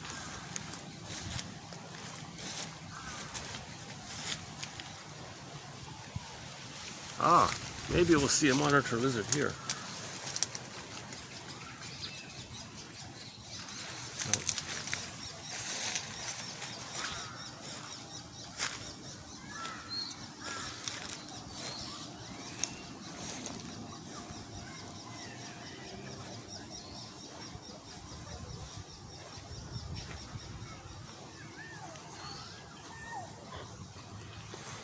Well, all throughout this video, these two little black and white birds were hanging around here. I gotta find out what these guys are called. Nice little birds.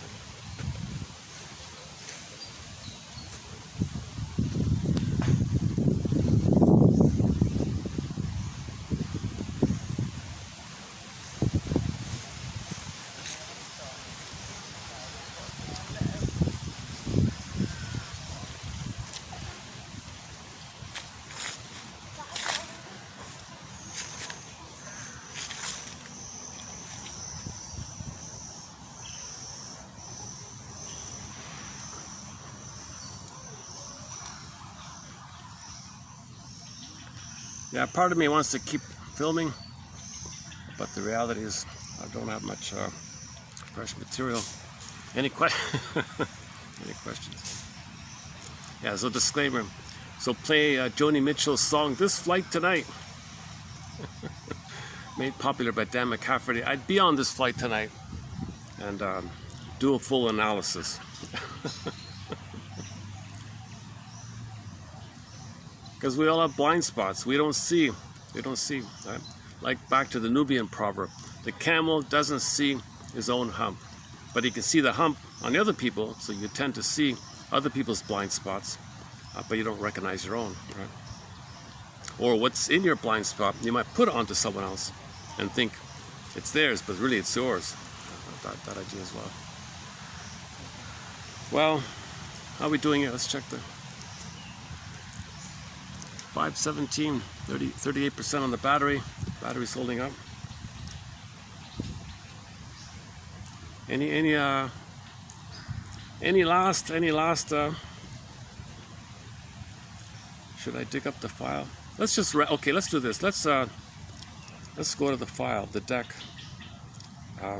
Let me just randomly spin the wheel kind of thing, and then see what shows up. Okay.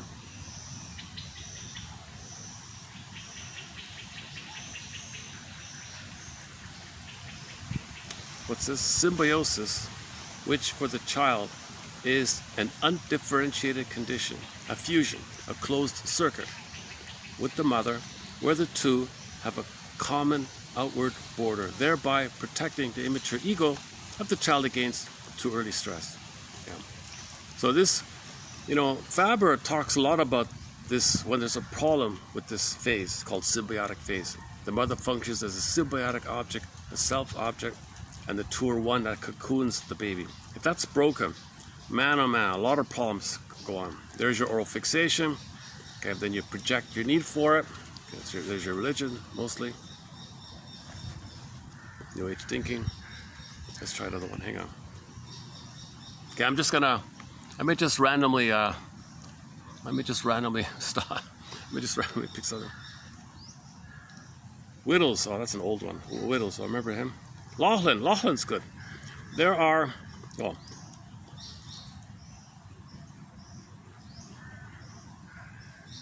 Laughlin.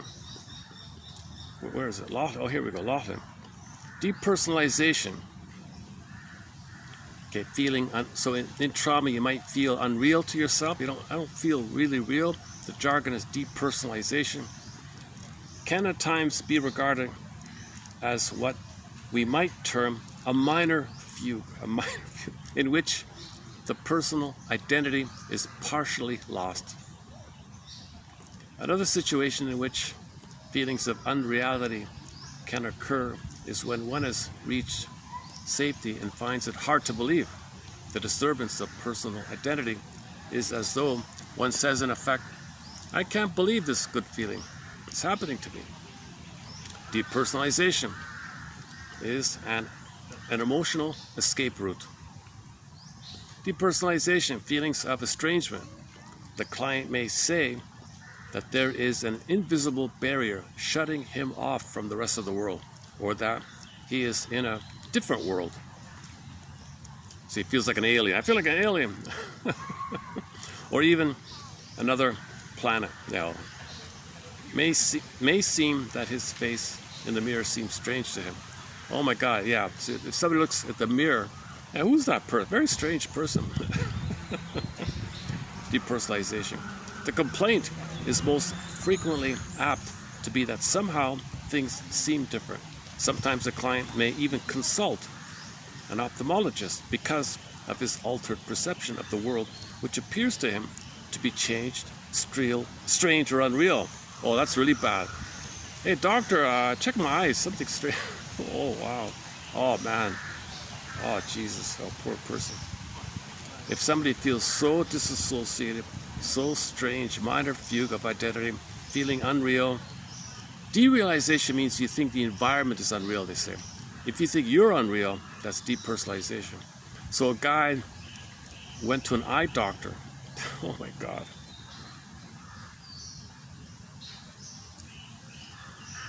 That's it? Oh, that's it. All right. Oh, hang on. Is that it? Where are we here? Oh, one more. To depersonalize is to remove the personal significance through depersonalization.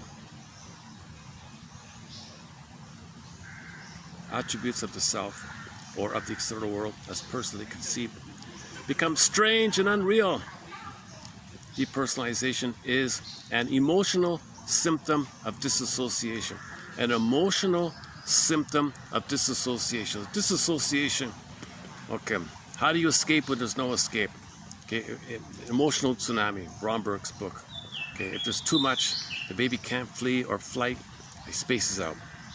The emotional effect of spacing out is called depersonalization.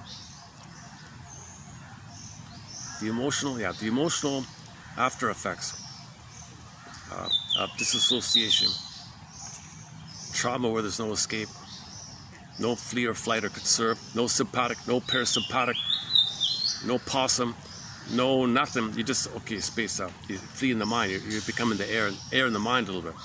In the most extreme of the most extreme of the most extreme, some people temporarily think they're above themselves, looking at in the near-death experience. Then they come back, thankfully. Oof, God, scary stuff. Right?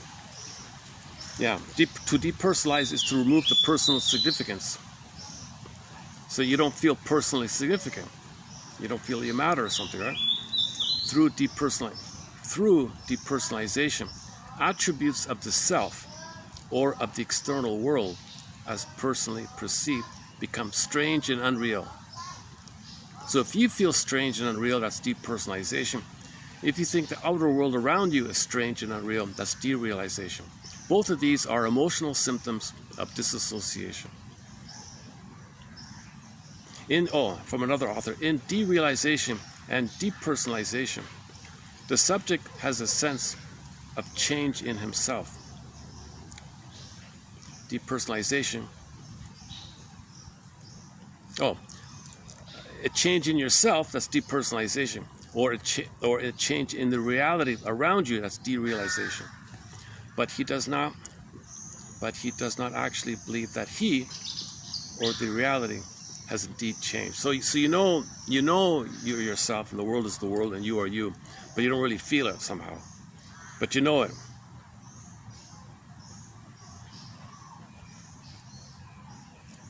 The primary literature on mysticism is replete with alluring descriptions of states of mind characterized by depersonalization and derealization.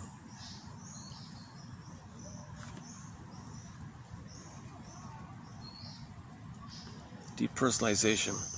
This reaction is most often experienced as a split between a functioning and an observing self with pronounced spatial disorientation. Okay, so the I and the me, right? So you have an experiencing self, and you can observe yourself, the I and the me, like that. So if there's a gap, spatial disorientation. Depersonalization. The subject is exposed to falling back into a primary lack of differentiation of his own boundaries. Oh, whoa, okay. Oh, there's one thought. Back to the symbiosis. If you're traumatized, you regress to the symbiosis. Baby and the mother are one, everything. So who's who, boundaries. Baby doesn't know where it begins and ends, where the mother begins and ends. So you're just in this other kind of world like that. Mystical, that's what he means about the mystical stuff. You're this spaced out kind of thing. In depersonalization, a split occurs between self-feeling and time perception. A defensive use of the mechanism of identification with the aggressor may lead to a symptom of depersonalization. Oh, okay. Yeah, if you identify with the aggressor, you don't feel yourself. If in trauma, if the baby becomes the mother, who is he? He feels unreal. He's the mother. So he feels unreal because he's too busy being the mother. He's not himself.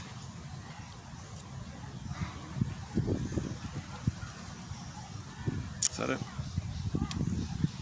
Depersonalization and estrangement is an absence of, quote, I feeling.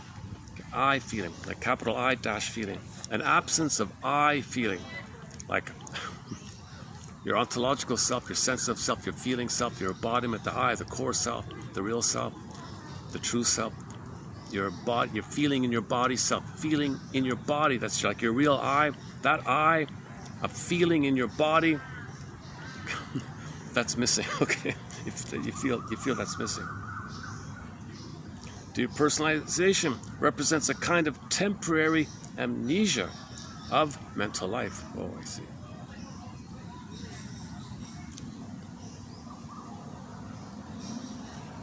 Oh, the ineffectiveness of the client's defenses against his symbiotic loss seem to be behind his feeling of boredom and depersonalization. Okay, yeah. So if the symbiosis is broken, you don't have the I feeling. You feel de-real. So people feel bored because you need an I to have interest. Your interest comes from the I feeling. If you don't have the I feeling, how do you have your interest? No interest, you feel I guess that's what it means. The client says he experiences what might be described as mild on a degree, right? Mild depersonalization when he finds himself in social situations which are not flattering to his vanity. Okay. So if people ignore you at the cocktail party, you might feel a little unreal. I guess, okay. Is that it? Oh, in the depersonalization state, feeling unreal or like a stranger to himself, called estrangement, there is regression to the early symbiotic state of the mother-child relationship. During the early mother-child symbiotic relationship, the periodic absence of the mother is experienced as a loss of narcissistic cathexis by the baby, the attachment. Depersonalization as a special type of reaction to the loss of a loved object differs from the grief and mourning process in that the loss is not acknowledged at all and the object lives in symbiotic union with the subject. Oh, Jesus, yeah, okay.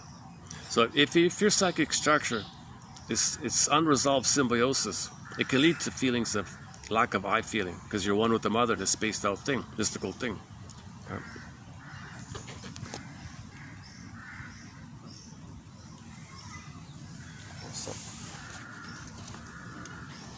Let's let these people pass here.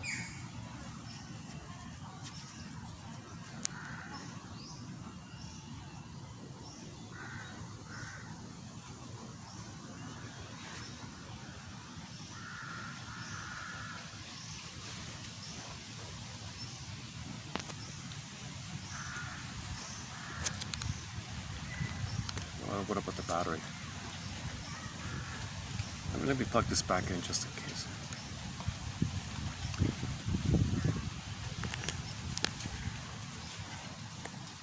Yeah, see, look at that. I just randomly opened up the file and they got a bunch of good quotes on. We haven't talked about depersonalization in years. That was an old topic from long ago. Yeah.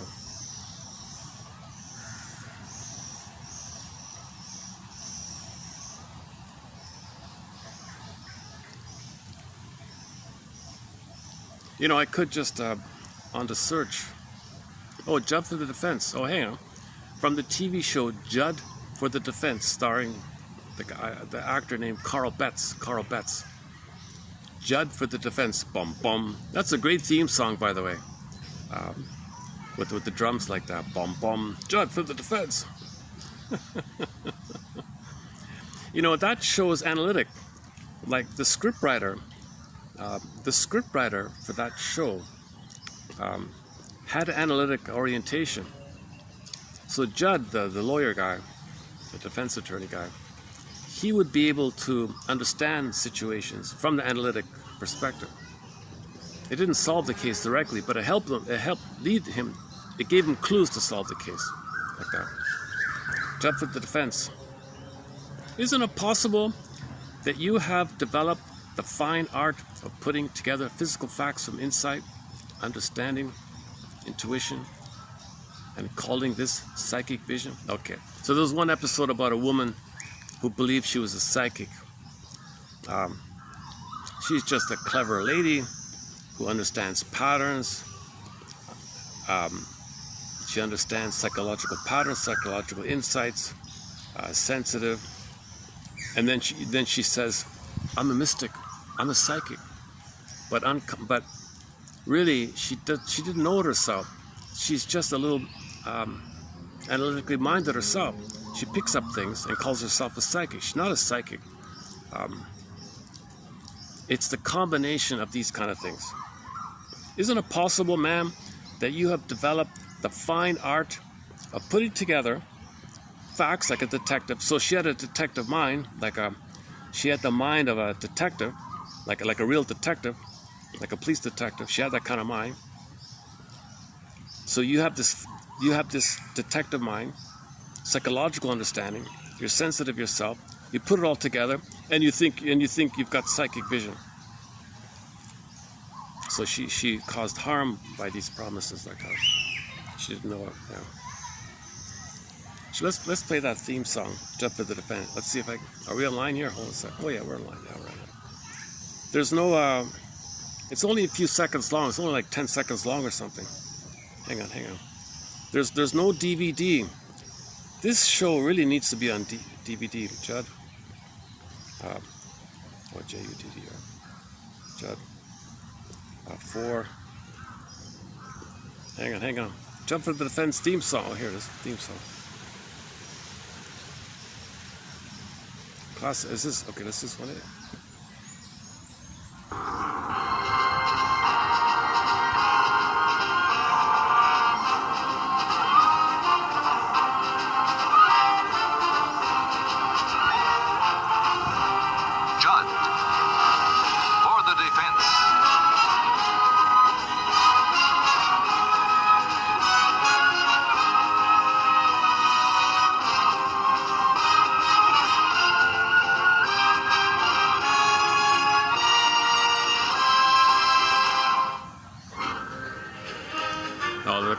The closing.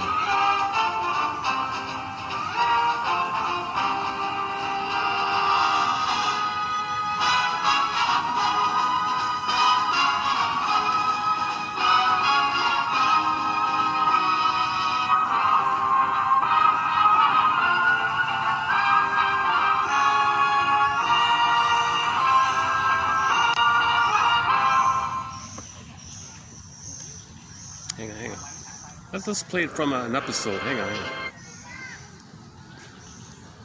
Let's play it from let's find an episode here. Opening credits. TV. Hang on. Let's find an episode. Hang on. This episode. Jump to the defense. Let's do full episodes.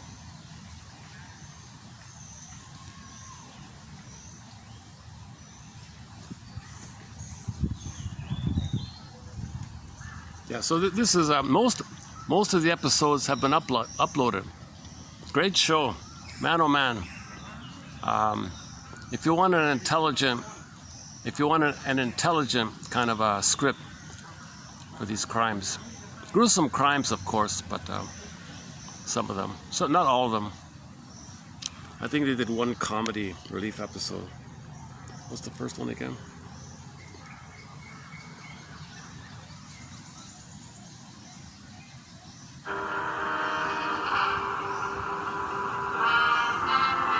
That's the first episode, the pilot, right?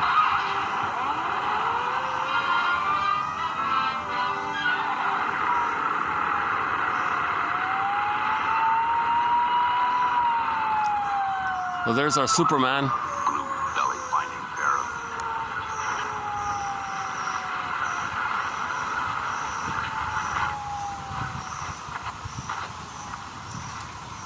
Howdy. Afternoon. Say, aren't you Ned Pomeroy? Yes, sir, Mr. Judd. Well, in that case, though it pains me, I'll admit my speed. That's not the reason why we stopped you, sir. No? You mind telling me where you're headed? Hotel, I guess. Sent a couple of my people out the other day to set us up an office. We'll give you a police escort. Compliments to the district attorney. Well, now, that's real friendly. Town ain't friendly, Mr. Judd. That's why we're here. We may be the last friendly faces you see.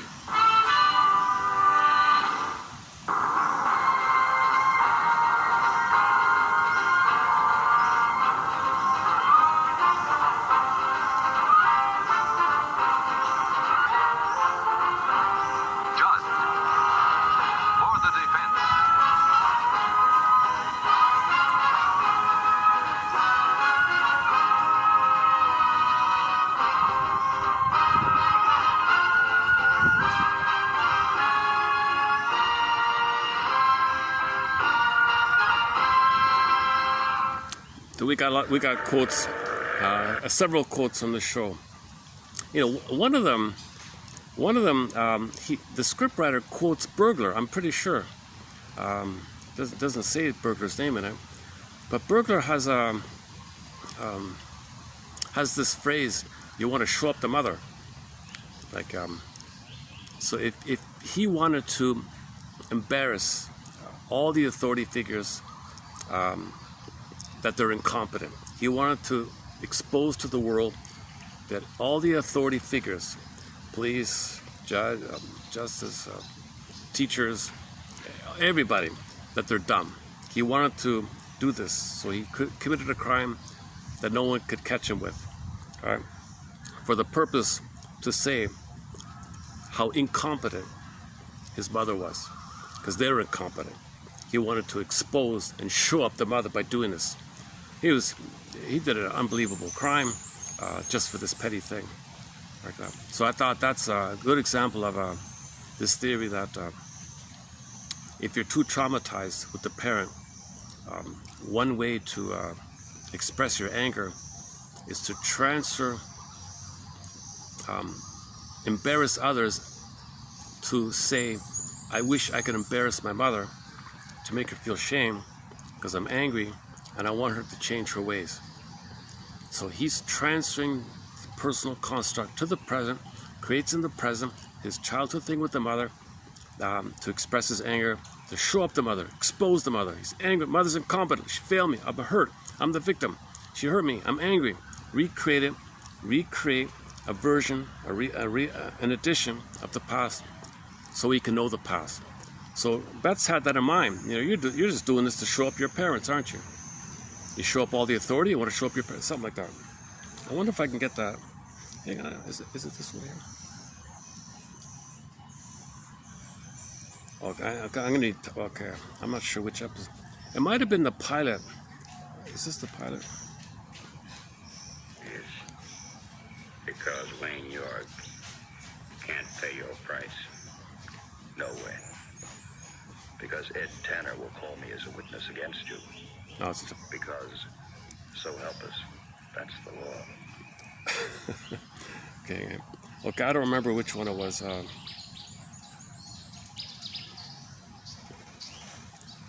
Where's that psychic one? Where's the one with the psychic?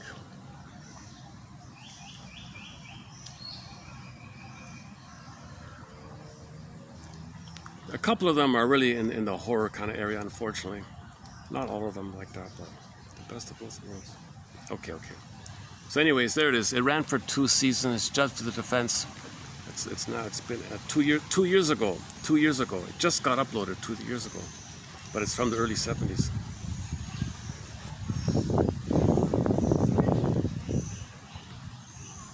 Let's see. What's the other ones? Hang on. Let's just type in Judd. Judd. Does it show up here?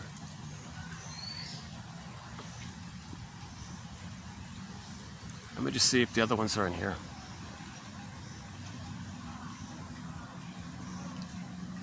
Yeah, okay.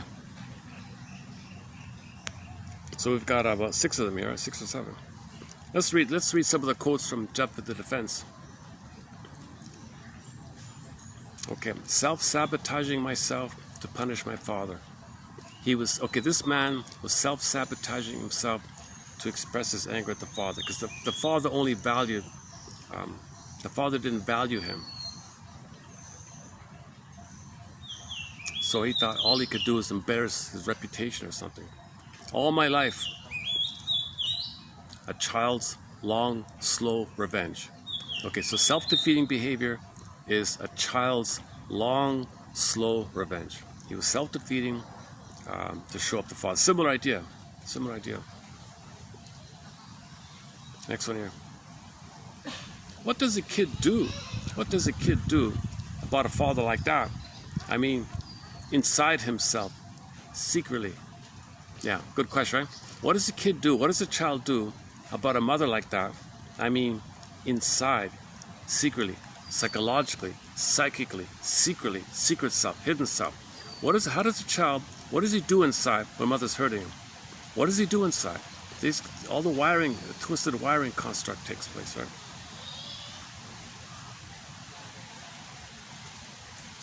Okay, next, we did the one about the psychic, right?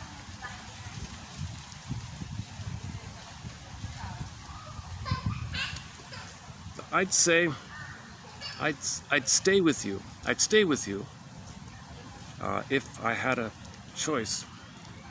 But what good are you? An enraged boy still playing games? There are worse things than games. Like what? Like if you lose and nobody cares. You left me, remember? You let me go. Well, how could I stop? You were often running, looking for what? For love? My love wasn't enough? I don't remember that. I don't remember it too much. Sounds like a relationship thing. So the couple broke up. Okay, so that's the next one. Quarterback. You're the quarterback. What's this one? You committed these crimes because you had two reasons. To gratify your pathetic little ego, to revenge yourself on this town who you hate by showing him up. Oh, there's that one, showing him up. That's what I was thinking about. You committed these crimes because you had two reasons. So this is a psychopathic teenager, like a high school, a college psychopath or something. You committed these crimes for two reasons. To gratify your own pathetic little ego. Number two, to revenge yourself on this town you hate by showing them up. Yeah. I think that's the pilot, that one there. Next one here. Why does my son believe it? Doesn't he know me any better than that? How can anyone know you when you're tranquilized? When you're tranquilized, you're one man. When you're stimulated, you're another. No one can know you. As long as you stay on the pills, not even your own son. You call it rough, man. I mean real rough. Call your own play. You're the quarterback. Oh, yeah, okay. So one woman was a pill taker, had a problem with the son. Judd says to her, she says to Judd, why doesn't my son believe me? Doesn't he know me any better than that? Judd says, how can anyone know you? When you're tranquilized, you're one person. When you're stimulated, you're another. No one can know you as long as you stay on the pills, not even your own son. Whoa, you call it rough, man. You really call it rough. Call your own play. You're the quarterback.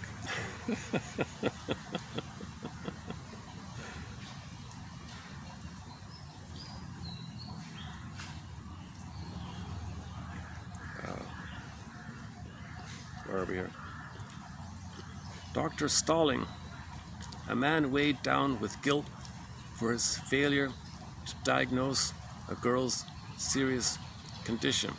Embittered, feelings of jealousy toward more competent physicians. His guilt and jealousy have so distorted his mind that he may be seeking through this trial the proxy punishment by proxy to Mr. Bello. Oh, okay. Oh, yeah, okay.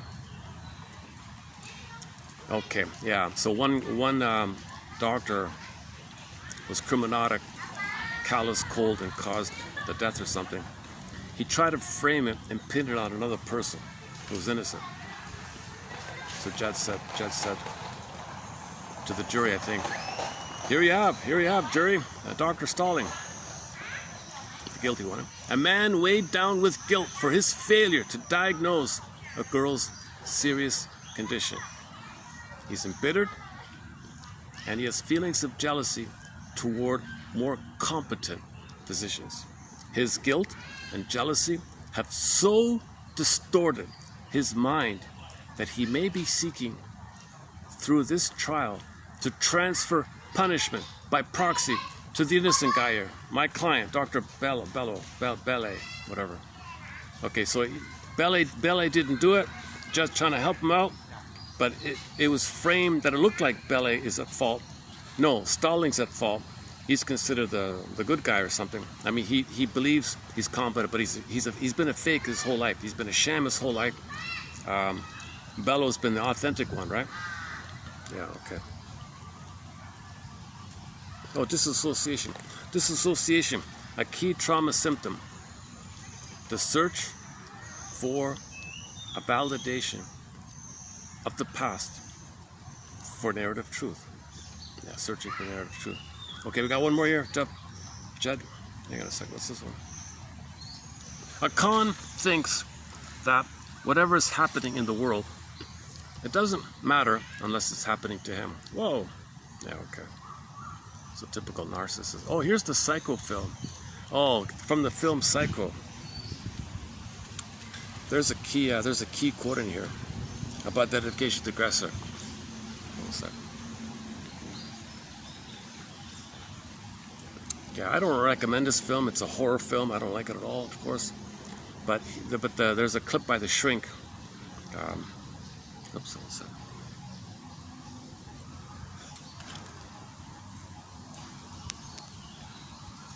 It's getting busier here, eh?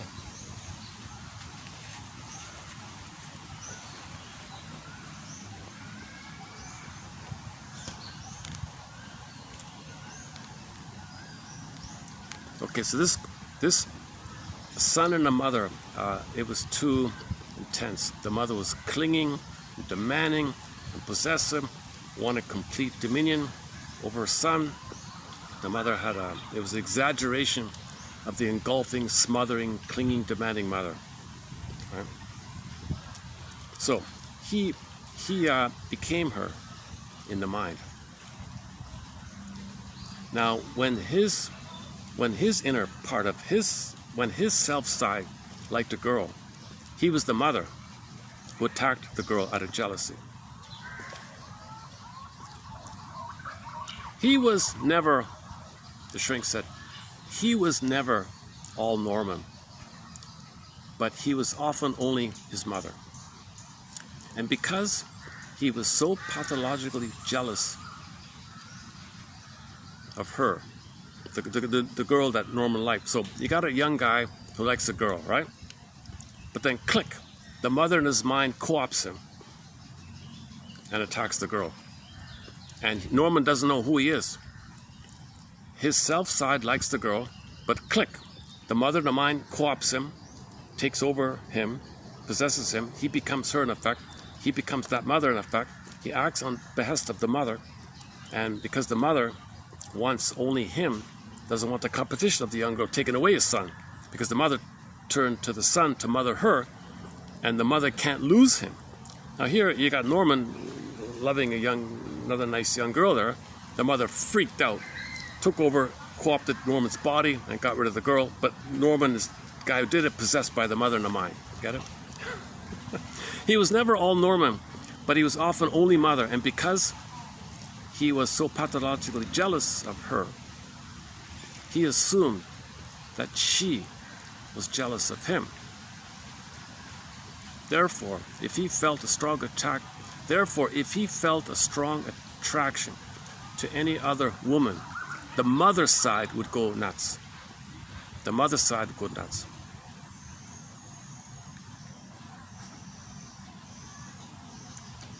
He was never really himself.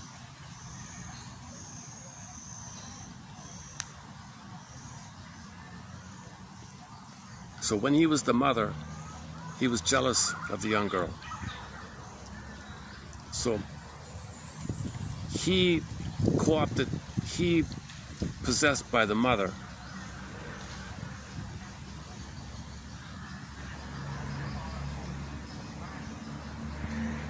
Okay, that second sentence, at the moment I'm a little unclear on, but the final sentence is clear. If Norman felt that he liked a girl, the mother's side would freak out, and then Norman, possessed by the mother mind, attacked the young girl. Psycho. Sad film, yeah, very. Unless we heal ourselves, we pass the pain on to our children. Another quote here. What are we doing here? Yeah, this is I think this nice atmosphere. All this greenery here this nice atmosphere. It calmed me down a little bit, so I was able to slow down and do a longer video today.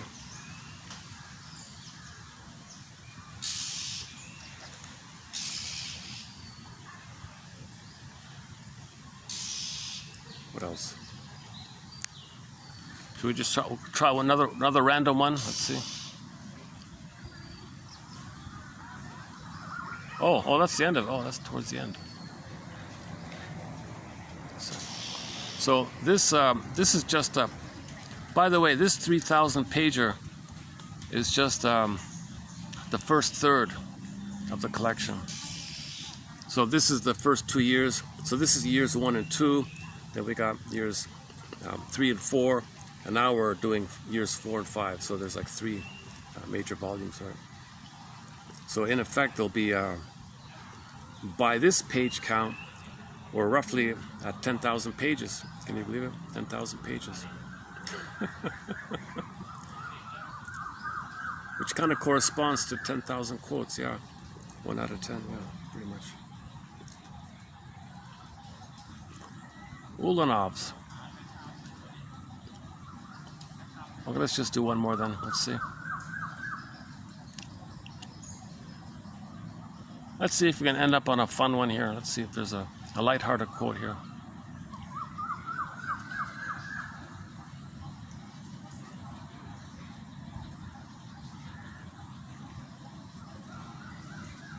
Oh, I like this. Okay, I like this one. Here's a good solid quote. We don't have too many from Mr. Menninger, but he was sort of like the head of the department or something. I don't know, one of those things.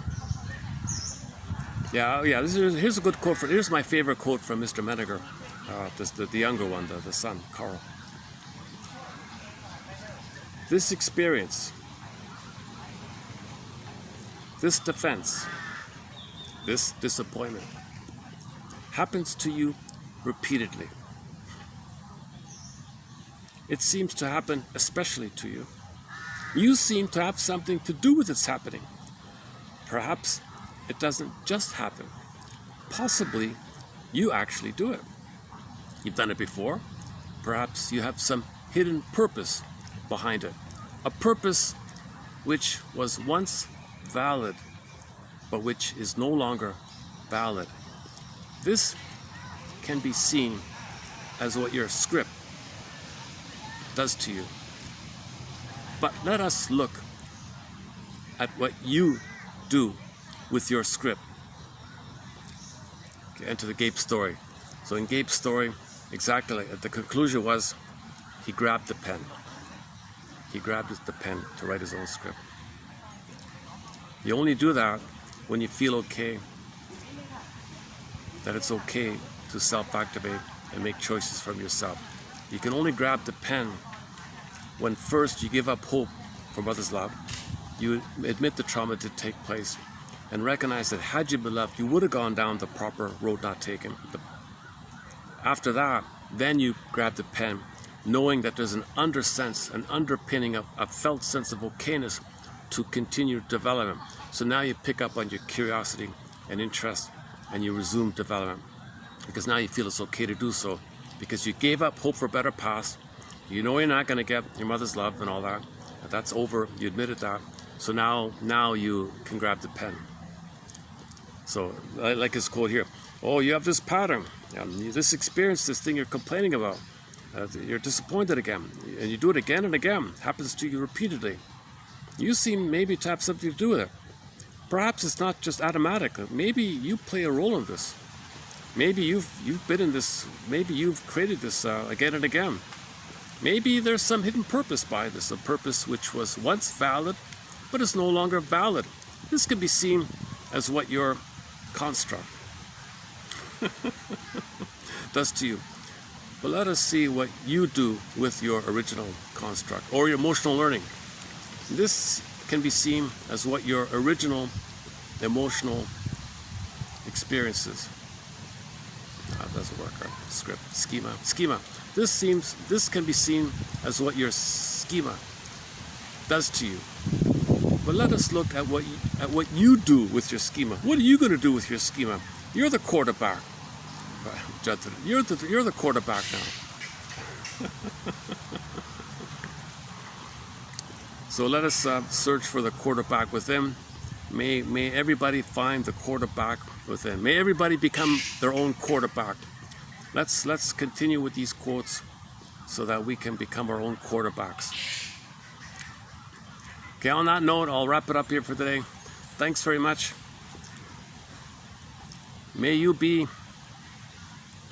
get to the place where you can be your own quarterback, and I'll see you in the next video. Thanks very much, Shui.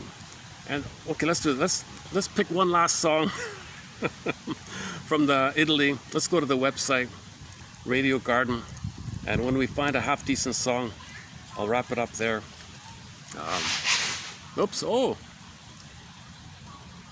a guy just slipped on something.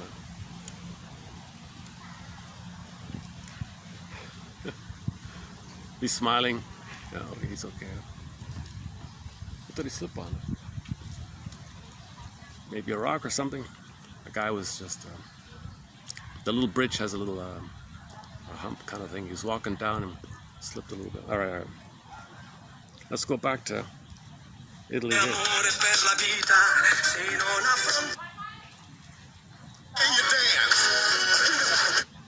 Hang on. Should we try another country? Stick with Italy. A channel called Love FM. Okay. From this channel called Love FM.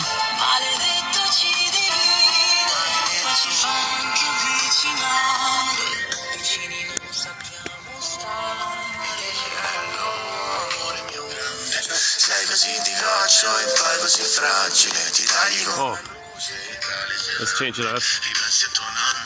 They kind of changed it on me here. Let's go to Manfredonia, Italy. What's over here? Oh, okay. A cover of I Will Survive. All right.